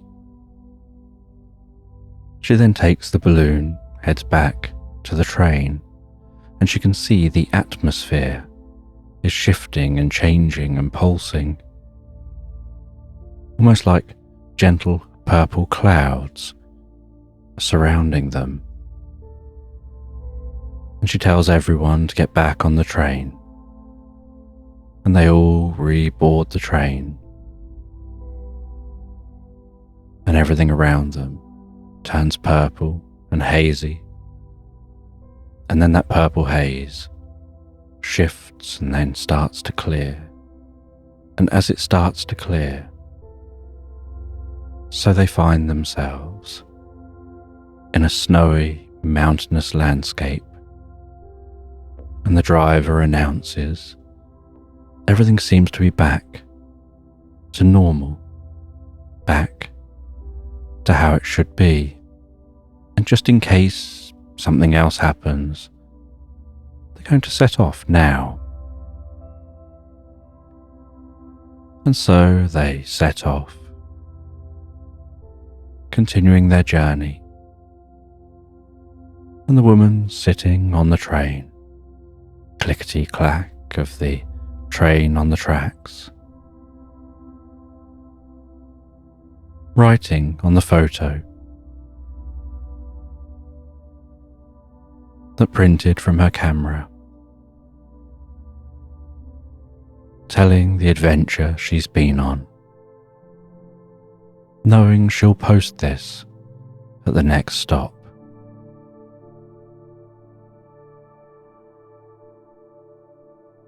And the woman finishes reading and has nearly finished drinking her tea, then goes over and gazes out the window, staring up at the sky, imagining the days when she used to have adventures like this, the days when she used to go to mythical places, magical places,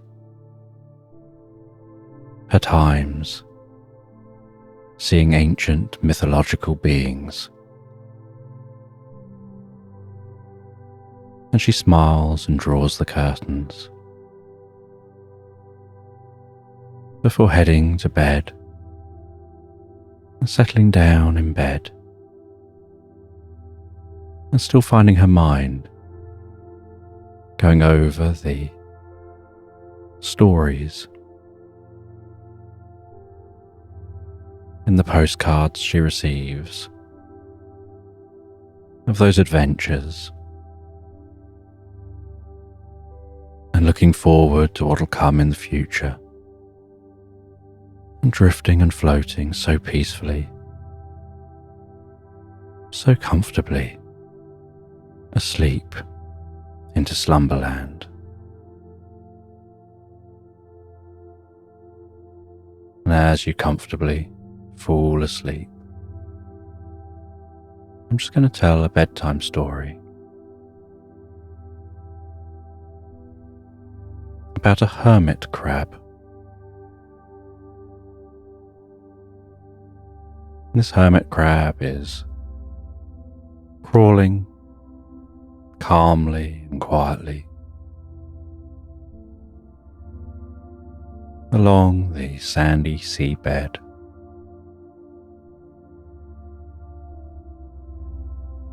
And on its back is a bell. And it's more of a shell of a bell. It's not able to ring with the crab inside. And it's waddling along the seafloor. Waves passing overhead. And as those waves pass overhead, so the water pulses past. And while that water pulses,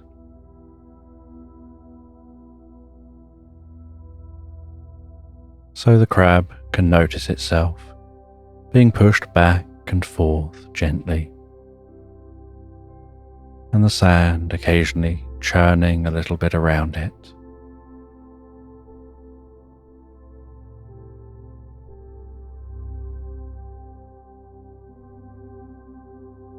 And it continues along this sandy seafloor, dancing strips of light, moving, undulating and weaving their way across the seafloor as the waves move overhead. When the crab looks up, they can see the shimmering shards of light.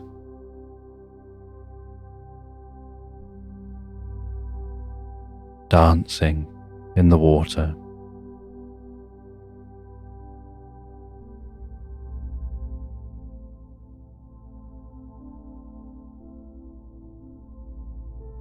And this seafloor is very bare here.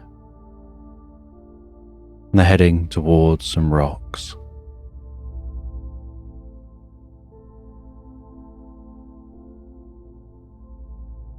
And as they get nearer to the rocks, so the water is getting shallower and shallower.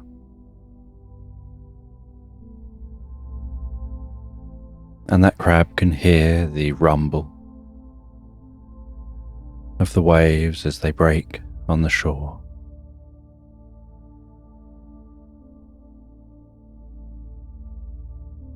And the gurgle as they pull back out to sea. And as they near the shore, they can hear a musical sound, like the ocean is playing musical instruments. And the nearer they get,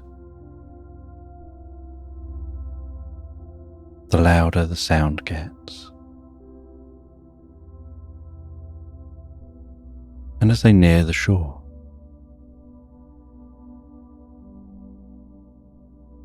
they see a row of frogs.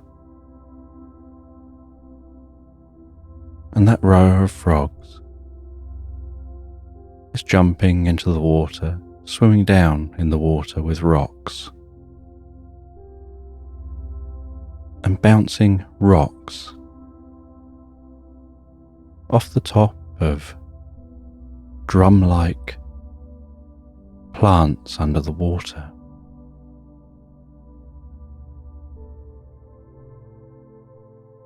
And the rocks bounce in rhythms as those frogs dive down, throw the rocks at the drums, and swim back up,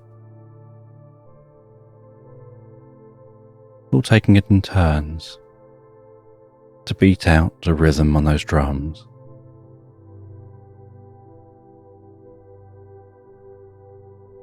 And the closer the crab gets,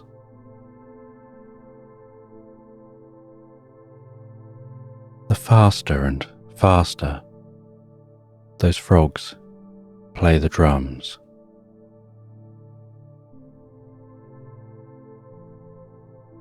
And they're diving into the water so fast, leaving bubbling trails behind them.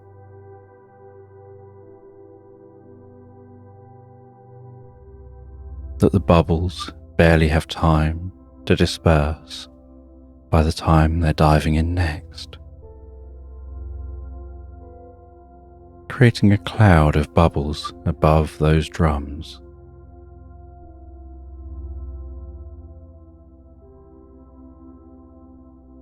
And while diving in, those bubbles start making a high-pitched whine sound.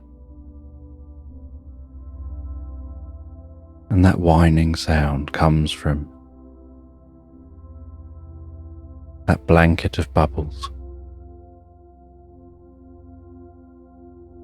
And then it begins to shimmer and shine and sparkle. And a blue light begins to form from those bubbles as the music gets faster and faster, and the hermit crab gets closer and closer.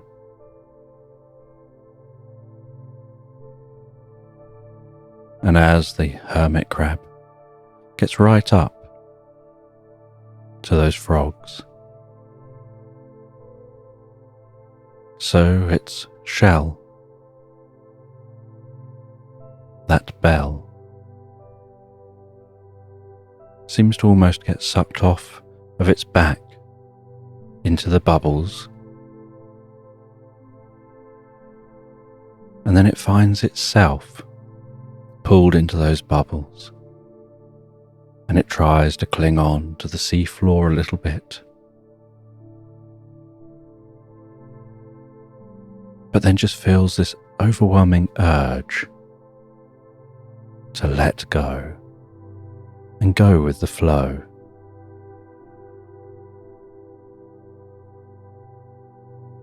And it gets pulled into the bubbles, and those bubbles pass across its body, tickling it from the head down to the tips of its feet, to the end of each leg.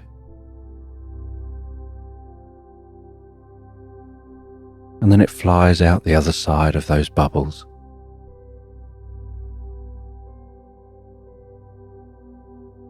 and it's spinning and flying through the air, aware that wherever it looks very strange, not a world it's ever seen before. And it manages to somehow get balance, but it finds that it gets balance by putting out some legs, only when it looks to its left and right, it no longer has legs. It has two graceful wings, and it's covered in feathers, and realizes it's an eagle flying through the air, away from the bubbling, tinkling blue light behind it. And it finds it's got the most incredible eyesight as it surveys the landscape below. It can see the seashore. It can see the bubbling going on down on the seashore, along the edge of the water. It can see the undulating hills, sandy beaches, feel the warmth of the sun, the air through its feathers.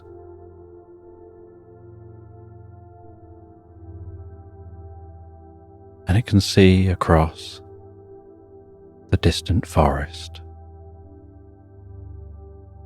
and the wispy white clouds overhead.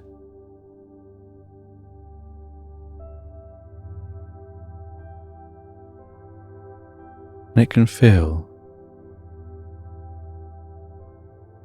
the warming air and see this landscape springing to life as it flies across this landscape, catching an updraft, spiraling up higher, seeing a myriad of colours stretching through the meadows.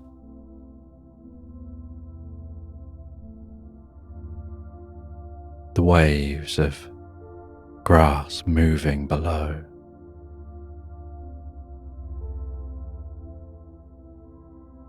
Such good eyesight it can notice the small insects and small mammals as they forage,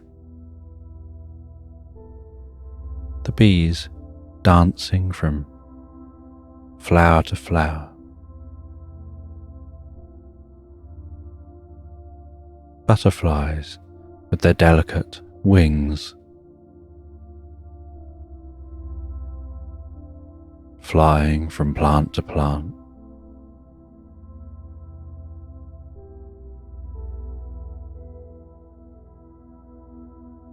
the different shades of greens of the plant life.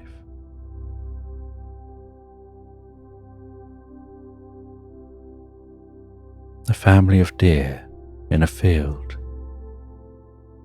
one gazing up at the eagle overhead. Some newborn deer taking their first steps.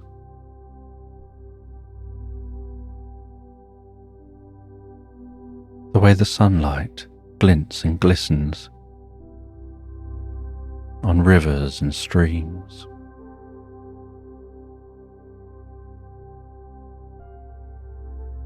The sight of fish eating bits from the surface of the water, their little mouths poking out of the water, and then darting away whenever a shadow moves across the water, perhaps with a breeze in the reeds.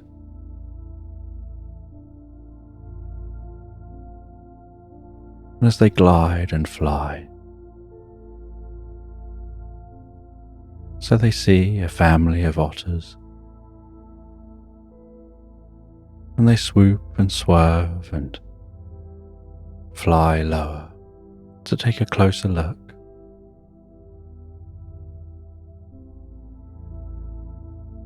And they can see an otter singing a lullaby to its baby, helping to settle that baby down.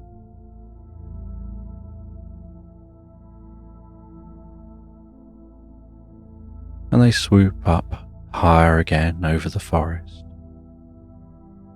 hearing the sounds of the other birds within the forest, and noticing a shimmering light way off in the distance. And they feel compelled to fly towards that light. And so they fly in the direction of that light, almost like a rip in space and time. And yet something about it seems so inviting. And as they get nearer, so it opens up and wraps around them like a comfortable time blanket. And while they pass through this time, almost like passing through a time tunnel, so they see cuckoo clocks all around them, and the faces of other clocks. The cuckoo clocks having something coming out of them, going cuckoo, cuckoo. With those clocks almost spiraling and spinning around them.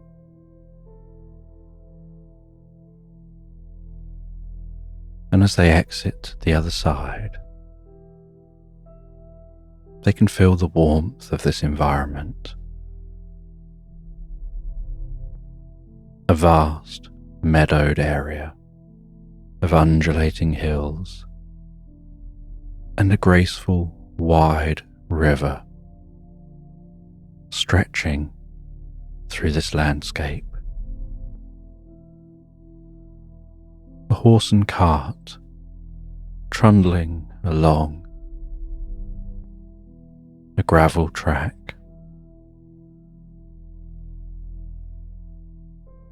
And then turning down onto a dirt lane,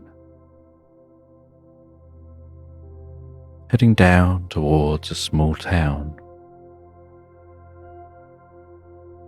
An abundance of greenery and life.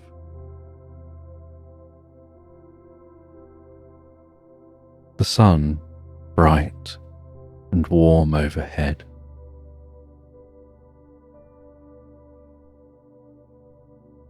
A child sat on the edge of the river, enjoying a slice of watermelon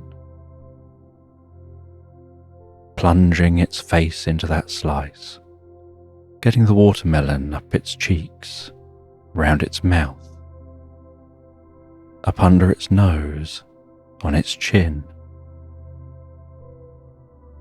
The watermelon juice dripping everywhere, its hands sticky.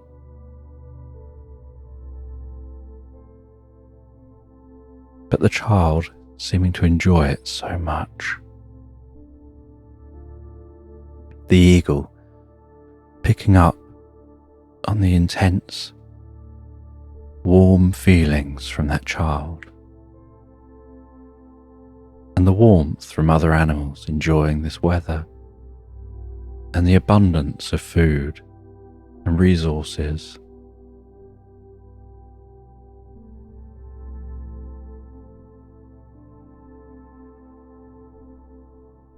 And it continues to glide, seeing what looks like a castle off in the distance, and decides to head towards that castle. And on its journey to the castle, so it follows the river, the light still glistening on the surface of the water.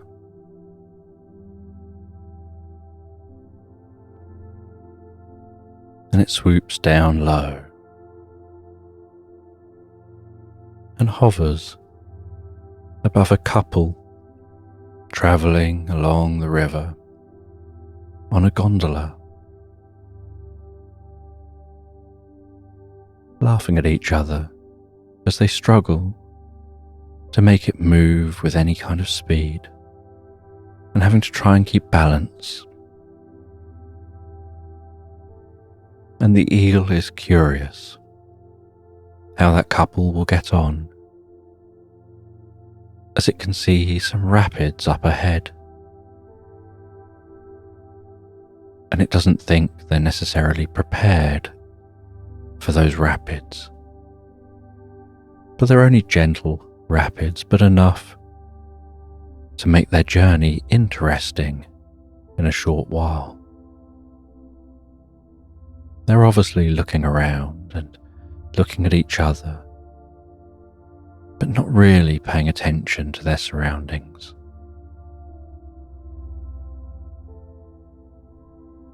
And as they continue to fly towards that castle, so they can see there's something unusual about the castle.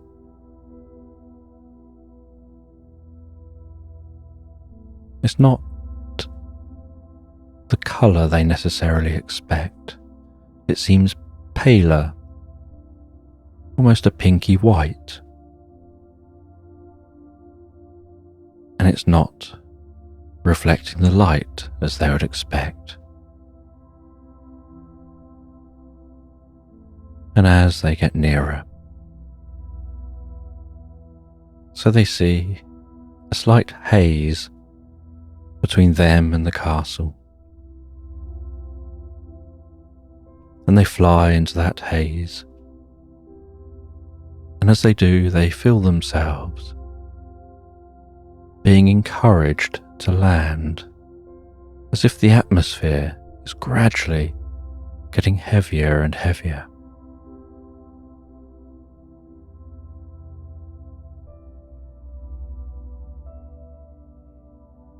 And as they touch the ground and find themselves touching the grass, and that grass tickling around their body,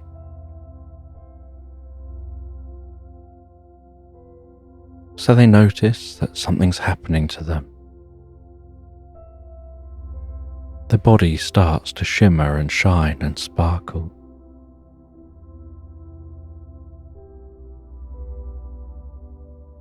And they notice, as their body changes, that they're losing their wings. And they land among the grass as a tiny little mouse.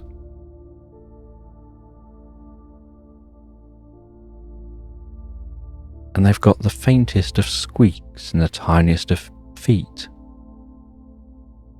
and the grass is significantly taller than they are. And they run through that grass, almost like running and pushing through a grass jungle, still heading towards that castle, which is now towering high above them, and yet still in the distance. And they run through this long grass, cutting through towards the river to try and run along the edge of the river where there won't be the grass to have to push through, and where they can see better where they're going. And as they come out on the riverbank, so they see in the water a row of ferrets looking like they're about to have races in different boats they've built. Some of them are in long boats, stretching the length of their body. Others are in more upright positions, in different shaped boats. And the boats all look rustic and metal,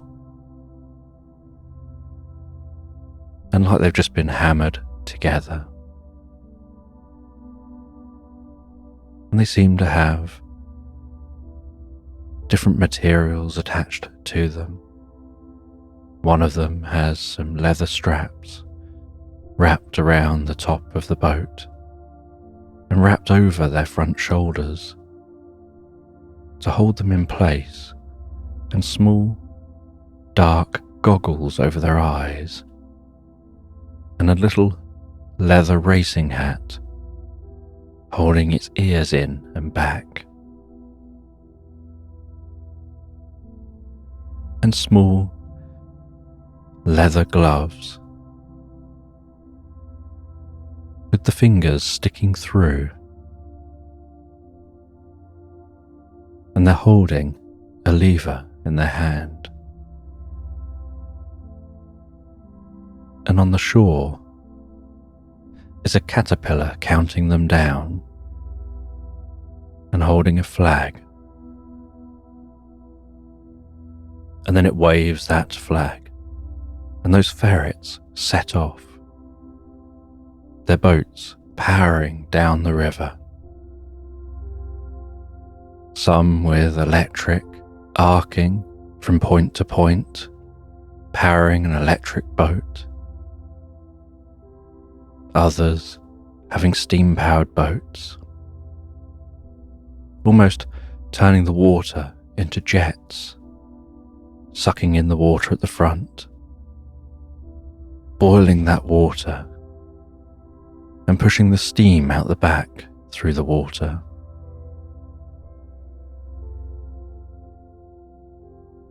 As those ferrets power down that river, and the mouse watches as they head along the river, and he runs along the riverbank to try and keep up. And the sun setting off in the distance over the river, with that sun low across the water, and the one with the dark goggles isn't affected by that very low light, and the others lose their direction a bit and have to slow down, and that one shoots off ahead, and as it crosses a finishing line, the caterpillar at the other end waves a flag, and there seems to be a small group of animals that jump up and down in excitement at the winner, as the others take their turn to cross the finish line. And the mouse continues to run to try and get to that finish line, to be a part of the excitement. And fireworks are going off at the side of the river.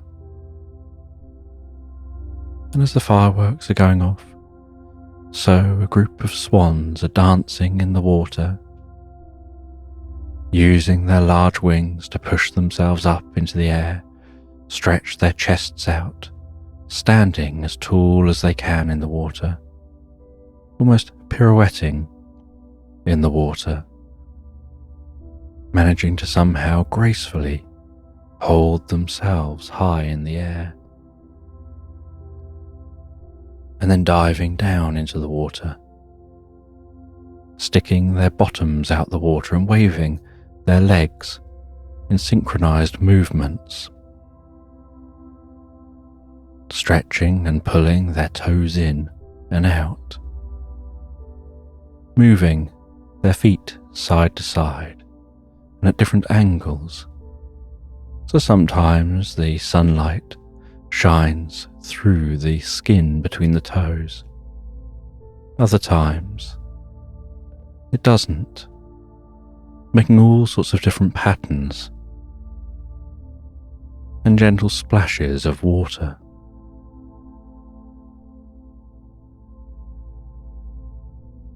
And as the dancing comes to an end, so the ferrets head over to the shore, disembark their boats,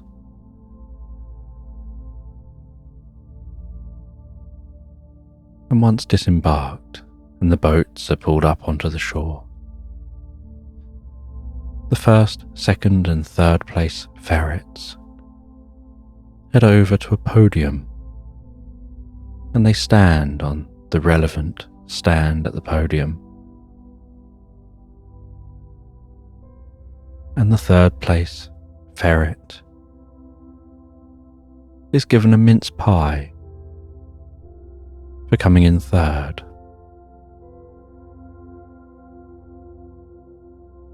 The second place ferret is told that they can have a giant teddy bear, and they're handed a giant teddy bear that's significantly larger than they are. And the winning ferret is given a ski trip holiday and a set of skis and some ski equipment.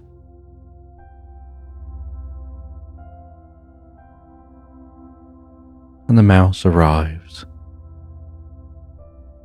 at the little gathering of animals, all jumping and cheering.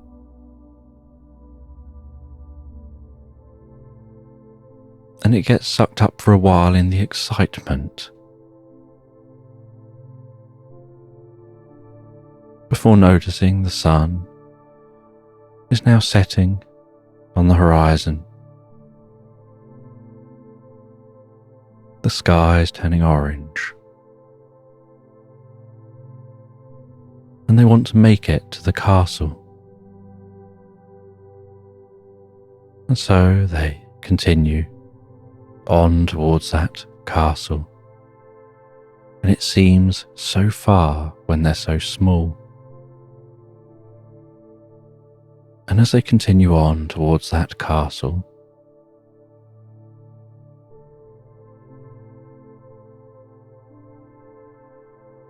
they encounter a pigeon who offers to give them a lift.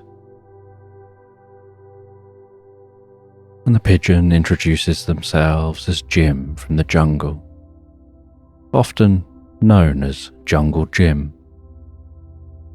They're used to giving smaller animals a lift or just carrying messages. Anything they can pick up, they're happy to carry.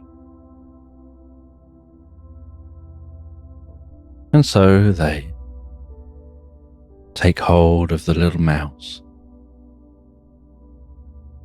They flap their wings and fly up and carry that mouse towards the castle.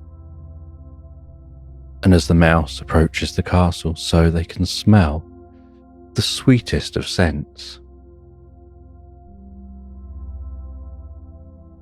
and they see this castle. Doesn't seem to be an ordinary castle as they'd suspected. It looks soft and squidgy, and the pigeon drops them off at the entrance to the castle, and they can really smell that marshmallowy smell of this castle. As they walk up towards the entrance,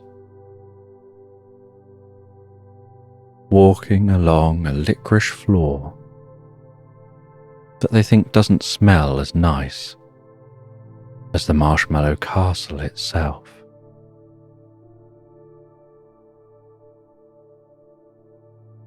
And as they reach the castle, the sun has almost fully set. They can see the stars emerging in the night sky. And they knock on the castle door, but their little paw just absorbs in with the marshmallow, and so they don't know how to get attention. And so they climb up a little bit, easily grabbing hold of that marshmallow, and they find their way in through a crack high up in the door, squeezing through that crack, wrapped in a hug of marshmallow. And they pop out the other side, inside the castle, and as they fall to the floor,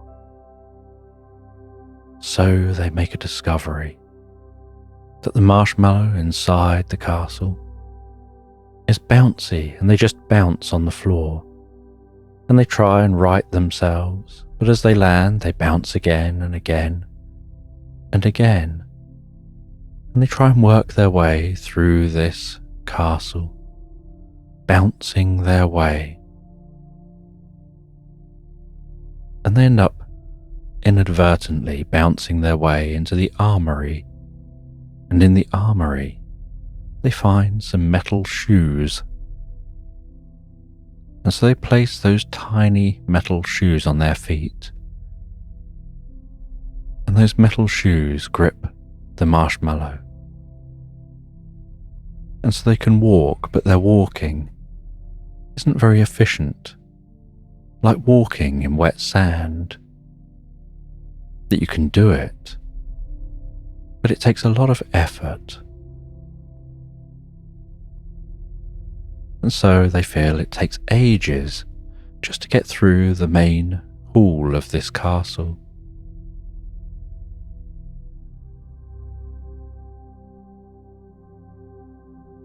And while walking through the castle, they see that the moonlight is shining in a window, and that silvery light is shining directly upon a flower floating in space above a plinth, and the plinth is made of marshmallow. And they head over towards that flower, and they see that it's a yellow rose with the silkiest of petals. And they climb up and touch the petals of the flower, and as they touch those silky yellow petals, so the moonlight seems to sparkle, and almost like a transporter, they seem to be teleported through that moonlight back out of the castle, and they find themselves back in the air again, flying once more as that eagle, Only now, there's no castle below them, just the most incredible, vast forest. And the air has cooled, and this forest is full of different browns and golds and bronzes.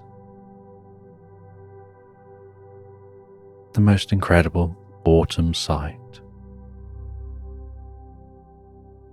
The trees all softly rustling as the dry leaves rub together.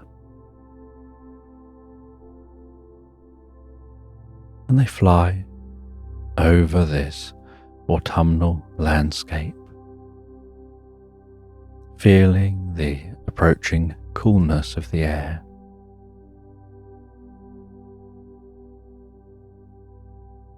Seeing clouds softly rolling in, softening the light.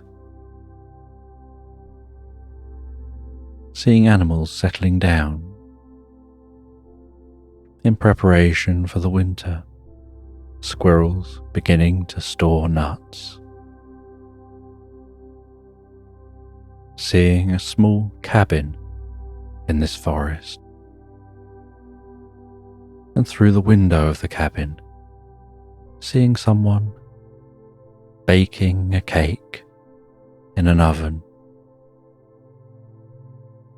and the scent of that cake rising up, tickling the nostrils of the eagle.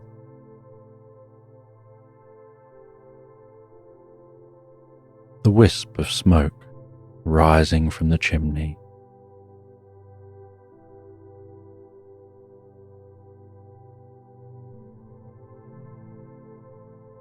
Enjoying how peaceful this time of year is.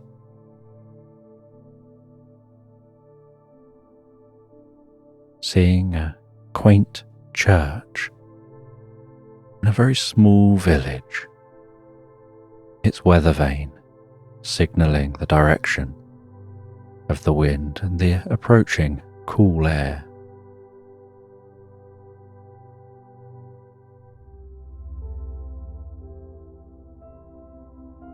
And flying above that small, cozy cottage, that small little cabin in this forest.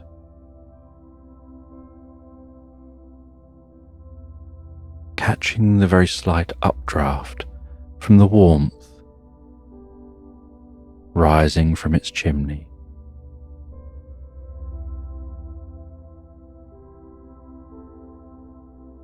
And aware that the moon is rising, the sun is setting, but the clouds hide what's going on.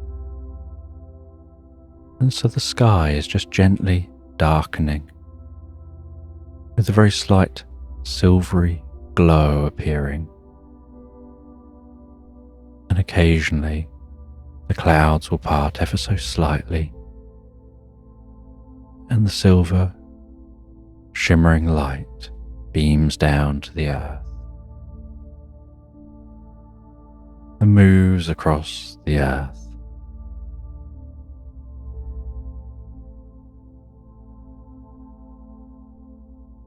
Until nighttime sets in. Everything goes dark, apart from looking back in the direction of that cabin, seeing the glow at the windows. And in the darkness, the eagle notices a faint blue light and flies towards that faint blue light, passes through that faint light, and out the other side finds themselves flying over a rugged coastline with tall cliffs, jagged rocks, crashing waves. The landscape covered in snow, the trees just a shadow of their former selves.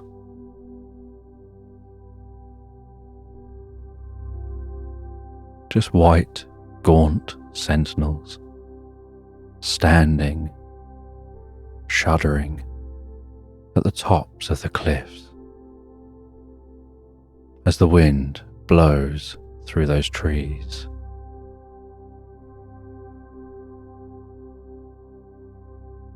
And seeing a person sitting by a campfire, very close, keeping their hands warm, and next to them on a structure they've built, using some of the wood from the trees. Seeing what almost looks like a spider's web, but it's actually a dream catcher. And as they are resting there next to that fire, it crackling softly, the wind flickering those flames, the dream catcher begins to glow, as if granting a dream. And this landscape seems so quiet. There's far less life around here, like everything has gone to sleep.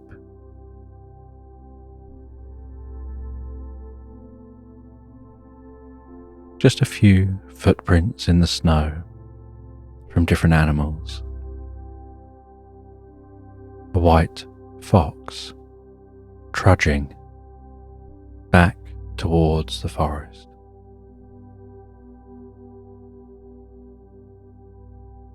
A white owl hooting in a tree. But everything keeping warm and cozy.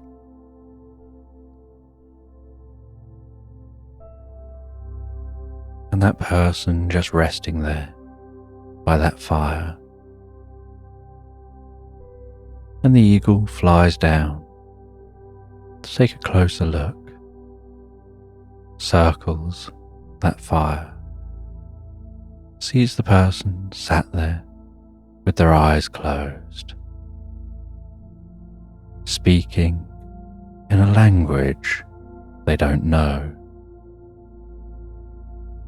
somehow imbuing that dream catcher with some kind of magic.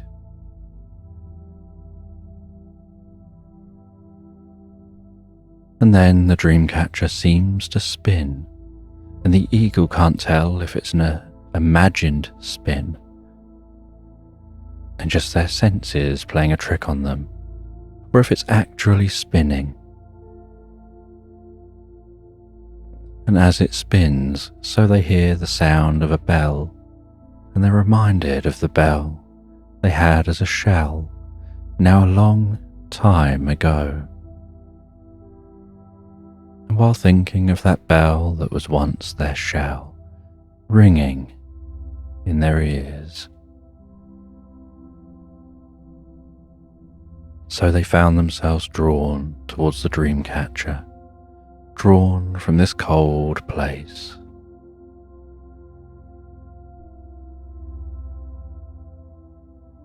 And they pass through the dream catcher like passing through a portal. And they find themselves splashing down in the ocean once more, falling to the floor of the ocean as that crab again, not far from those frogs playing those drums, and the frogs playing is calming down. And as the frog's playing is calming down, they see a mermaid tap dancing on the sea floor, holding its tail slightly up, with 2 feet poking out the bottom where the tail would be.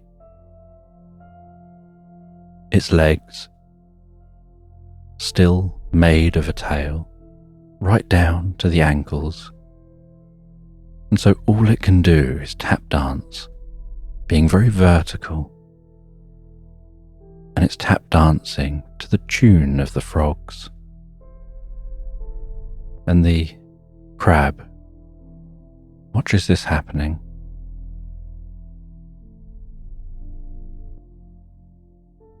And while watching, a catfish swims over, introduces themselves as Katniss, and says that they're a witch of the ocean,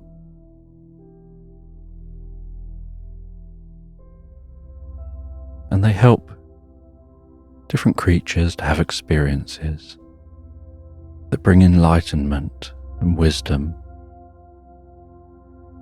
and help them to gain new perspectives and an understanding of things in a whole new way, like seeing life from birth all the way through all the seasons,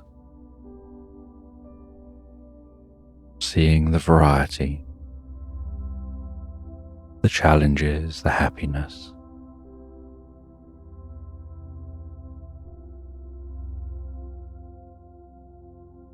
And they explain how they gave this crab that experience.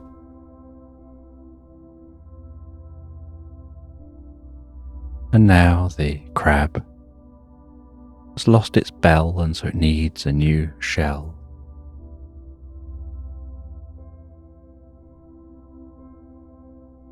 And the catfish says that someone left a bucket in the river that flows to the sea. And the bucket has holes in it, and they'd been asked to fill the bucket with water, and told that if they could fill the bucket with water, they could pass a certain challenge. And so they went and placed that bucket with holes into the river, and then walked back to the elders and said they've done the challenge. They filled the bucket with water. And the elders, in disbelief, went and checked, saw that bucket in the water, and realized they had done as was asked of them.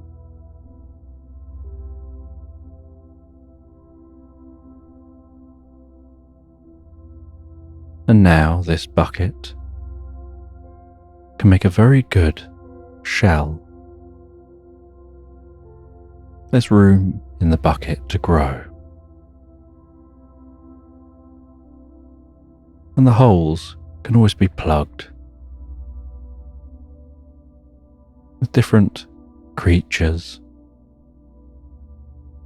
that can grow on the outside of this new shell. And then you can give them a lift and an experience of new worlds and new places.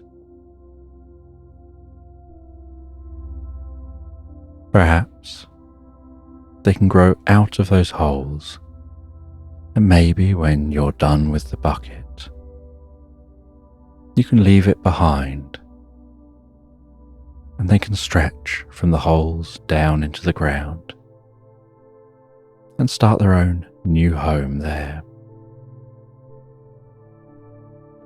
When you know it's time that you've outgrown that home, and it's time to go on an adventure to find a new home, and Katniss hands over the bucket.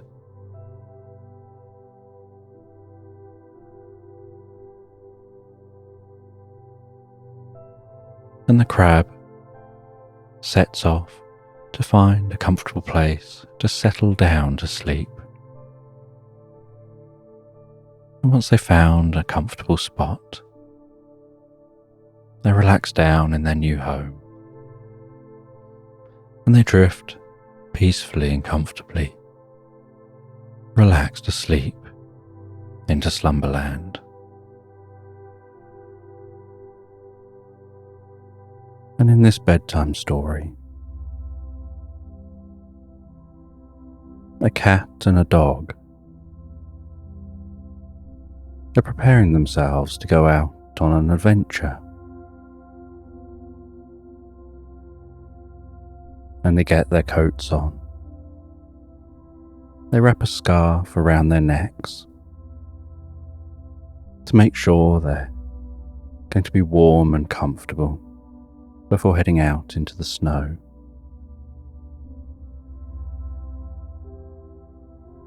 And once ready, the cat and the dog leave the cabin, which is situated in a meadow on a snowy island. And at this time of the year, as they leave that cabin, they trudge through the snow. The dog bounds and likes to jump and roll on his side, tumbling through the snow, almost creating a second coat, a snow coat around him.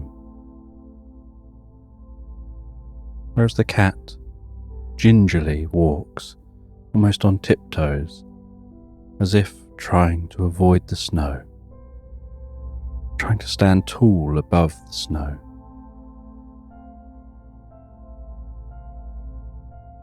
And the dog runs and heads along this meadow, heading to where the hill begins to slant downwards and slides down that hill,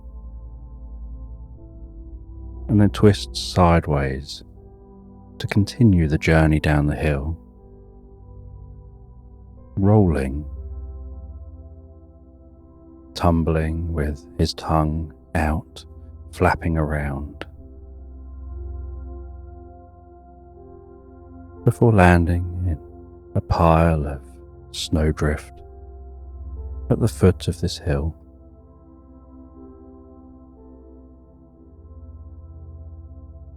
And then excitedly jumping around at the foot of the hill, looking up at the cat, who's really taking their time, so carefully walking down that hill, trying to follow the clean area, the area where there's a small amount of grass now showing, as the carpet of snow has been raised and taken down the hill with the dog. And eventually the cat gets to the foot of the hill, and the two of them start following a hedgerow, heading towards a nearby river and a bridge that goes over that river. And the air out here is so crisp, so fresh.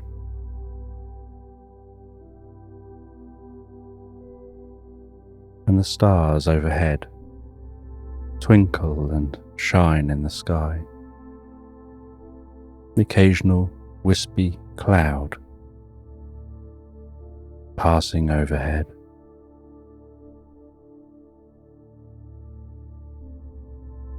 Gently illuminated by the moon, and at certain times,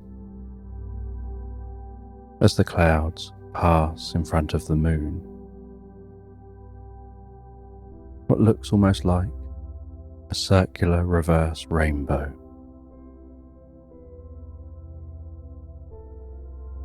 illuminates those clouds around that moon.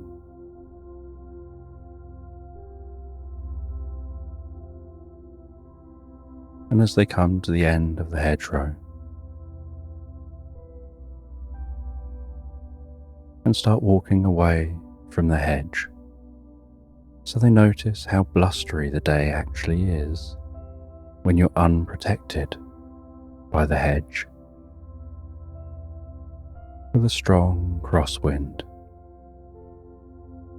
And the cat is sensible enough to walk on the opposite side of the dog to the wind,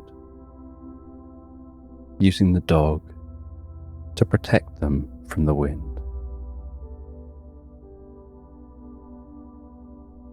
And in their mind, they're dreaming of better weather,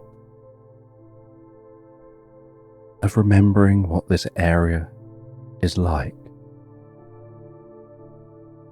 when it's much warmer, and in this location, on this island,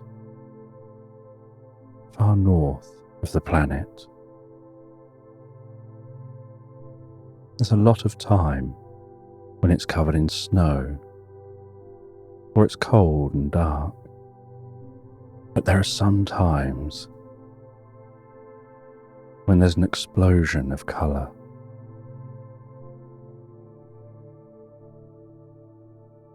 When the ground is vividly green.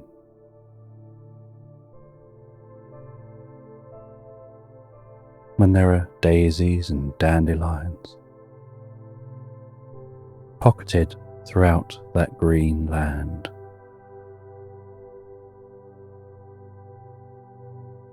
When there are bluebells and honeysuckles. And there are all sorts of different trees and plants.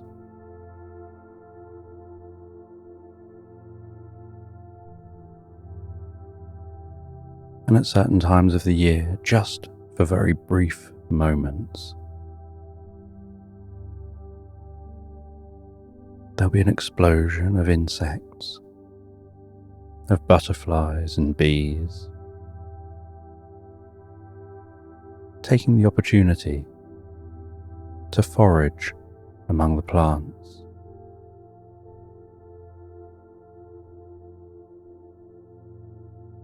And then the island reverts back to its black and white state, where everything seems to just be shades of grey from the white snow, to often having a grey sky.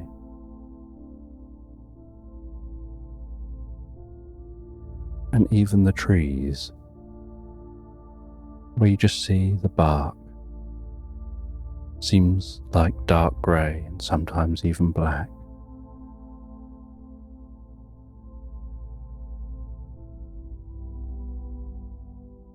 And so they continue pushing on through the wind, heading to the bridge over the river.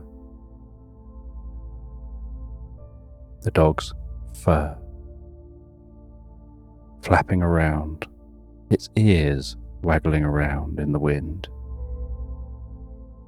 its tongue waving and flapping.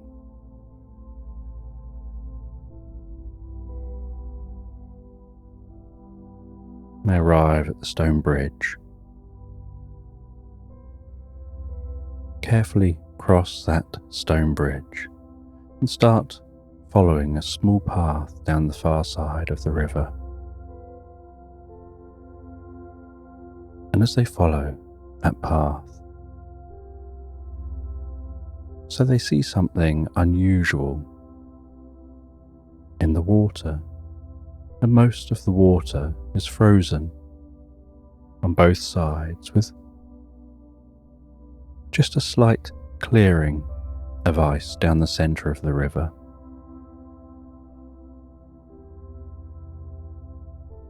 And there's something bobbing up and down gently in the centre of that river, something unusual. And they get closer. And as they get closer, they notice it seems like it's alive. And the dog picks up a stick, shakes the snow off the stick,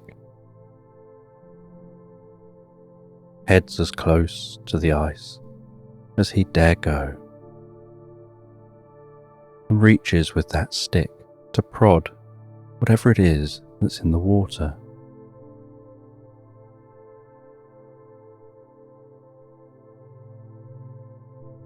And as he prods away, so he suddenly hears an excitable voice erupt from that thing he's prodding as it rises itself slightly out of the water, almost like it was swimming on its front and now it's on its back.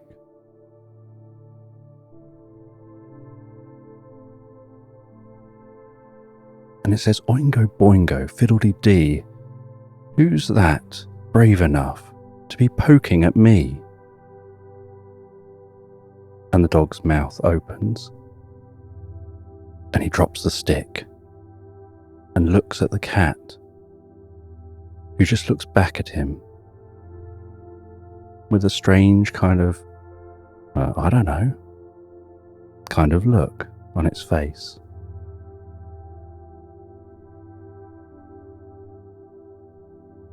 And the dog asks who this is. And they say that their name is Mimosassa. They're a jellyfish made of jelly. They used to just be jelly.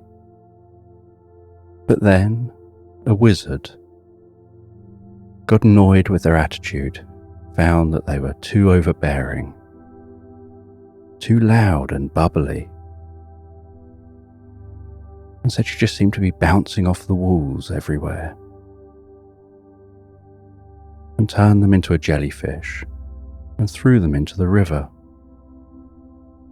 And they've been living in this river as this jellyfish ever since. And they actually quite like it, swimming around every day. They can relax, and as they rest, they smush out and are barely noticed against the water, just bobbing gently up and down on the surface.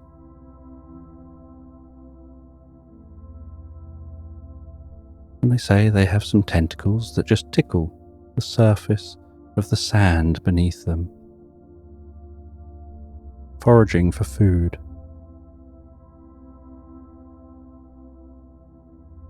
And they enjoy just swimming up and down lazily, normally going where the water takes them, rarely putting in much effort, listening to conversations. They can loiter near someone fishing, and that person, happily fishing away, may catch things that they can then catch themselves and eat, because they're very intelligent.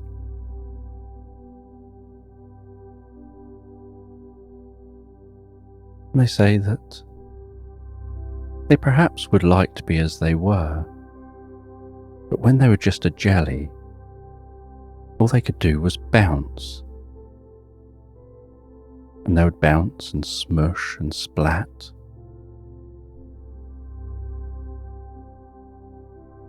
And sometimes people would plunge their hands into them and squidge them, just for the sensation of squeezing jelly between their fingertips.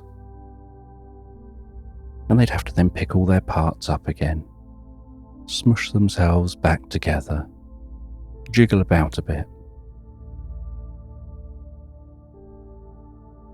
But it's also fun to sometimes surprise people who come along the edge of the river, not expecting that anything else is there.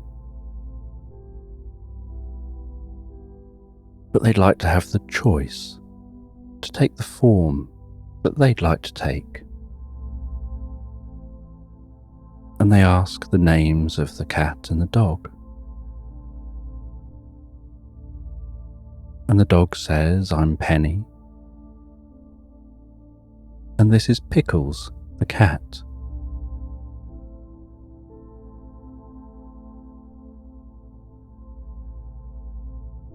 And the jellyfish says it's nice to meet them.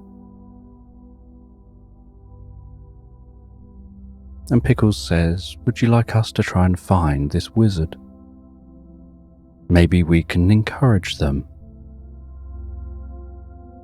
to change the spell they've cast on you." And the jellyfish says that they'd like that if they can.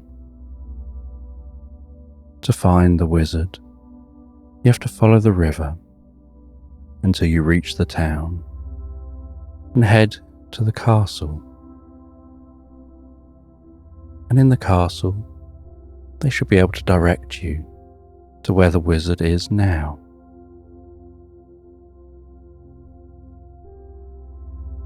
And says you'll be able to find me back here when you're done. And so the two animals set off, continuing along the edge of the river. And as they walk, so they pass a duck sitting calmly on an egg,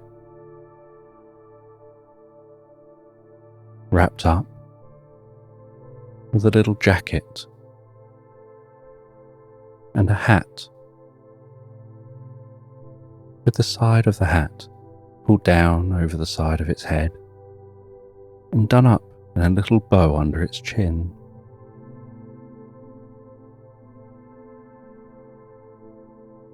And they continue on, the trickling and the pleasant sound and scent of that water beside them. The wind still blowing on their face, and they push through that blustery wind. The cat just thinking how much they would like to be resting in front of a fire, back in their cabin.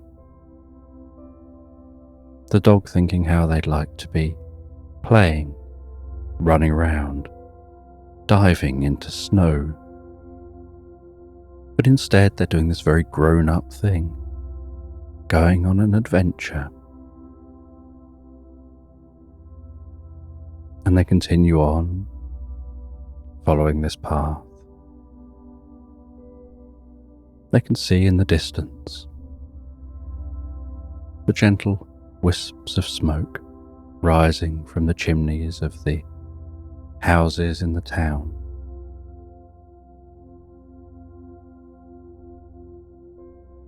They cut through the orchard on their way to that town.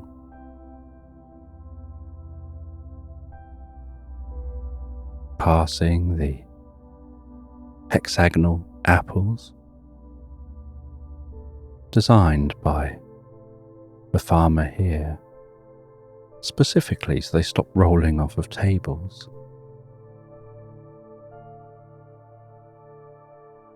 They pass out the other side of the orchard, down a small, narrow country path. And there's brambles and leaves and grasses all poking out across the path, but all protected and softened by snow. And some of that snow falls off like a gentle powdery dusting, catching on their fur as they pass.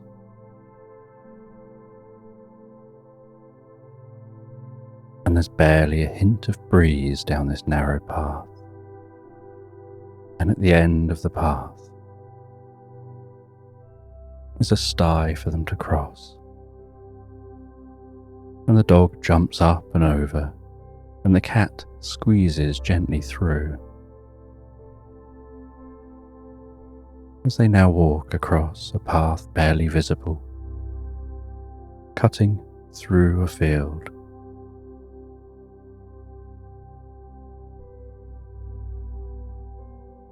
And the night is gradually approaching morning as they get nearer and nearer to that town. And as they near the town and then cross the boundary into the town, they walk along cobbled streets covered in snow. They can see market traders setting up, and they cut into the arcade here in the town. And even though the arcade is open at the front and the back to the elements, there's still a slight warmth here compared to out on the street.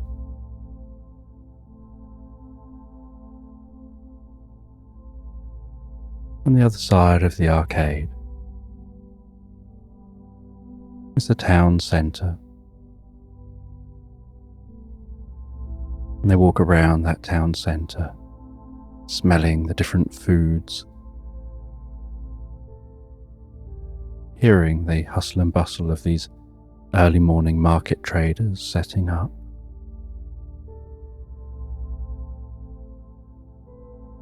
And they find their way round. And the cat wants to stop and eat. And the dog is also thinking of their stomach. But they know they should push on. So they continue to walk, heading out the other side of the town. And the castle isn't far beyond the other side of the town, because this town was built back when towns would be built within the grounds of a castle, where a castle would be built up high. And then from that castle, the town would be formed and a wall would be formed around the town. And from the castle, they could see over the town, beyond the wall, and have the best chance of protecting the town if needed.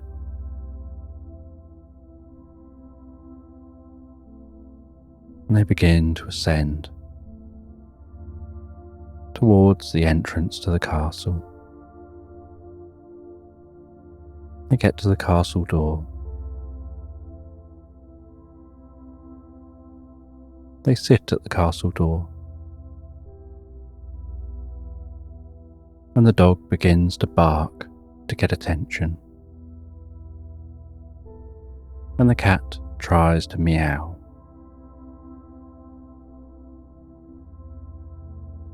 And as there's no one coming to the entrance to let them in,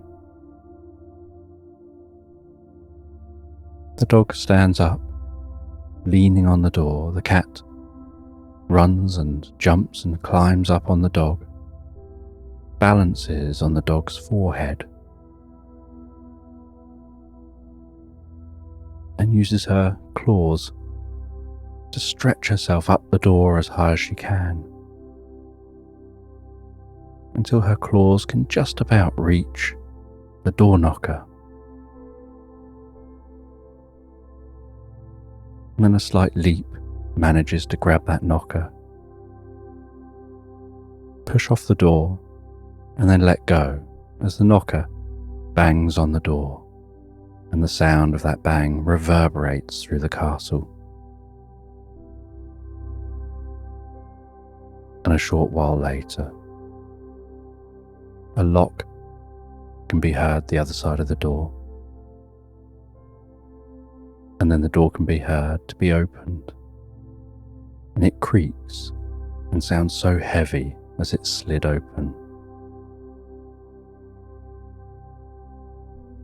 and both the animals run in.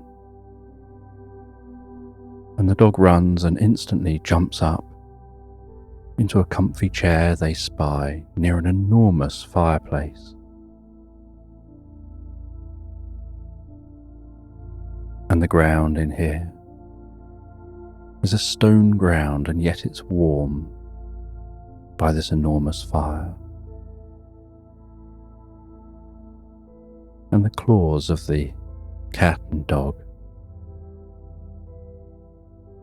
tap on that stone floor while they move. And the dog leaps up into that most comfortable chair and relaxes down into that comfy chair with that massive crackling fire rumbling away in the fireplace. The enormous, almost triangular looking flume sucking that smoke up and passing it out the top of this castle.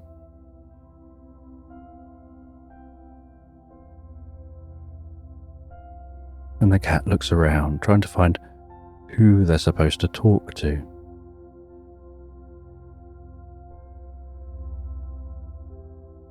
But the dog is just wanting to relax deeper and deeper into that chair, feeling so comfortable. And they've walked most of the night, and so the two of them are very tired. And the cat sees someone sitting in another comfortable chair at the far end of a hall, and they look very important and dressed very smart. And so they walk down to that person. And as they reach that person, so the person looks up at them and smiles so friendly. And the cat says that their name is Pickles, and this is Penny. And they're here in search of a wizard. And they were told that they'd be able to find out where that wizard is.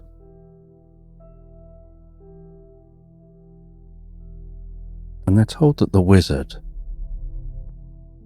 likes to lead a very isolated life. They seek solitude. And so it's some trek from this town. You have to go way through the forest. And it's only when you've passed deep into that forest that you'll find them. But they'll do almost anything to try and be alone and have peace and quiet.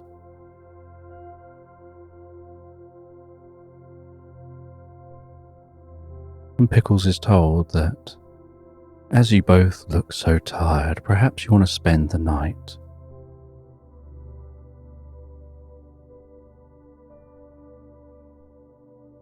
And so Pickles heads back to Penny.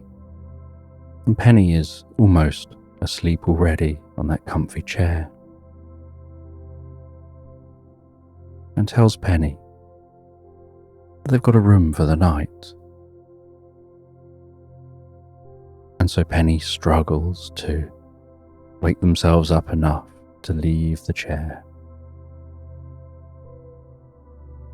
and very lazily plods along, almost as if it's too much effort to be trying to do this moving and walking.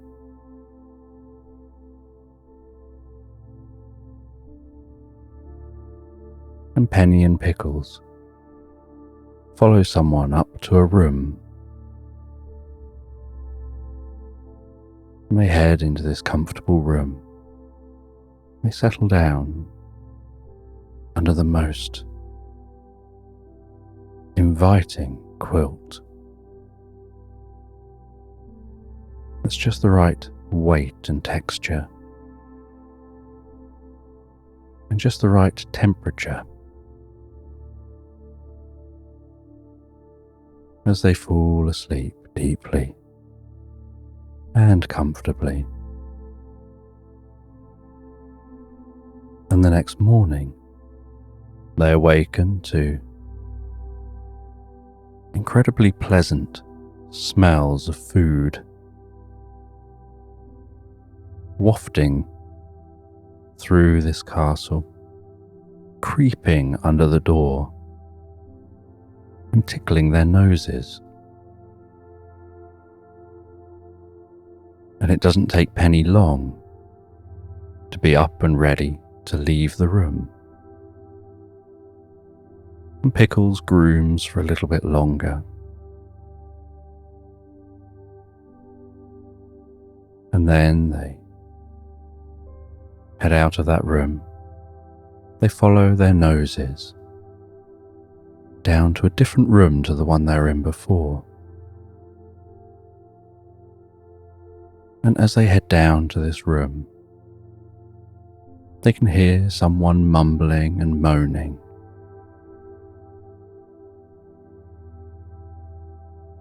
Saying about how unappreciated they are. That everything round here is just pandemonium. It's all chaos. Suddenly we have these new guests. Suddenly there's all these extra people to cook for and extra things to do. There's never any certainty. You plan for something, and then it just changes because someone decides it's going to be different. And they're having a good old rant to themselves. And they say that everyone just ignores them when they try and talk to people, as if they're not even there.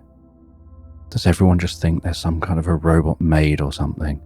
Just come here, do this, do that, help now. You need to do this, you need to do that. And Pickles finds it amusing, the rants that people will have when they think no one's listening, and the smile they put on their face as soon as there's someone there. And as they walk past, Pickles looks over, smiles and says good morning. And the person smiles back and says good morning back in the friendliest of ways.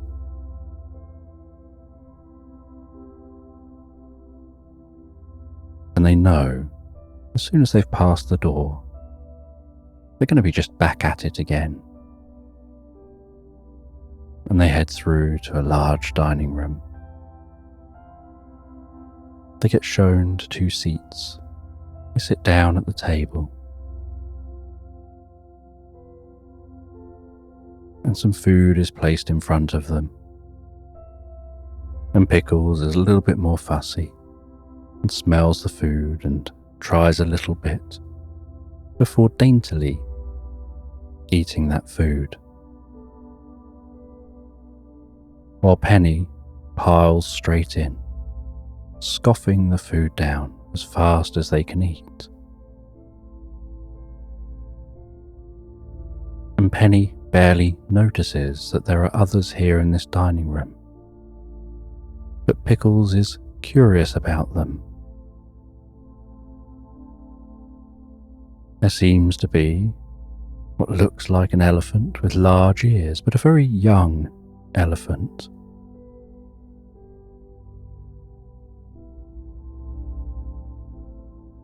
And there's a lion that has a strange mane that looks like the petals of a dandelion. And there's a camel, and every time it moves, its humps undulate, which catches Pickles' attention. And the baby elephant looks over, still chewing some food, and introduces themselves and says, "Hi, I'm Gumby. This is Pokey," gesturing to the lion. And this here is Jasper, gesturing to the camel. And Pickles says, "This is Penny and I'm Pickles." And then the elephant continues to eat. And Pickles eats and Penny eats, and they all eat their food, and no one talks to each other while they eat. And as they all finish, so they all head away from the dining room. And Pickles asks why the others are here, and they say that they just needed a place to stay for the night. They'd arrived in the town and were told the best place to ask for somewhere to stay is up at the castle. They're always inviting and friendly. The elephant says they were just flying by. They got large ears that they can flap. But it's such a blustery day. They were going off course, and it was so hard and so much effort to keep on course that when they saw this town, they decided to stop here and see if they could find somewhere to stay until the weather improves.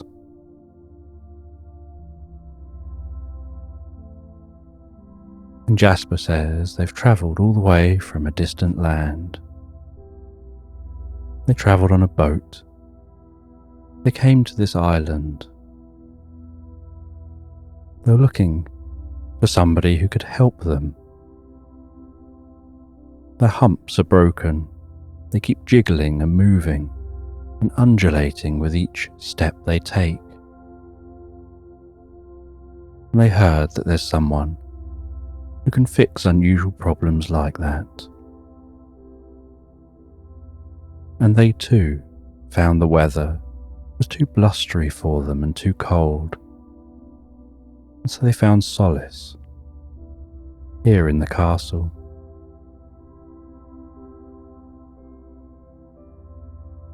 And the lion says that they'd interacted with someone in the forest. They're trying to be friendly, but all they got out of it was having their mane changed to being like a flower. And now they have this bizarre craving to sleep inside daffodils while they look like the head of a dandelion.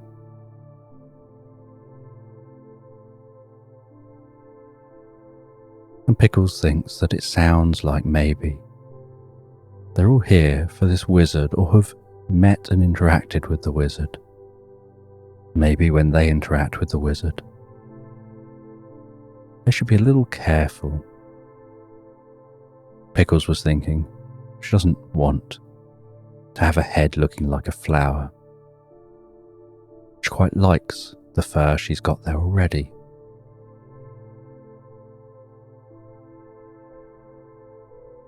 And after eating their food and resting for a little bit and seeing the sun rise from the castle windows,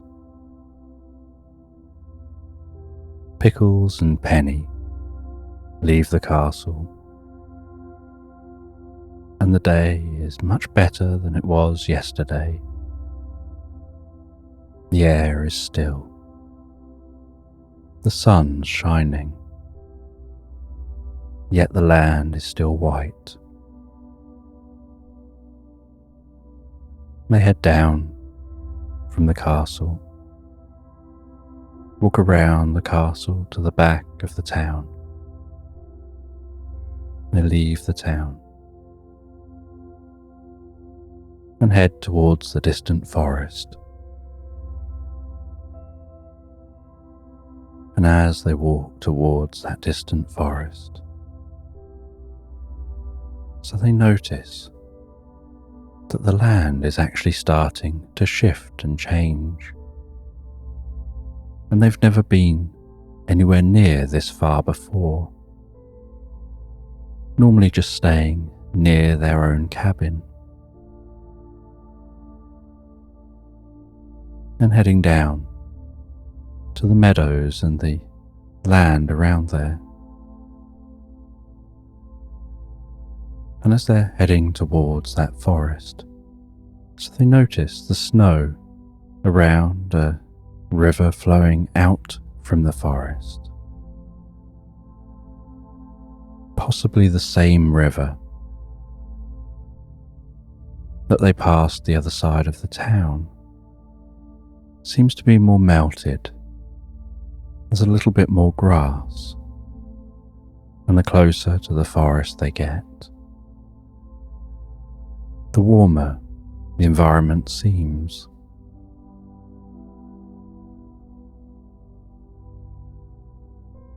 And they realize that the water itself even seems warmer.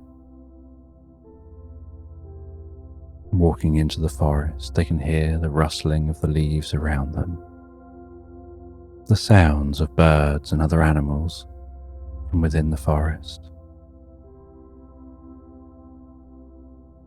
They can hear a distant rumble, almost like the sound of thunder. But they know that the sky is clear. And they walk along the edge of the trickling water as it bubbles past. And they can feel, without even touching the water, that the water here is getting warmer and warmer, as the environment here is getting warmer and warmer, until they come to a very small lake that's gently bubbling. And the land around this lake seems very different from the land outside the forest, with broader leaved plants and a dampness to the air. And that dampness is slightly warm. Whereas if you had that dampness outside the forest, it would make your face very cold.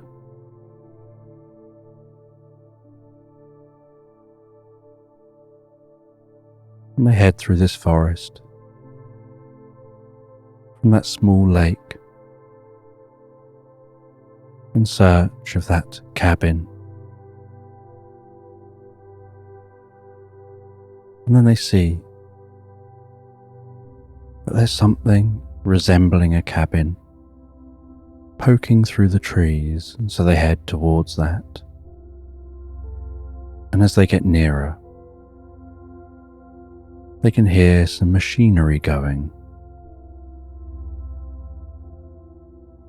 And they see a man with long white hair, tie-dye clothing, and electric blue sunglasses, twisting a handle and operating some kind of machinery. And they approach very slowly. And as they get nearer, eventually they get noticed, and that person stops what they're doing, turns to look at them, and gruffly asks what they want, who they are, why they're here. And they say who they are. They say why they're there.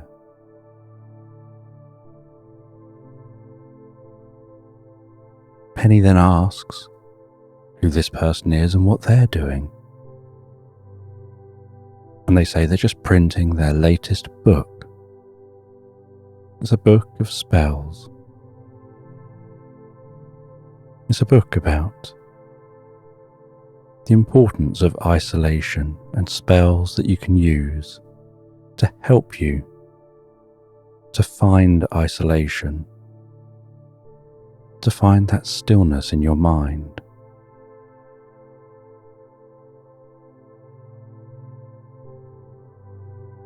And Pickles says that they don't want to be a disturbance, but they do have people that they want to help.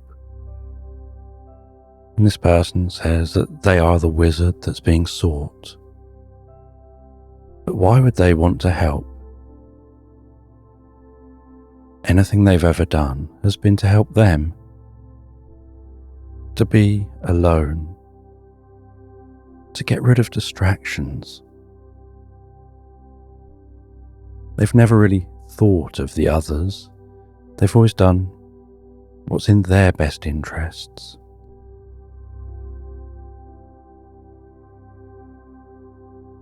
And Pickles says about some of the characters they met at the castle. And the wizard says that they know each of those people. They know that lion, they know the elephant, they know the camel.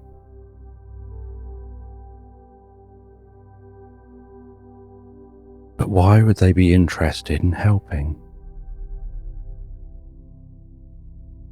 When helping means that they see them even more.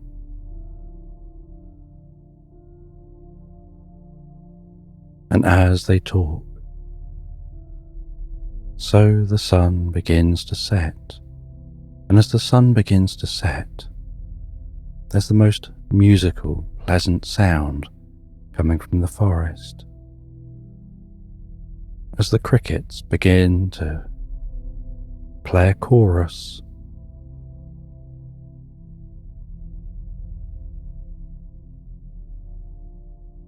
and Penny and Pickles don't give up. They continue to try to encourage this wizard to help. Penny goes off and makes a snow cone for the wizard, thinking anyone who dresses in tie-dye and sunglasses in the middle of a forest is probably fun at heart and has a sense of humour. They did turn jelly into a jellyfish after all. And they did make the lion's mane look like a dandelion. So they must have some sense of humour and some childish, fun qualities. They don't accept the snow cone. They just want Pickles and Penny to go away. And so Penny tries running around and chasing his tail.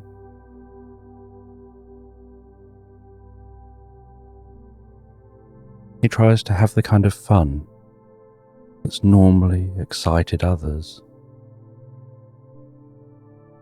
But this just makes the wizard want to get even further away.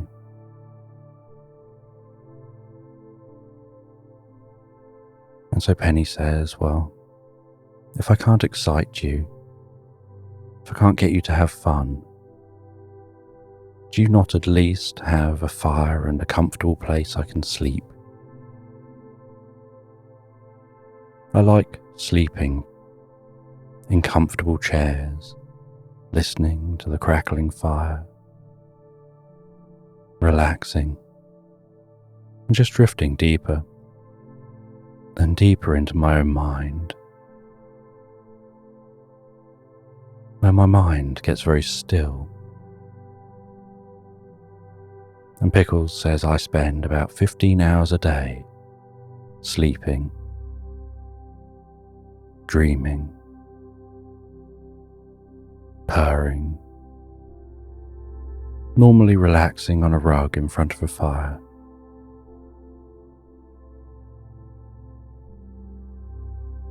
And Pickles says I also like to be alone a lot. I'm a very solitary character.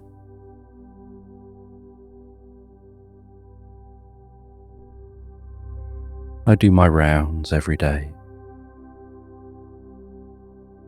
and then go and rest, and I decide when I'm with people and when I'm not. And when people decide they want to be with me, normally, if I don't want that, I walk away. And the wizard can relate to this. They can relate to that stillness, that desire for peace, for relaxing. But Penny says they also like having connection and encountering others and learning. And Pickles says they like watching others, normally from afar, and figuring out who does what and why. And likes working out what's going on inside the minds of others.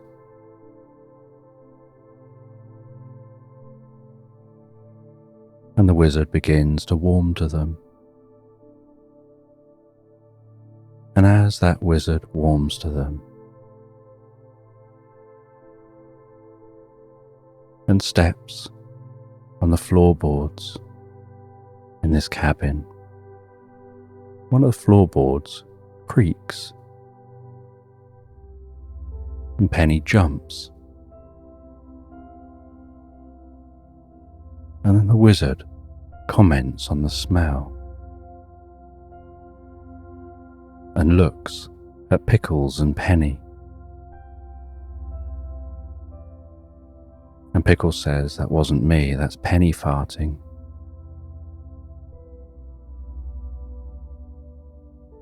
Whenever Penny gets nervous and jumps, it happens quite a lot.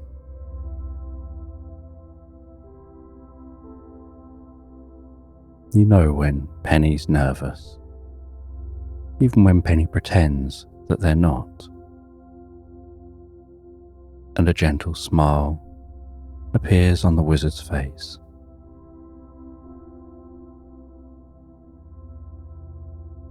And the wizard heads outside and comes back with a snow cone.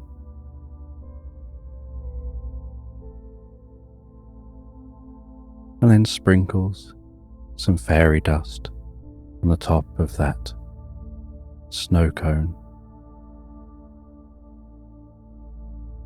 and says, "Take that back with you, but you'll have to be very quick."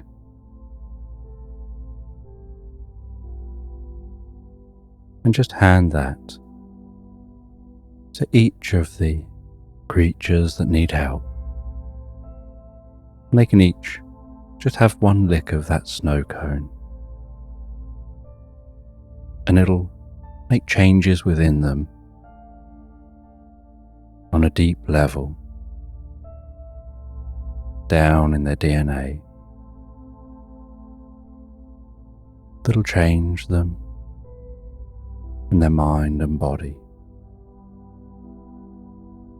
helping them to develop the life they want and turn back to how they want. And they'll find themselves back where they want. Almost like it'll grant them a wish, but not a wish they consciously think, but one they just non-consciously know. But you have to be very, very quick because it'll melt if you don't get out of the forest quickly.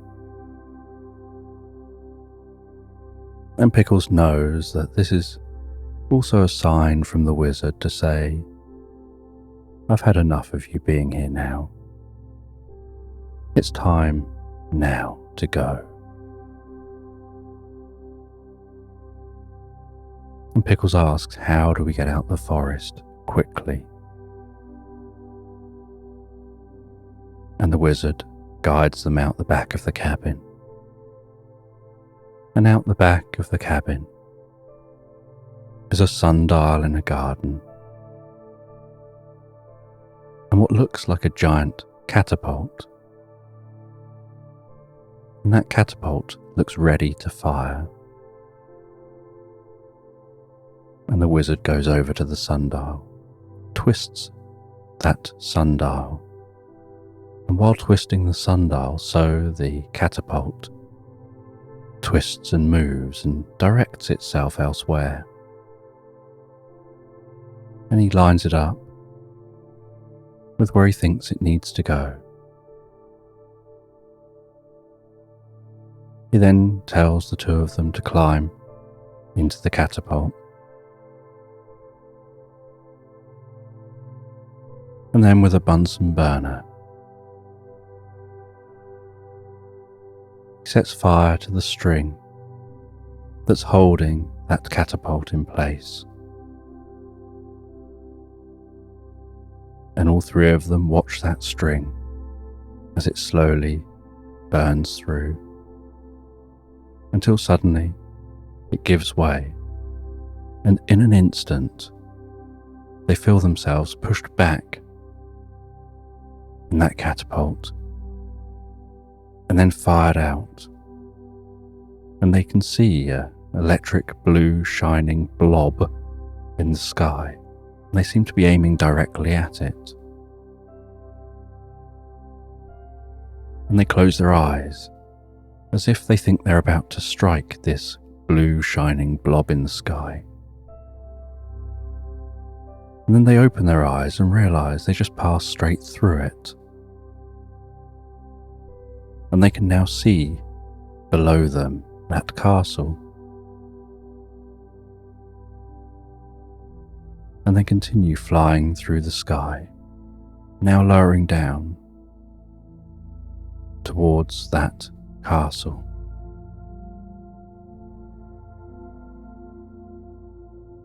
And they realize they're aiming straight for a pile of straw. And they crash down and bounce on that straw and roll off the straw.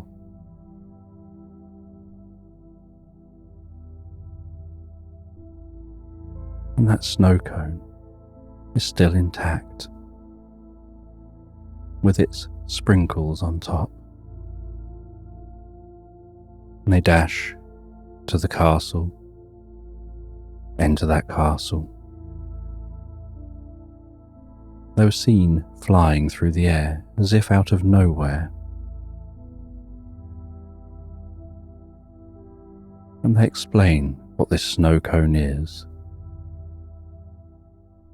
And the lion takes no time at all in running over and licking that snow cone. And with sparkling light tinkling and twinkling around its neck, its mane reverts to a proper lion's mane, and he swings his head slowly, enjoying the feeling of his mane swinging. And Pickles feels a little jealous as she moves her head a bit and has no mane at all. And she can't help but just have a little touch of that lion's mane. And the elephant licks the cone, and changes begin to happen for them, and the camel licks the cone as changes happen for them too. And the camel starts to fade, and while fading, thanks the two of them for their help. And as they're fading, so a slight shimmer of a desert can be seen around where they're fading, as if they're fading back to where they want to be. And while that cone is not yet melted, they dash out of the castle, dash through the town, They head along the edge of the river, finding their way to the jellyfish.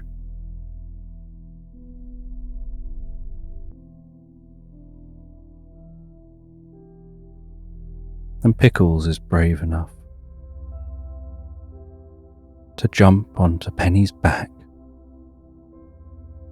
and gently dig her claws in just enough to make Penny leap from the side, crash through the ice and land in the water, while Pickles bravely holds that snow cone up above her, keeping it out of the water until they reach the jellyfish, and then lowers it down for the jellyfish, who absorbs that snow cone. And then the space around the jellyfish within the water begins to sparkle and shine, as Penny, a little annoyed with Pickles, swims back to the shore. Pickles jumps off. Penny braces himself and shakes violently, and then looks all puffed up and fluffy, but is at least a bit drier now.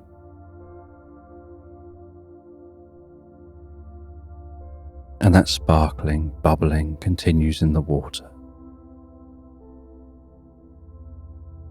And then rising out of the water is that jellyfish. And as the jellyfish rises, so it turns into a person, into a young child, who thanks the two animals and says that they've been jelly and then a jellyfish, but really all they wanted was to enjoy life as a child, and that they'll head to the castle where they know they'll be given a place to stay, and they can take their childlike mindset and let themselves grow up how they want to grow up and learn in a whole new way. And Pickles and Penny, having been on an adventure they never planned, head back to their own cabin.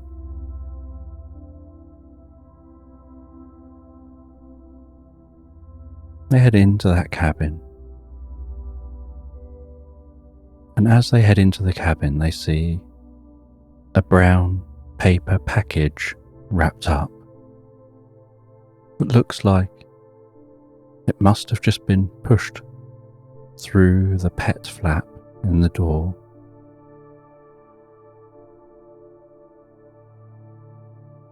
And together they carefully pull on the knot, remove the string from around the package, open that package, and inside they find two tie-dye knitted jumpers.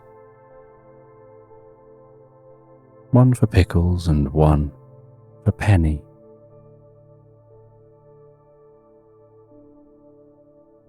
And a little note that just says, "Thank you for making an old man smile."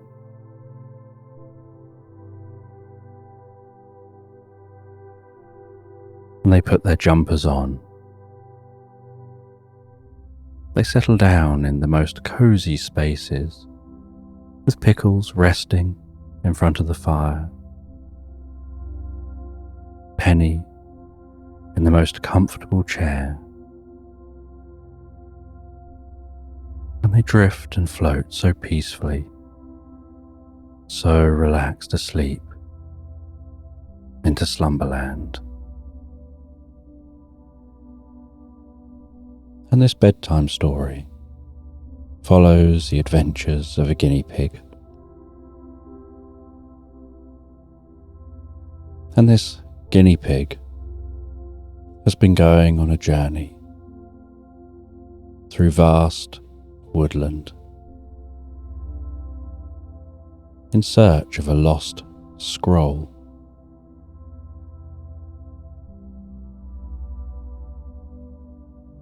And as they walk through that woodland, listening to the sounds of the leaves rustling overhead,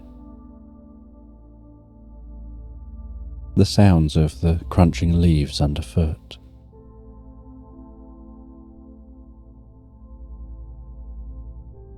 the way the light dances on the path before them.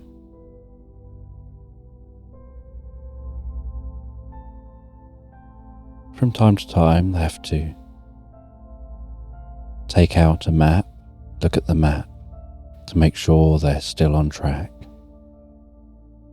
And they have a small little compass that they check with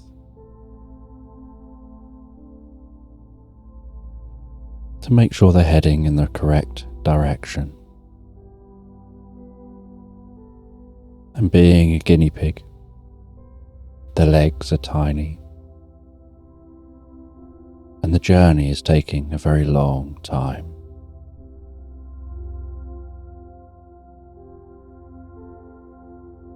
And so they continue this journey through the woodland, taking in the sights and sounds of the woodland, breathing in the fresh woodland air.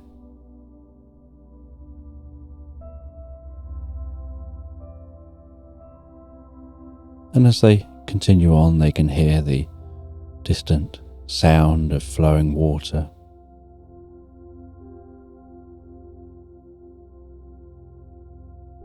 And they head along in the direction of that water with the plan to follow the stream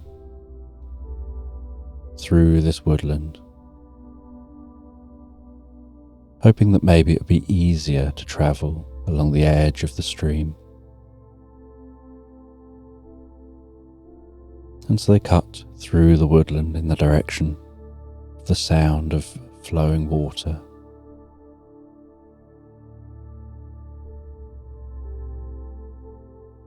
Until eventually they find that small stream. They begin to follow the stream. And as they walk along the edge of this small stream, where the bank of the stream is clear of trees, this area catches some sunlight, and the sunlight shimmers on the surface of the water.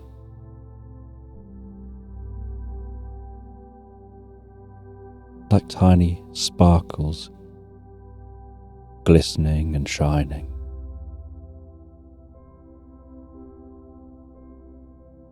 They walk along the edge of the stream,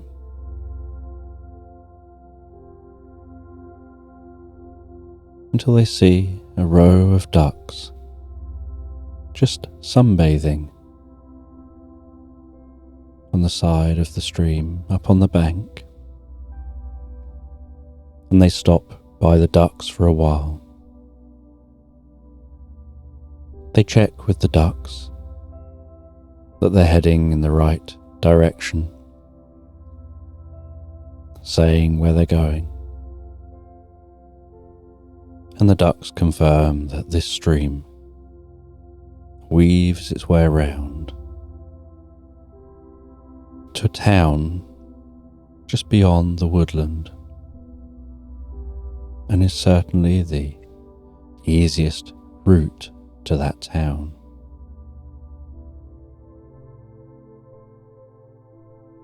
And those ducks continue to rest there in the sunlight, stretching their wings out, soaking up as much of the sun as they can.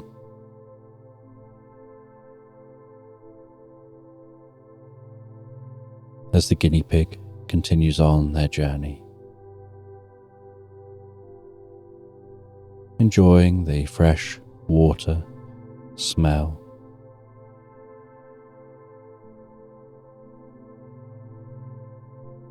and while they continue on their journey,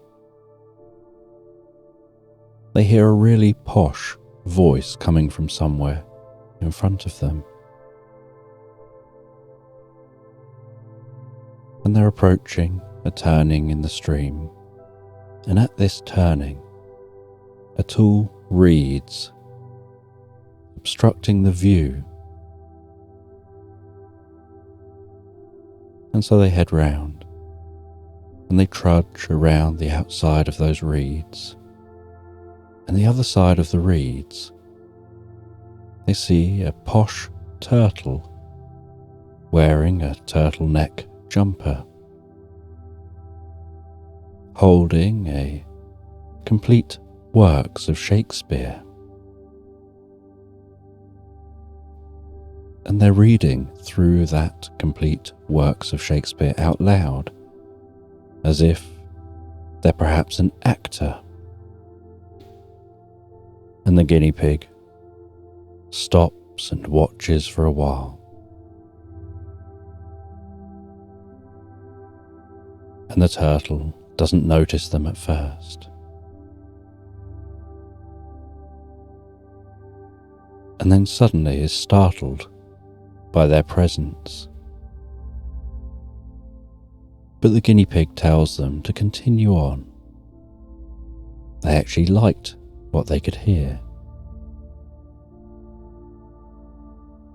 And so the turtle carries on reading that Shakespeare. And while they read the Shakespeare, gesticulating and talking in a very grand and overt way, the guinea pig finds themselves transfixed on the turtle's performance. And as the turtle comes to the end of their performance and gives a bow, the guinea pig claps and applauds that turtle's performance. And the turtle tells them they've heard of this legendary theatre they'd like to go and perform in, called the Globe. And they've been training for years. And so far, all of the audiences that they've had have just been totally unreasonable people. They found so many people walk away before they've even finished a performance.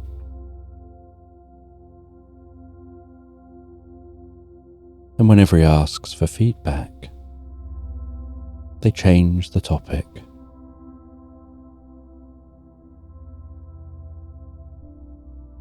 And the guinea pig shares that they actually liked it and thought it was impressive.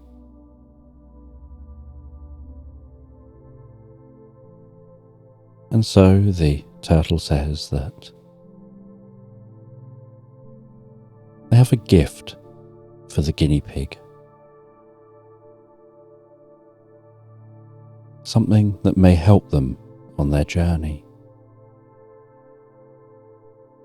And they slowly walk to the water's edge. And they slowly reach into the water and pull out a water lily. And they do so incredibly carefully. And then slowly head back to the guinea pig. And they rest that water lily on the ground in front of the guinea pig.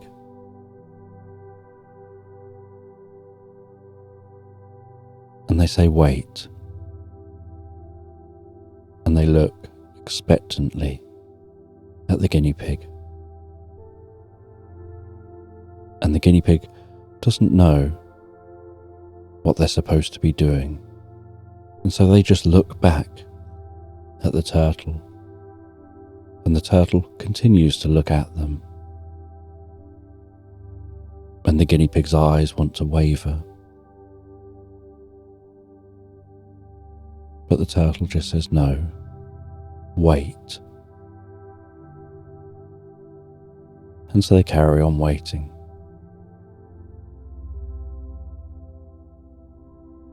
And then after what seemed like a very, very long time, the turtle lowers their gaze down to the water lily and then says, "Okay, you can look now." And the guinea pig looks down at that water lily and sees that there's some water within it. And that water has become incredibly still, almost like a mirror. And with the angle of the light and the angle there stood around that water lily, the guinea pig can see their own reflection in the water within the lily. And as they gaze into their reflection, the turtle talks in the background.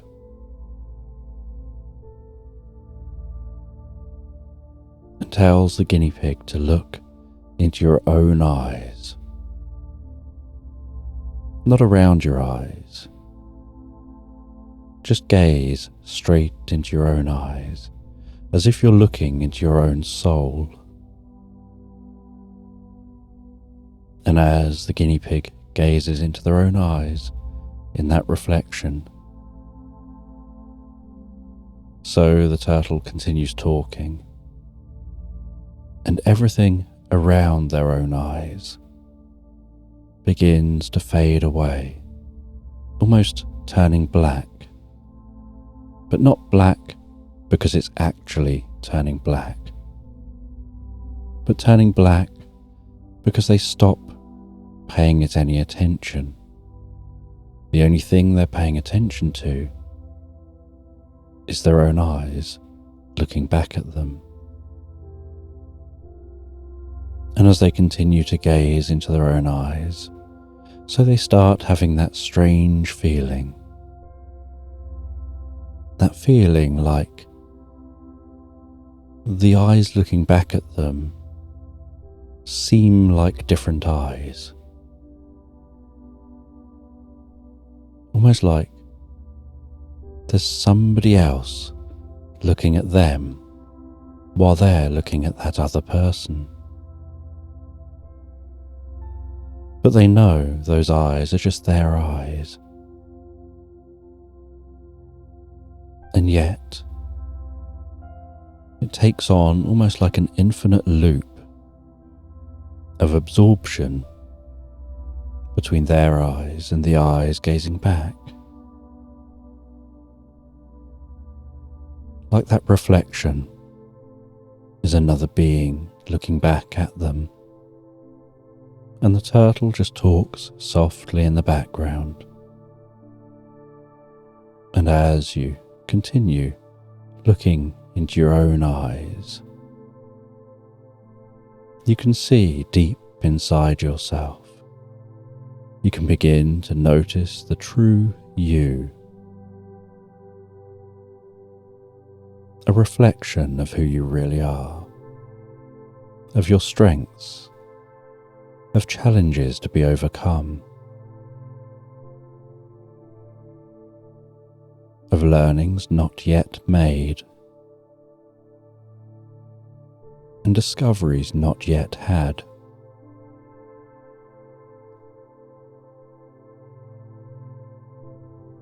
And the more they look into their own eyes, the more profound the experience becomes for them.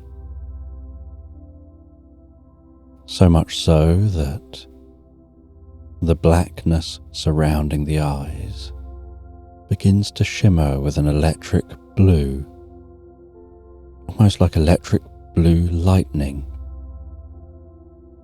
is starting to fizz from the centre of that lily out to their peripheral vision.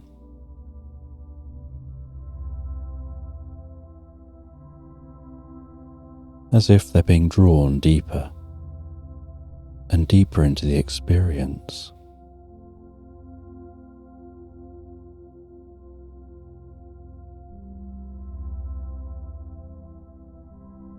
And at just the right moment, the turtle yanks that lily away and says, "Sleep." And the guinea pig's eyes close and they drop deeper and deeper asleep, standing there, head looking in the direction the lily was. And the turtle says, "On your journey,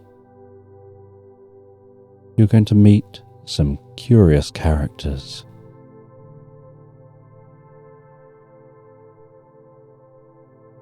And a part of you will know how to learn from each interaction.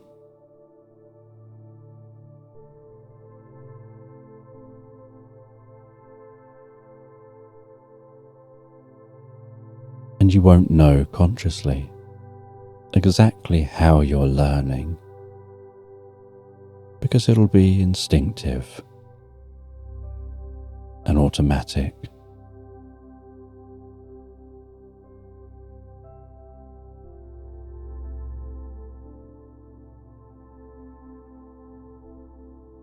And then there's a moment of silence, and the guinea pig can't work out how long that silence lasts. Was it a moment? Was it an hour?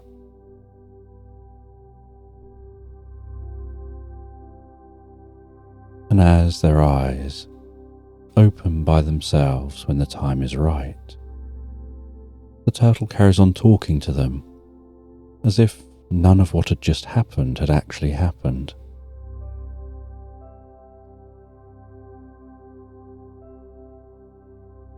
And the guinea pig says, "I'm sure something just happened." And the turtle responds, "That's right. You're sure something just happened."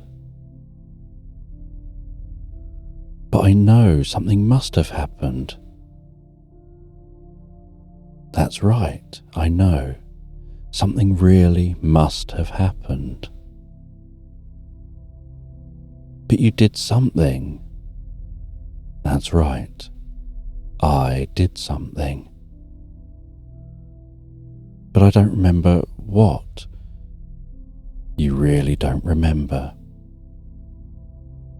It's like it's just gone now, as you go now, on your journey.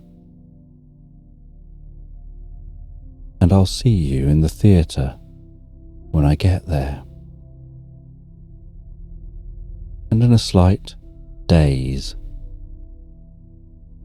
and with a pat on the shoulder, the guinea pig continues their journey, enjoying the bubbling of the water alongside them, heading towards a village. And they continue that journey until they can see the smoke rising softly from the chimneys of the buildings in the village. They head over undulating grassy hills, following this stream as it weaves and flows over rocks, sometimes bubbling louder, other times flowing so softly and so faintly.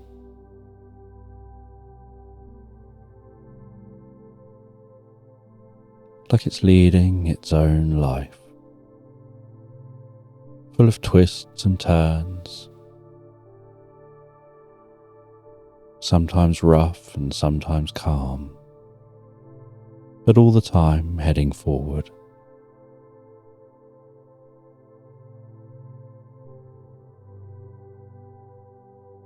And as they approach the village,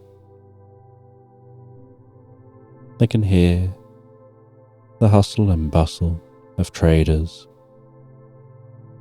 and people milling around.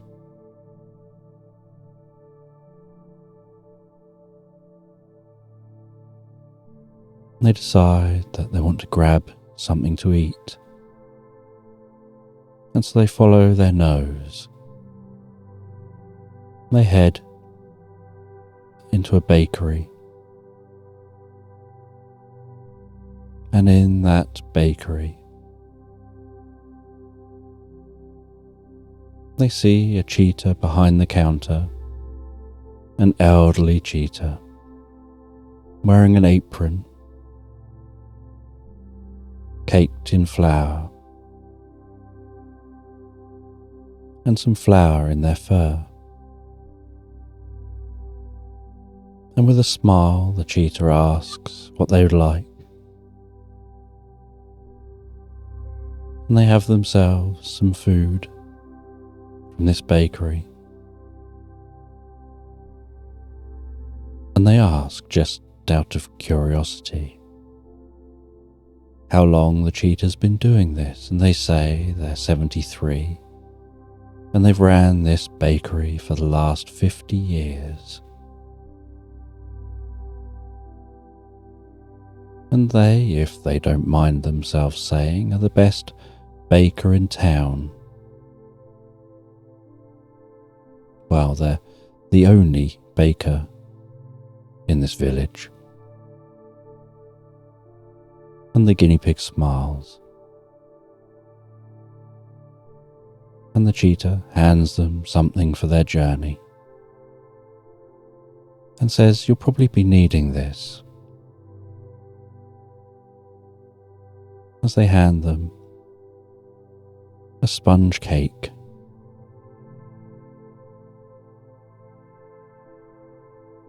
And the guinea pig thanks them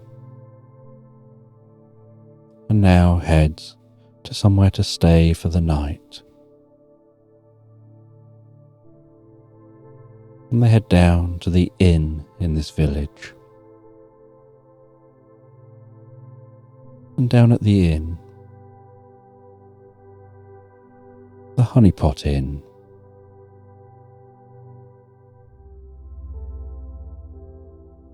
they see a little mouse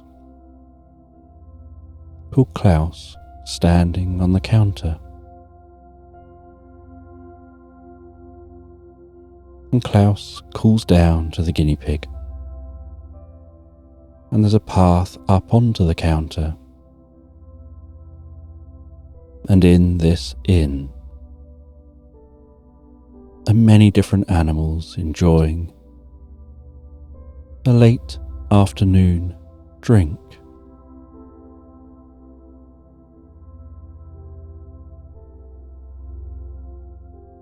There's a manatee sat in the corner, drinking a pint of bitter.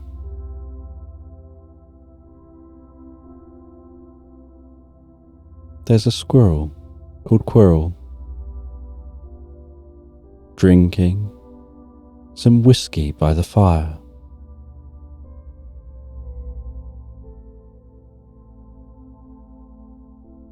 And the mouse asks the guinea pig if they'd like a drink, and they say they're really there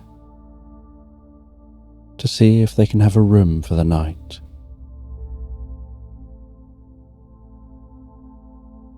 They get given a key to a room, and they head up to that room.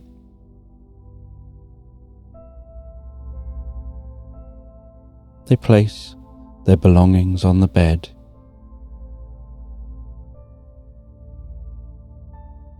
They bounce around a little bit on the bed.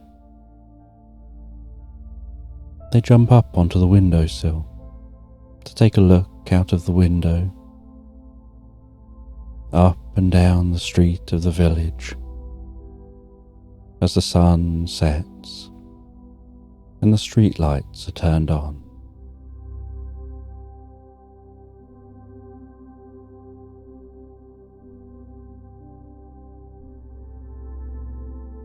And as it gets later and later, they settle down in bed and drift peacefully asleep for the night.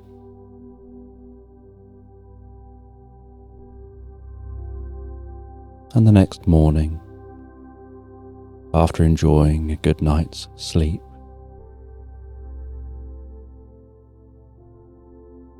they prepare for their journey for the day. They get the sewing kit out of their backpack. They stitch up the holes in their socks.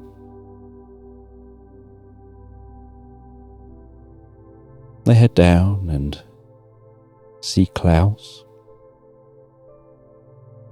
who asks how the room was, and they say it was okay.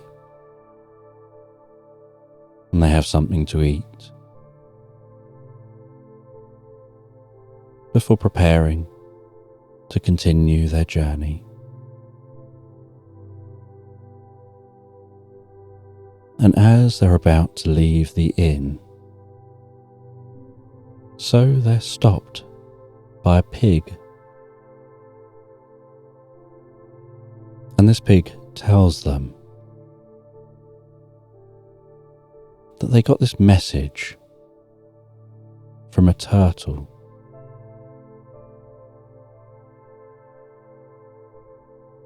That you might need some help to make your journey quicker. And the guinea pig says that they do have a long way to go. How can you make the journey quicker? And the pig says you can always ride on me.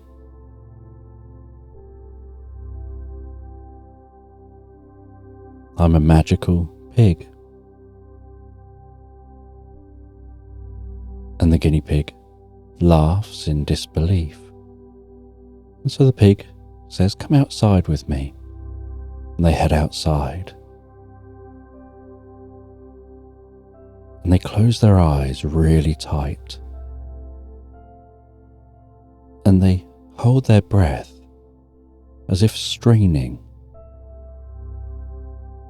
And then sparkling happens around their body. And white feathered wings start to form out from the sides of the pig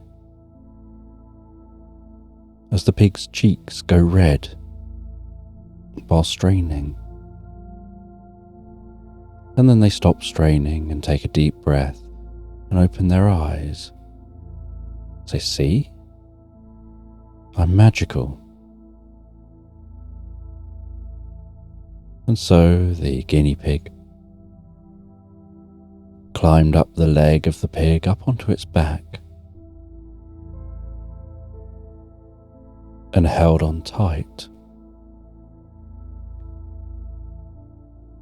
And as the pig started running down the street, flapping its wings and then leaping into the sky, it asked, so where are we actually going? And the guinea pig said, I need to reach the mountains. If you can get me to the foot of the mountains, I can make the rest of the journey myself. And so the pig flew them towards the distant mountains.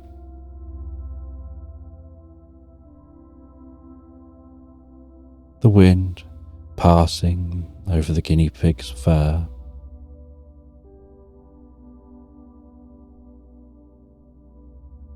the sight of the woodland below, and the meadows stretched out in all directions,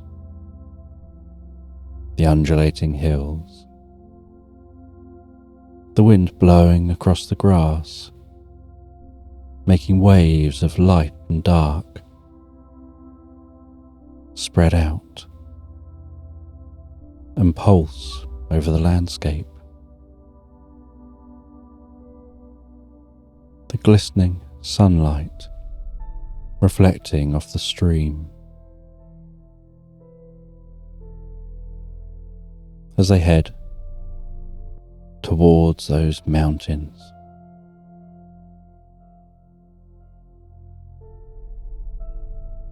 And while the pig flies, so it engages in small talk. And the guinea pig just responds in a friendly kind of way, not over interested in what the pig is saying, but grateful for the pig's help.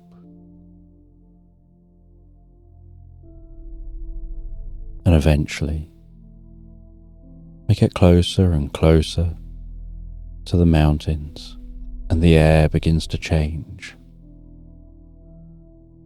The air being pushed up as it hits the front of the mountains.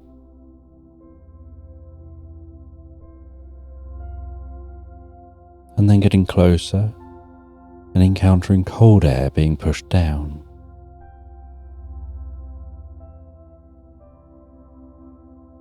And the pig lands at the foot of the mountains, near a mountain path. And the guinea pig thanks them, says that they can make the rest of this journey on their own from here. And to a guinea pig,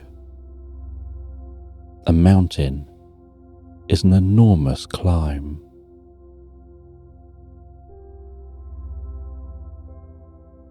And as they start to climb, initially they start to get warmer and warmer, with all of that walking uphill. But then as they continue climbing, so the landscape around them starts to get colder and colder. And they start to notice snow around them at their level. And so out of their backpack, they take a wool jumper and they place that fluffy woolen jumper on and continue their climbing, following this path. And the path is quite easy to climb. The hard part is the distance and it all being uphill. And so they climb higher and higher.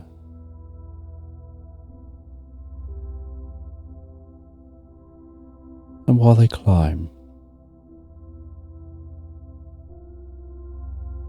they see some white rabbits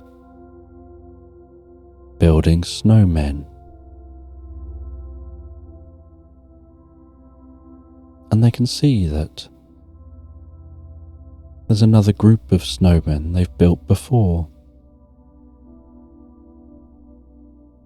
which are beginning to thaw with droopy faces and their nose lying on the floor.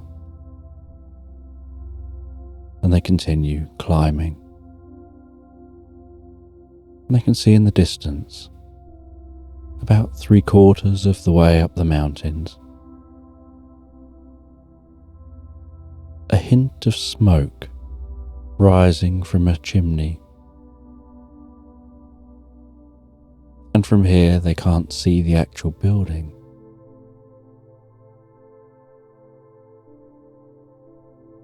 But they know that they need to get to that building.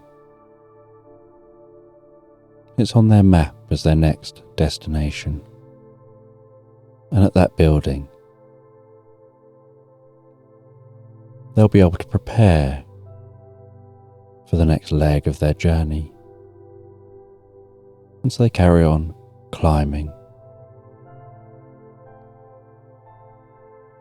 And eventually they're climbing, having to walk through snow.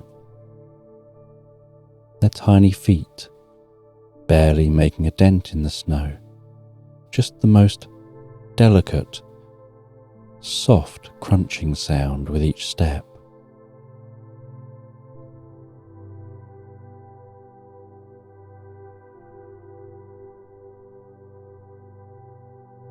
And eventually they can see the stone building. It's a grey stone building, and the roof is covered with snow. There's a grey chimney poking out the top, and smoke wispily rising into the sky. And the door is a dark, very solid looking wooden door. And there's a notice on the front of this building.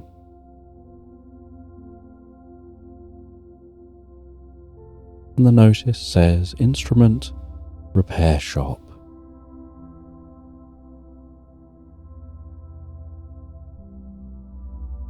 And so they push on the door, and a bell trings, and the door closes behind them. And they can hear some ticking clocks hanging on the walls of this repair shop.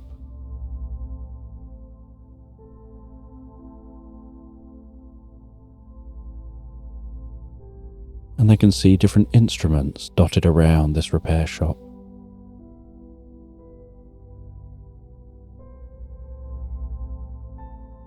And some of those instruments are musical, and other instruments do other things.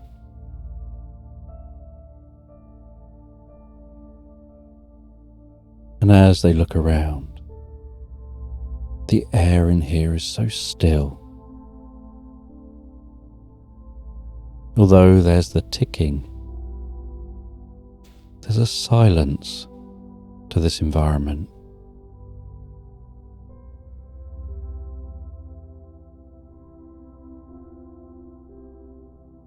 And they look for the owner or whoever's here. And out from the back walks a grumpy armadillo. Who's here now? What do I have to do now? Always someone wanting something. And the armadillo, wearing silver gloves, comes out whinging and moaning. And he sees that guinea pig.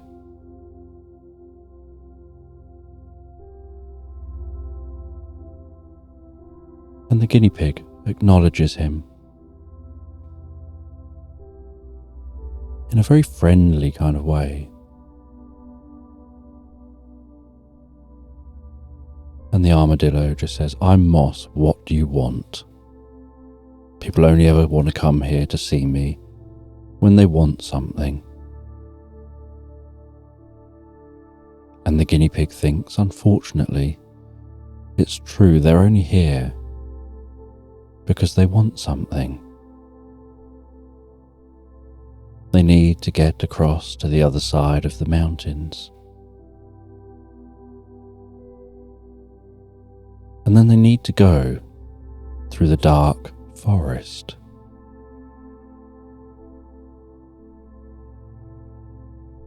And they've heard that what they need to do this can be found here. And so they ask, why this shop is in such an odd location.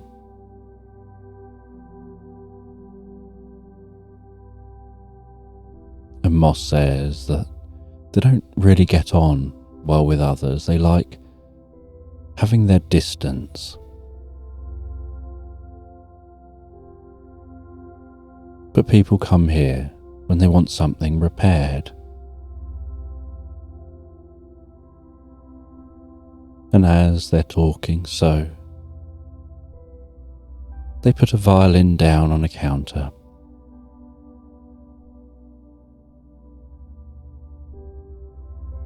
And they start to repair that violin. And the guinea pig asks what happened to the violin.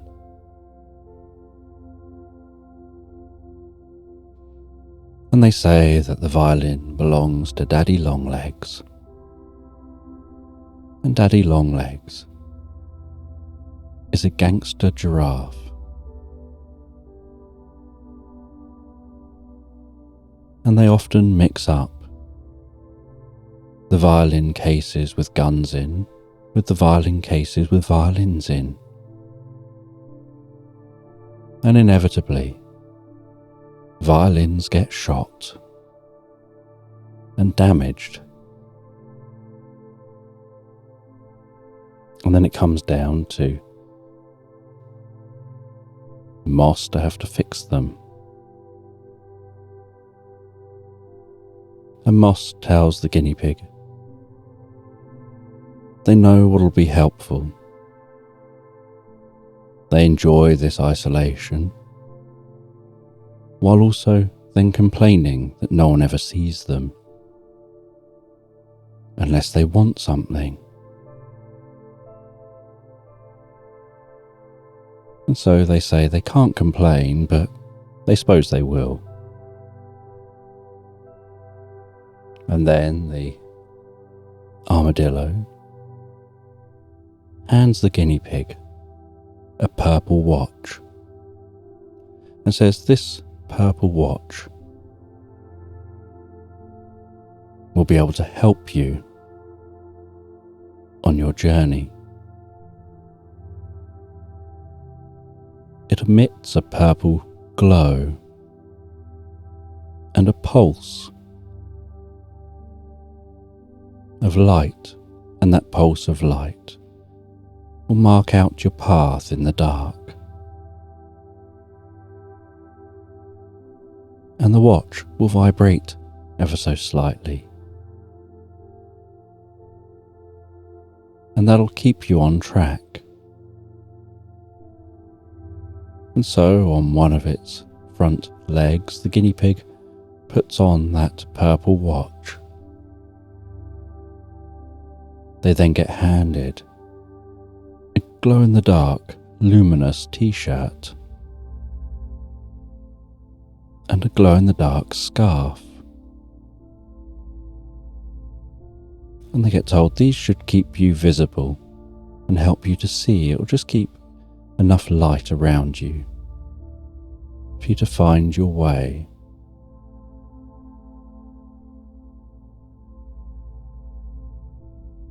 And the guinea pig wonders whether the armadillo is just trying to make them look stupid, almost like a practical joke that they're playing because they don't get many visitors here. And they get told that one last thing that'll help you to get to where you're going is out the back. And so the guinea pig gets shown through the shop. And out the back of the shop, through another door, through another room, is a steep set of stairs, and they walk the guinea pig up those stairs. And at the top of the stairs is a door.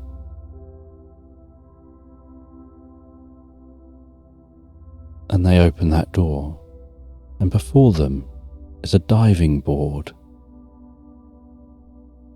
And it's incredibly windy up here.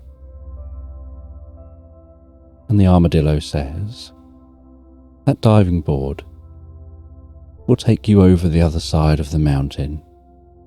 Just run to the end, bounce on the diving board. You'll be fine.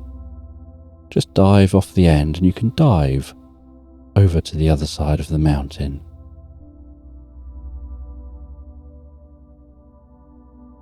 And the guinea pig is a bit twitchy about this, a bit kind of unsure, thinking, doesn't sound particularly safe. And so the armadillo hands them a flute and tells them, just after you've dived off the end of the diving board, jump onto this flute and just blow across the mouthpiece of the flute. You'll be fine. And so the guinea pig takes that flute and, trying to hold the flute under one leg, runs to the end of the diving board with the other 3 legs and bounces off the end, quickly gripping the flute with all its legs and blowing across the mouthpiece of the flute.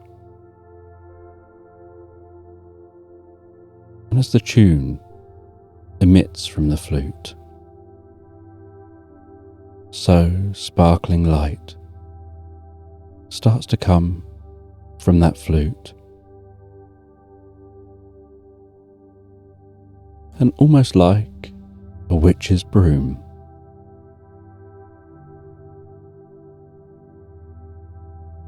the guinea pig discovers this flute can fly, and with a gentle lean left or right, or backwards or forwards, the flute changes direction. And as the note begins to fade, the guinea pig has to blow the note again to keep that flute flying in the air. And the guinea pig manages to fly down the far side of the mountain, skim the tips of the treetops,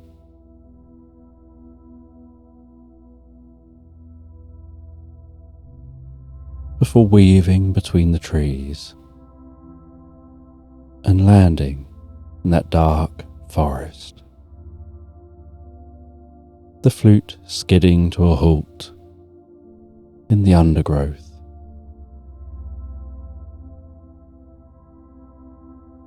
And there's a low and gentle mist weaving and wrapping its way around the trunks of the trees.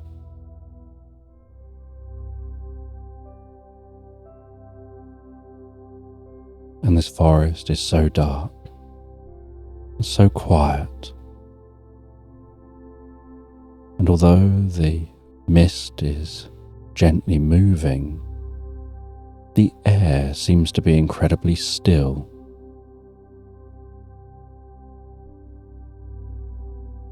And the only light is the glow from the scarf, the t-shirt, and then with a tap on the watch, that purple watch begins to pulse, and the purple light spreads out among the forest floor with a slightly stronger purple light in the direction the guinea pig needs to go. And any time the guinea pig veers slightly off route, even just to try and weave around trees, or climbing over logs, the watch buzzes ever so slightly, and the physical sensation is understood by the guinea pig as they move back on track.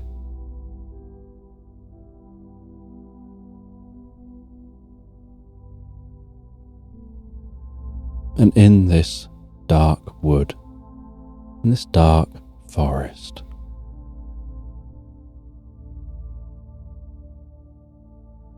they can't tell whether it's night time or evening, whether it's dark even in the daytime, because it was lighter the other side of the mountains when they were heading into that shop, and they don't feel they're in the shop too long. And a part of their mind is already thinking how they're going to get back. They don't know if flutes can fly off the ground, or if you need to already be in the air to fly a flute.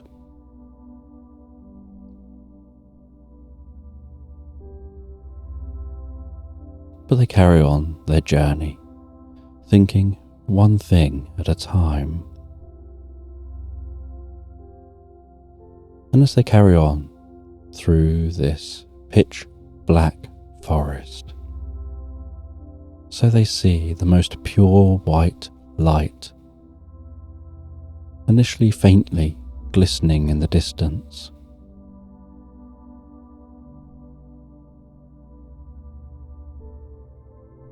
And they notice that white light is on their journey, is directly on the path they're taking. And so they wonder whether that must be where they need to be going. And they head towards that light as it gets brighter and brighter while they get closer and closer. And the white light seems to be emitting a gentle tinkling sound of bells, slightly echoing and reverberating around this forest. And although that white light is bright where it is, the forest itself seems to dull the light, stopping the light from penetrating too far from its source.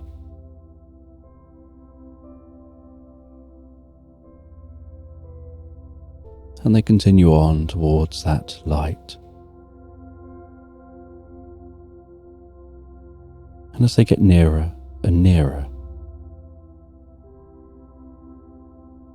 they start to see there's something that looks incredibly beautiful in the center of that light. And as their eyes adjust to see more detail within the light, they notice a sparkling butterfly with the most delicate looking silk wings.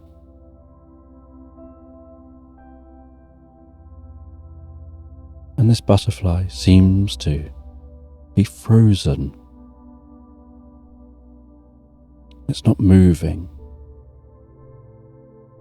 almost like it's a statue of a butterfly, and yet it looks like a real butterfly. And the guinea pig works around that butterfly taking a look at different angles, thinking how much it looks like an ice sculpture of a butterfly, and yet it just looks like it's alive.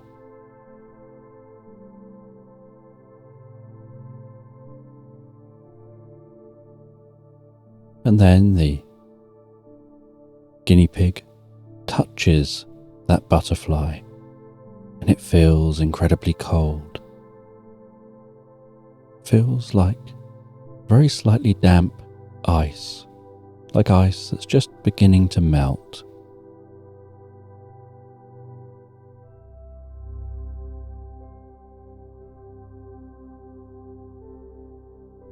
And the guinea pig continues looking around, trying to figure out, this seems to be the next stop they need to make.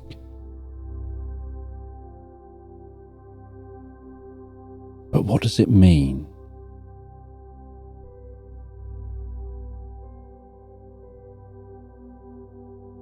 And as they look around, they notice that where they touched on that butterfly is thawing slightly faster than the rest of the butterfly. And so they light a small fire in front of the butterfly, a little way away from the butterfly, so there's just a delicate amount of heat, like the warmth of a paw touching the ice. And with that, the water gradually drips more off that butterfly.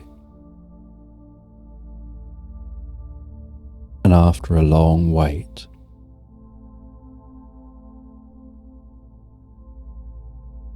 the butterfly still looks incredibly silky and pure white.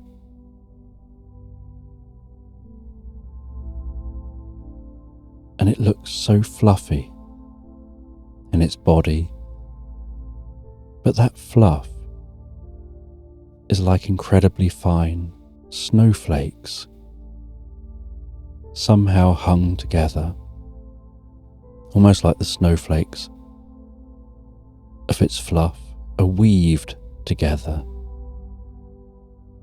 with the most delicately weaved silk wings. And as the last drop of water falls from that butterfly, so its wings begin to move, its legs begin to stretch out. It begins to move its head, its eyes, and then starts to talk to the guinea pig.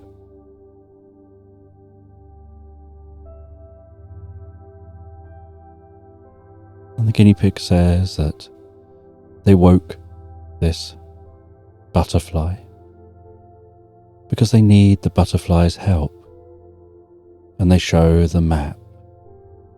They show where they're trying to get to,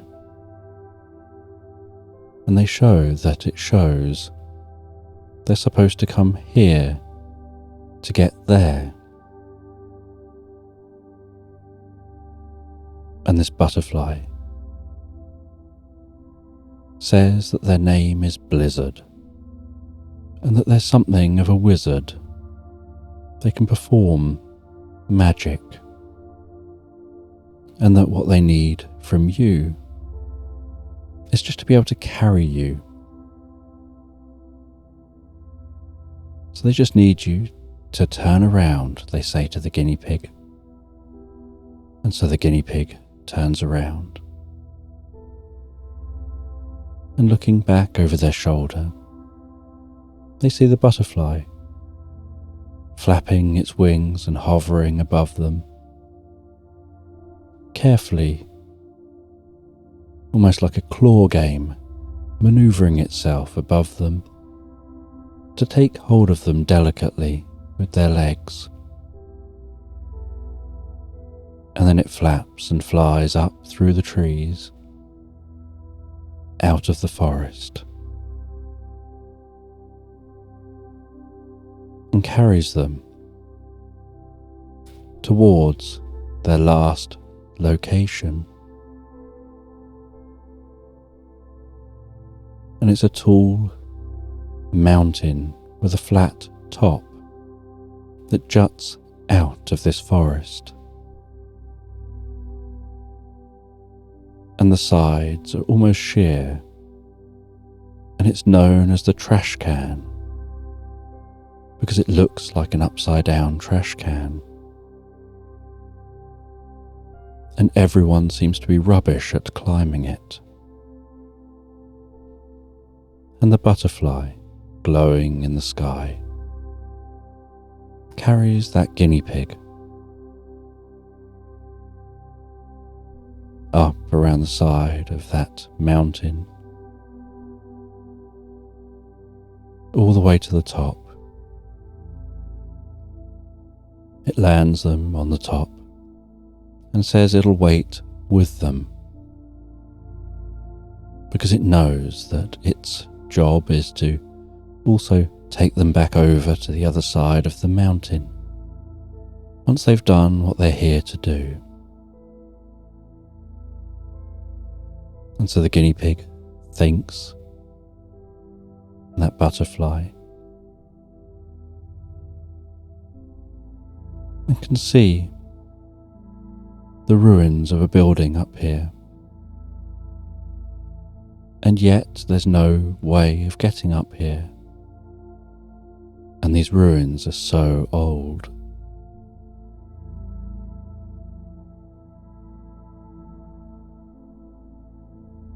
And the map shows this is the location to arrive at. And they head into the ruins. They start to explore the ruins.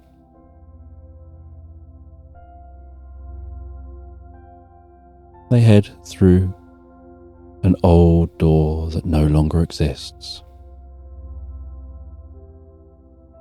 and descend some steps, following those steps deeper and deeper into this mountain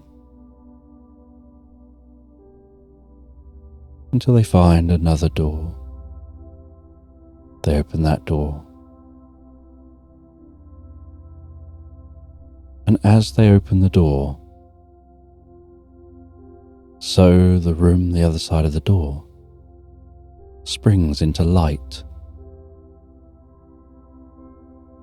And in the centre of this room, they can see a pedestal, and resting on that pedestal is what looks like a board. And they pick up that board, and on the board they read in a different language that this is the yes, yes board. If you can answer yes, then you can have access to the scroll.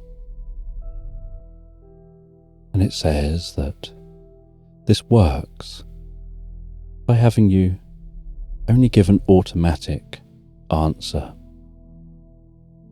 not one you give thought to, but one that you just deeply understand. And it tells the guinea pig to rest a paw on either side of this board. And while resting a paw on either side of a board, a sentence forms between those paws on the board. A question for the guinea pig.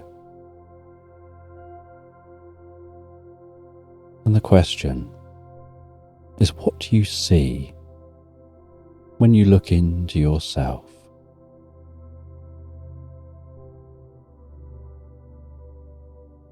And the guinea pig thinks about it, and thinks about it some more. And as they continue thinking,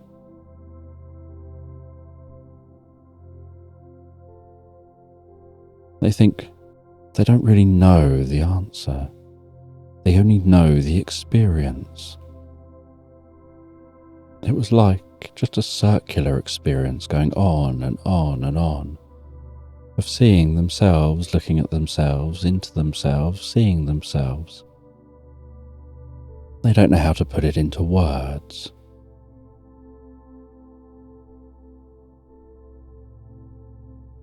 And yes, lights up on the board, and they understand it's not about the words you use, it's about the understanding you have.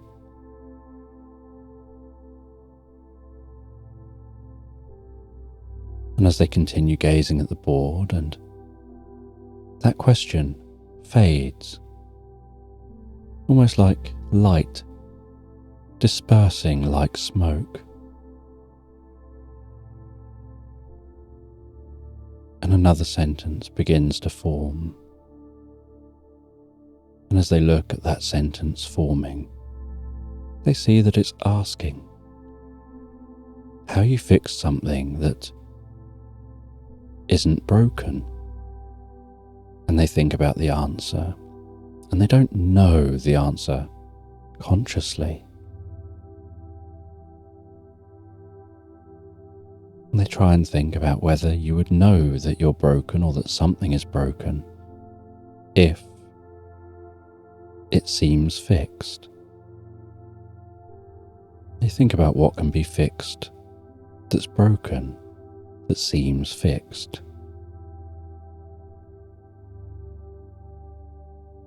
And it takes a moment. But the answer forms in their mind, but only as a concept, as an idea.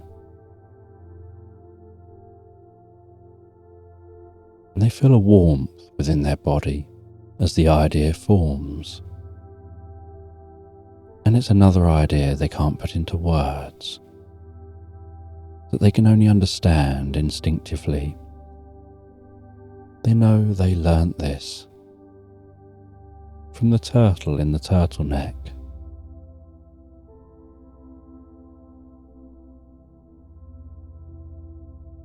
And the other yes lights up, and then a click on the wall happens, and a stone door slides aside, and a scroll falls out of that hole onto a ledge. And they head over to that scroll. They carefully open the scroll.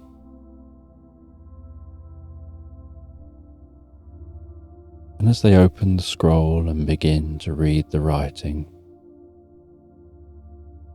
they start to understand what this journey was about.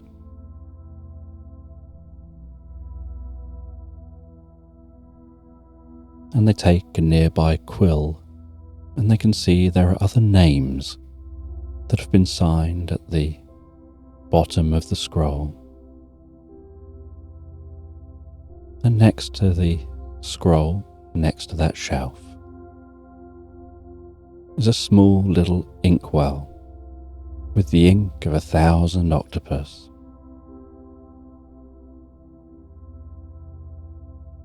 They dip the quill in the ink. They sign their name at the bottom of the scroll.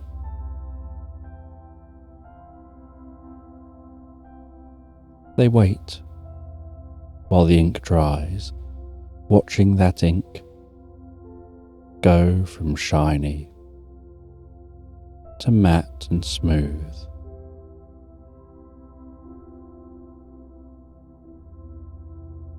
Before rolling the scroll up again, placing that scroll back into that gap in the wall. And as they do, the stone door slides shut again.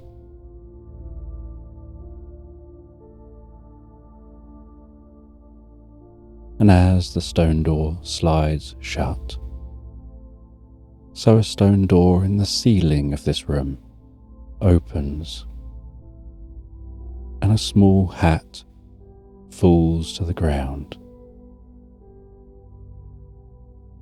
And the guinea pig picks up that small fez hat, places it on their head as their gift to be taken away, along with the knowledge of what was on that scroll. Knowledge that's only for those who've been lucky enough to make this journey and to succeed in getting to the scroll, to add their names to the list of those lucky enough to have been here.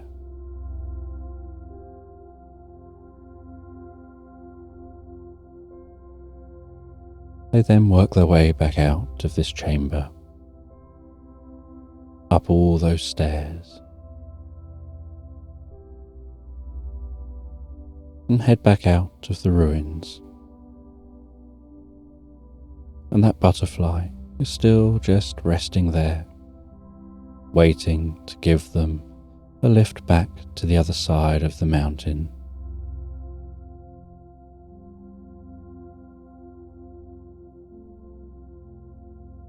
And before setting off, they take a tiny camera out of their backpack and, facing away from the ruins, with just the sky to be seen, they ask the butterfly if they can just take a selfie together to remember this moment. And so they take that selfie together.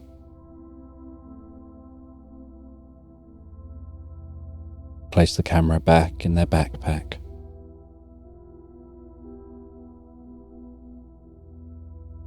The butterfly again flies above them carefully, taking them in its legs.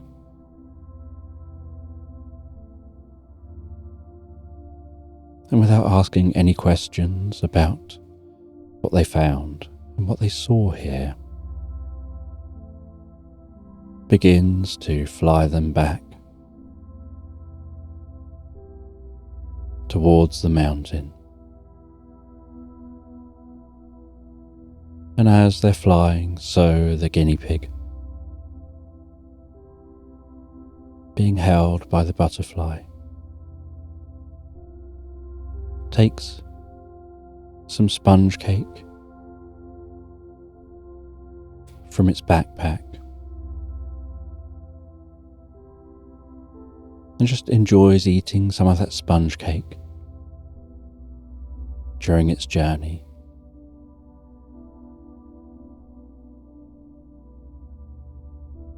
And flies back over the mountain. And the butterfly lands down the other side of the mountain.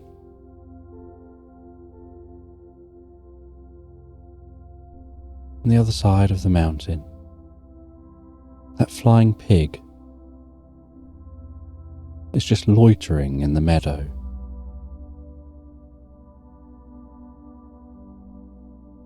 And the guinea pig says goodbye to the butterfly. The butterfly says it's time for them to go back to where they were found. And they'll go back into stasis for the next person that finds them.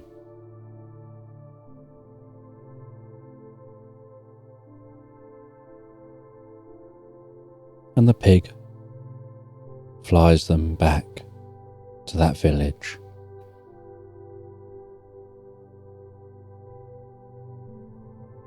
And they decide to spend another night in the Honey Pot Inn.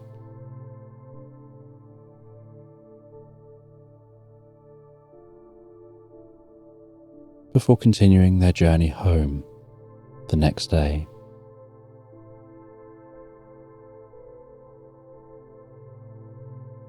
And while they're in a room in the Honey Pot Inn, they think about the experience they've had, and they wonder what they're going to do with the map so that someone else can find it.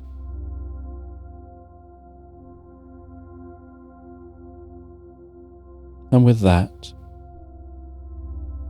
they hear a knock at their door. And they open the door and a turtle is stood there. And the turtle says they're going to the globe.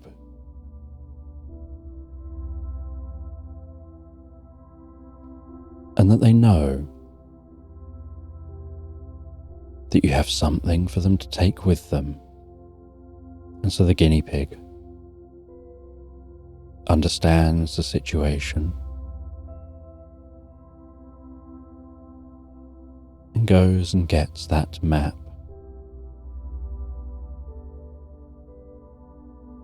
And hands the map to the turtle, who gives a gentle smile.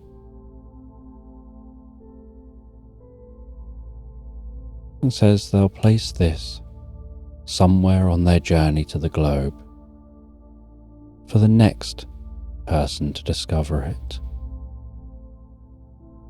And the guinea pig realizes this turtle was the one who'd placed it where they first found it.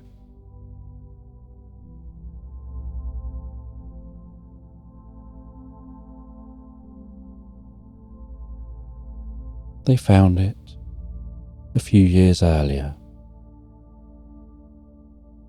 while out for a walk, and as they were walking around,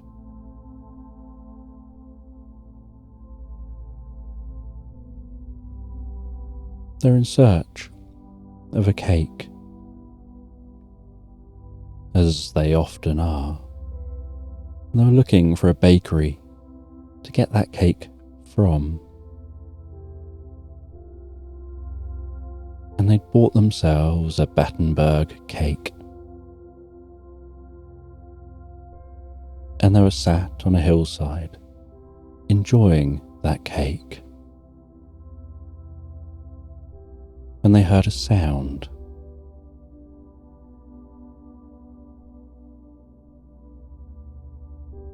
And they went and headed towards that sound.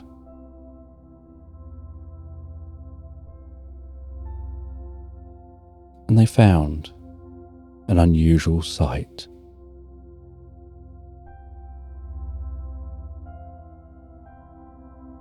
It was a snowman thawing despite there being no snow.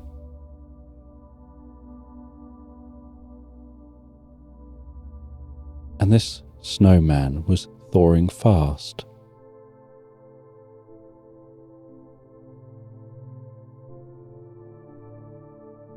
And within the ball at the top of the snowman, the ball that made up its head, something was poking out of the thawing snow.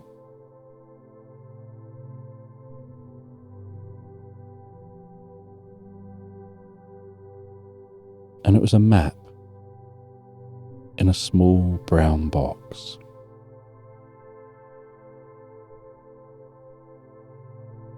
And a note encouraging them to go and explore.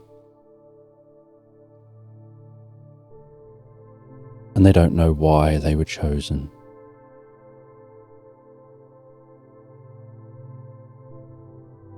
But they now know it was the turtle who'd left that there for them to find. And the turtle explains they've been around for hundreds of years. And it's their job to spread wisdom. They take a very slow approach to life.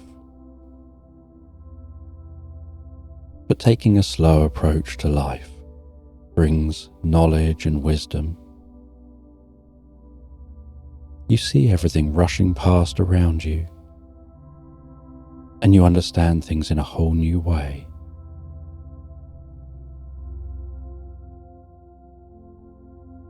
And they say now they're on a trip to the globe And that'll give them the chance to let somebody else make their own discoveries.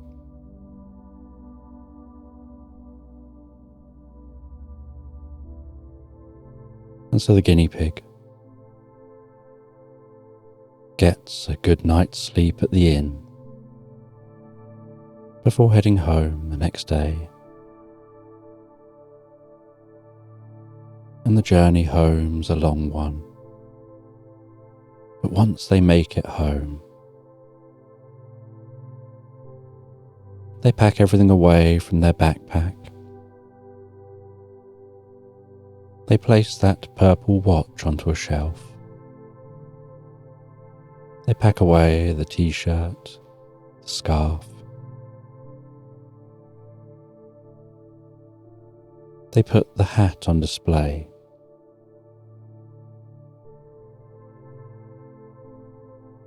They then brush their teeth before heading to bed.